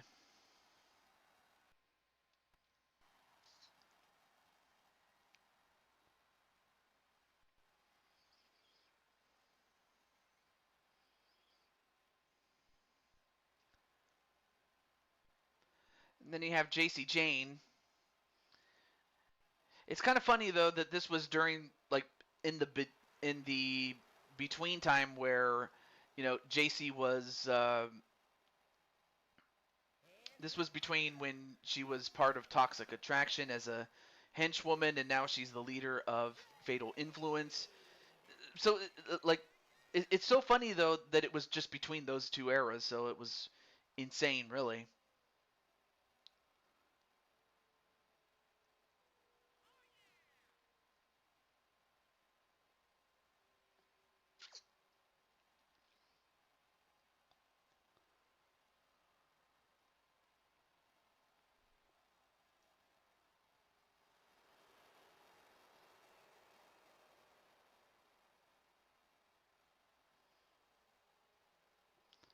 One thing I will say is that she definitely looked like a star even back then, so I could see why she was uh why she ended up becoming a leader of her own accord, really. But we'll find out how she and Gigi do against this next duo, though. From Virginia Beach, Virginia. And then, of course, we have Brenda, and of course, this is her red outfit from the red and blue show that we did not that long ago.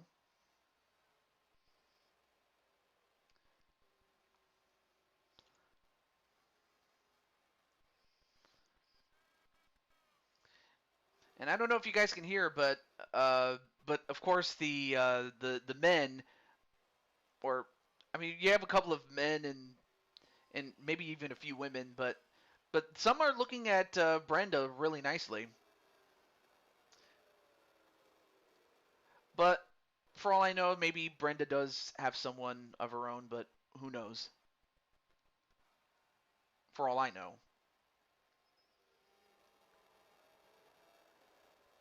But it looks like they're trying to outfashion the former Toxic Attraction.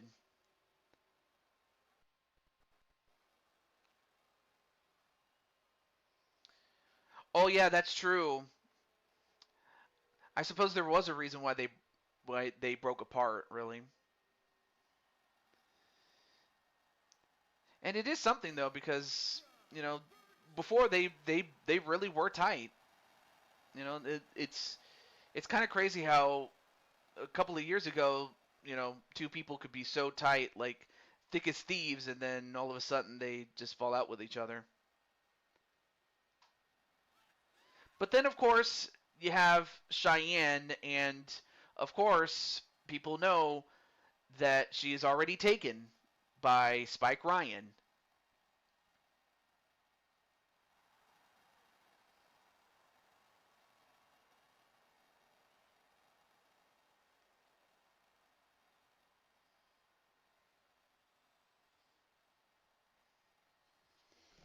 Well, there you have them.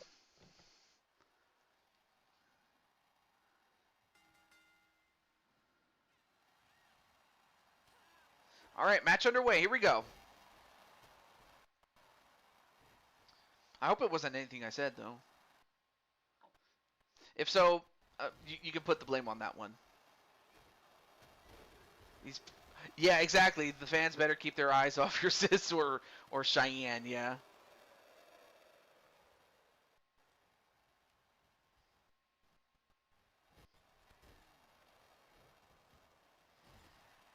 Oh, nice move there by Cheyenne, though. Oh, and well, that was an accidental takedown there of Cheyenne. She was trying to go for Gigi.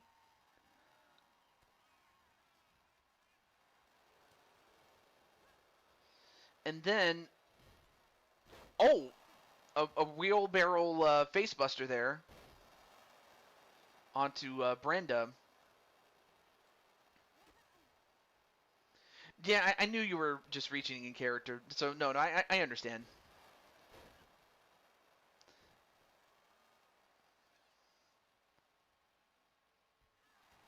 And then just trying to claw on JC. But it looks like Gigi's about to get double teamed in the match. Now it's trying to pull the hamstrings. Another Hurricane Rana onto JC. Whoa! What a move there by Brenda. The crowd definitely popped for that. And then I don't know how Brenda was able to just pick up Gigi, and now look at this. She's doing it again. Like did Brenda get? Yeah, I noticed that Brenda got a little buff, especially to be able to pull, especially to be able to throw Gigi like that. 1, 2, no. Oh, I see Spike Ryan in the crowd. He's on the of the hard cam. He's on the right side, right where Brenda is.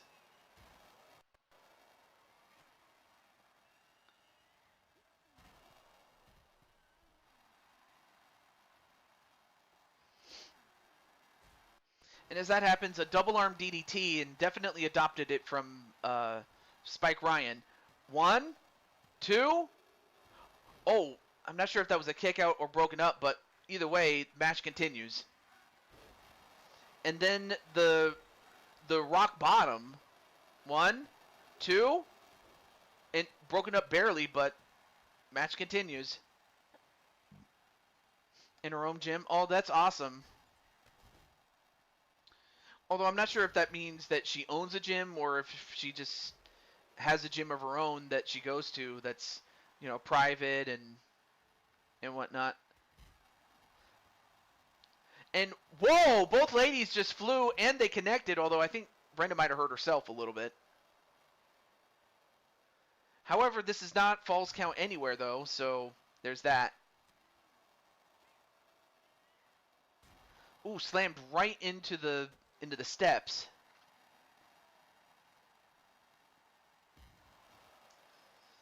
Anyway, nice takedown there of JC Jane, but now you have Gigi in the ring. Although now Gigi now going for I forget what she calls this move. A private gym. Yep. Well, whatever move that was, Brenda was able to get out of it. But now it looks like Brenda is about to go for a spin. Oh, but now goes for the pin. 1. Oh, that probably would have been it had it not been for JC. And then JC delivers a big boot and now goes for the pin on Brenda instead. 1, 2. And whoa, she kicked out barely though. I don't know how Brenda was able to kick out, but she did. Another double arm DDT. And a pin on JC. 1, 2. And Cheyenne gets the pin on JC Jane.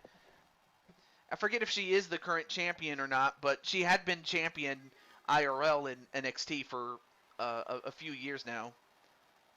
But Brenda does get the win. or not. Well, Cheyenne gets the win for her and Brenda. Excuse me. But either way, they both win.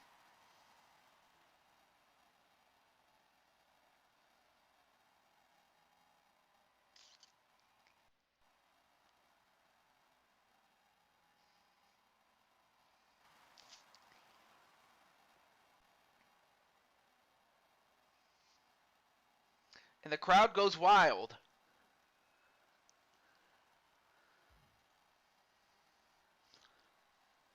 Well, I think Cheyenne is gonna meet up with you, and I think Brenda's gonna meet up with her special one backstage. But against two former tag team champions, yep, absolutely. But now we go from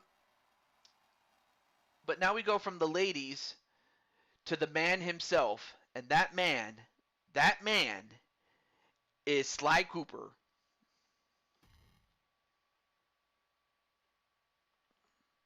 So now the only question left is what kind of match will this be?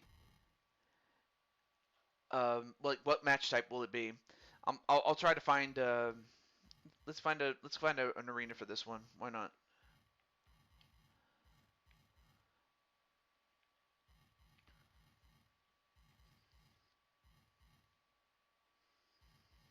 Hmm. Oh yeah, I still have the silver and gold, and I have the red and blue one. Just a normal match. Okay.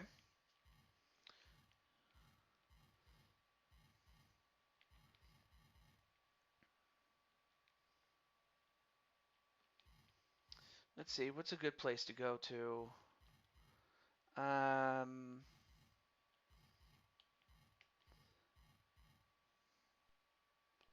Yep, Sly's ready. Nice. Hmm.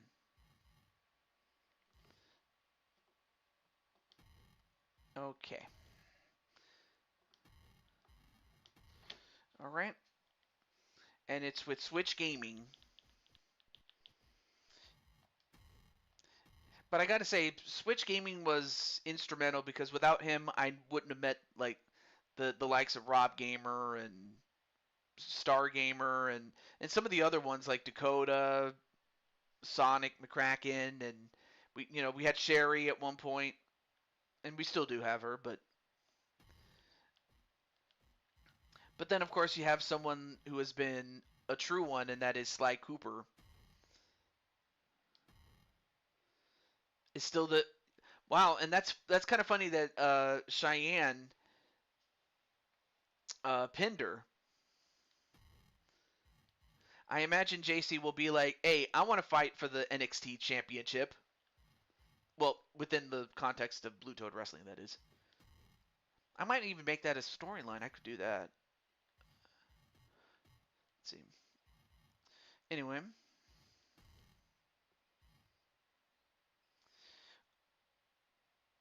so we have Switch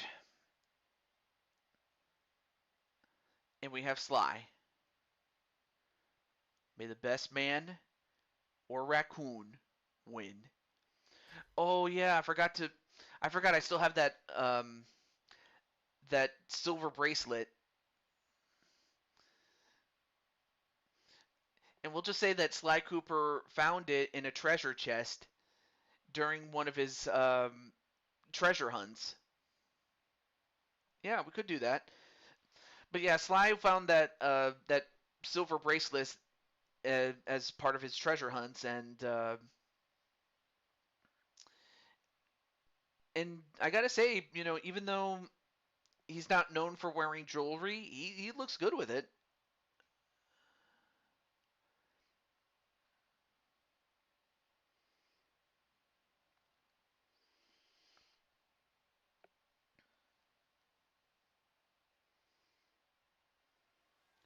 But one way or another, Sly is styling.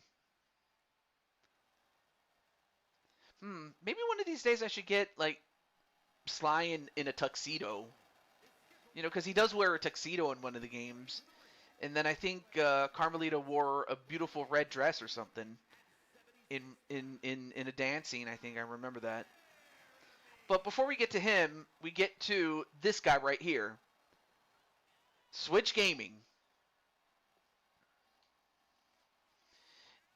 As I mentioned in one of my posts during Thanksgiving, that he was the tree or the trunk that sprung forth the many branches of friendships that sprouted because of him.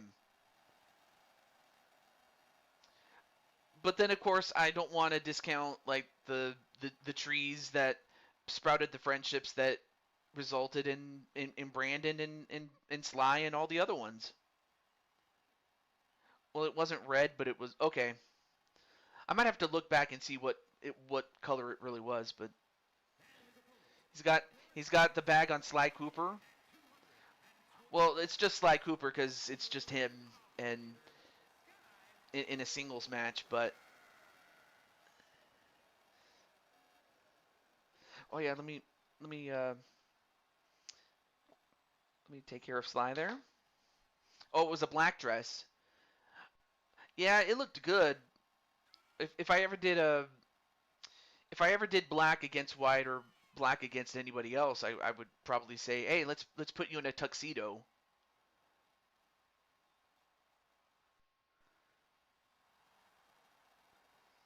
Anyway, there's that silver bracelet. Again, I gave you that for silver and gold, silver and gold.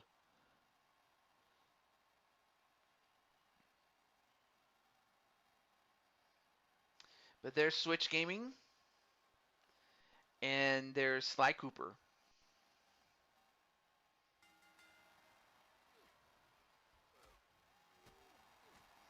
And of course, Sly Cooper's going to need to use his speed because he can't try to outpower Sly Cooper or Switch Gaming. Excuse me. Sly Cooper has to use his speed. Excuse me. But of course, you can never discount the power of Switch Gaming.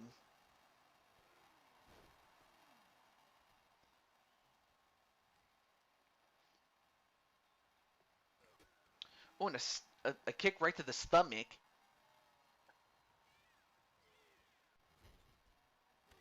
And then a clothesline right to Switch. So far, Sly showing us how sly he is in the ring.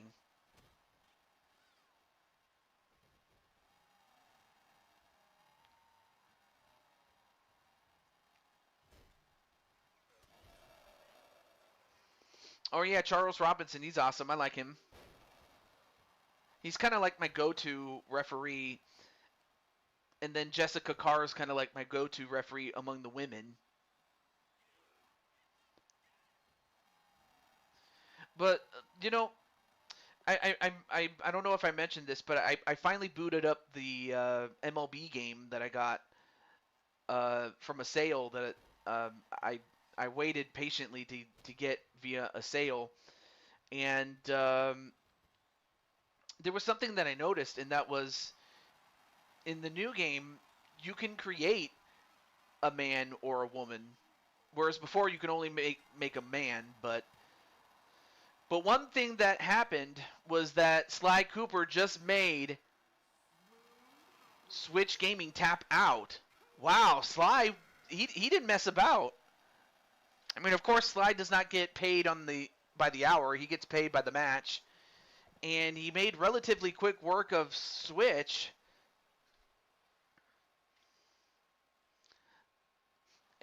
So your winner of this match is Sly Cooper, and it looks like Primetime doubled his money.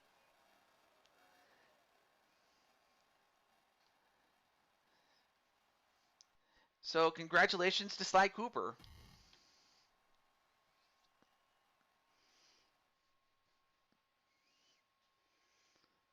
Wow. Well, that was a. Well, I hope you guys enjoyed that show or the show. I hope you guys enjoyed it. Is what I was trying to get at. But I gotta say, I had a lot of fun. I know that for some of you, you might not have planned this to be the case, but again, because I had because I have family coming over on Sunday, I was like, okay, I'm gonna have to bite the bullet and just relax on Sunday. So at least on Sunday you'll be able to relax, or maybe even watch uh, the other streamers that you watch. But congratulations to Sly. Congratulations to Cheyenne and Brenda on their match, and then uh, also congratulations to Vera on her match against Alicia. Or did Alicia win? I forget. Oh, I'm sorry. No, no, no. That was Sarah who fought Vera. And then of course we can't forget JW becoming once again the Blue Toad Wrestling World Champion. But yes, congratulations to Sly and Carmelita. Well, mainly Sly. He did most of the work for tonight, but and also congratulations to Primetime on doubling his money. And that was a nice return on investment. But with that said, let me see if there's anyone streaming, although I highly doubt people would be streaming at this point.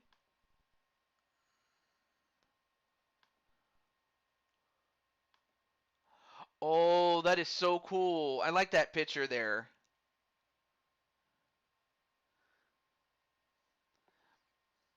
Well, that's a nice picture.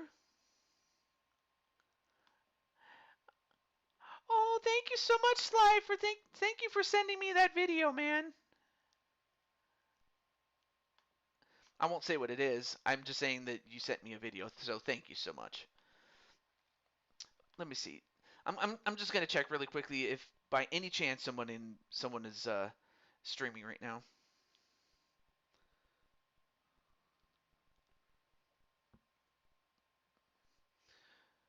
Okay. Holy moly. Wow. Well,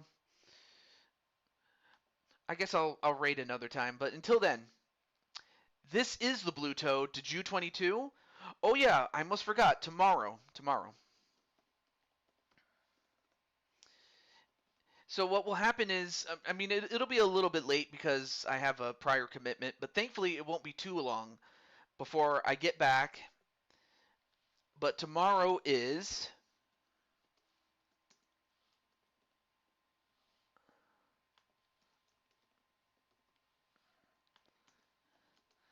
the NHL Series Draft. And of course, Sly Cooper and Spike Ryan and Primetime are among the players that will be featured. We'll find out where they end up. But until then, this is to Jew 22 signing off, saying good night or good morning or whenever you're watching this. Until then, peace out, everybody. Love you. Bye.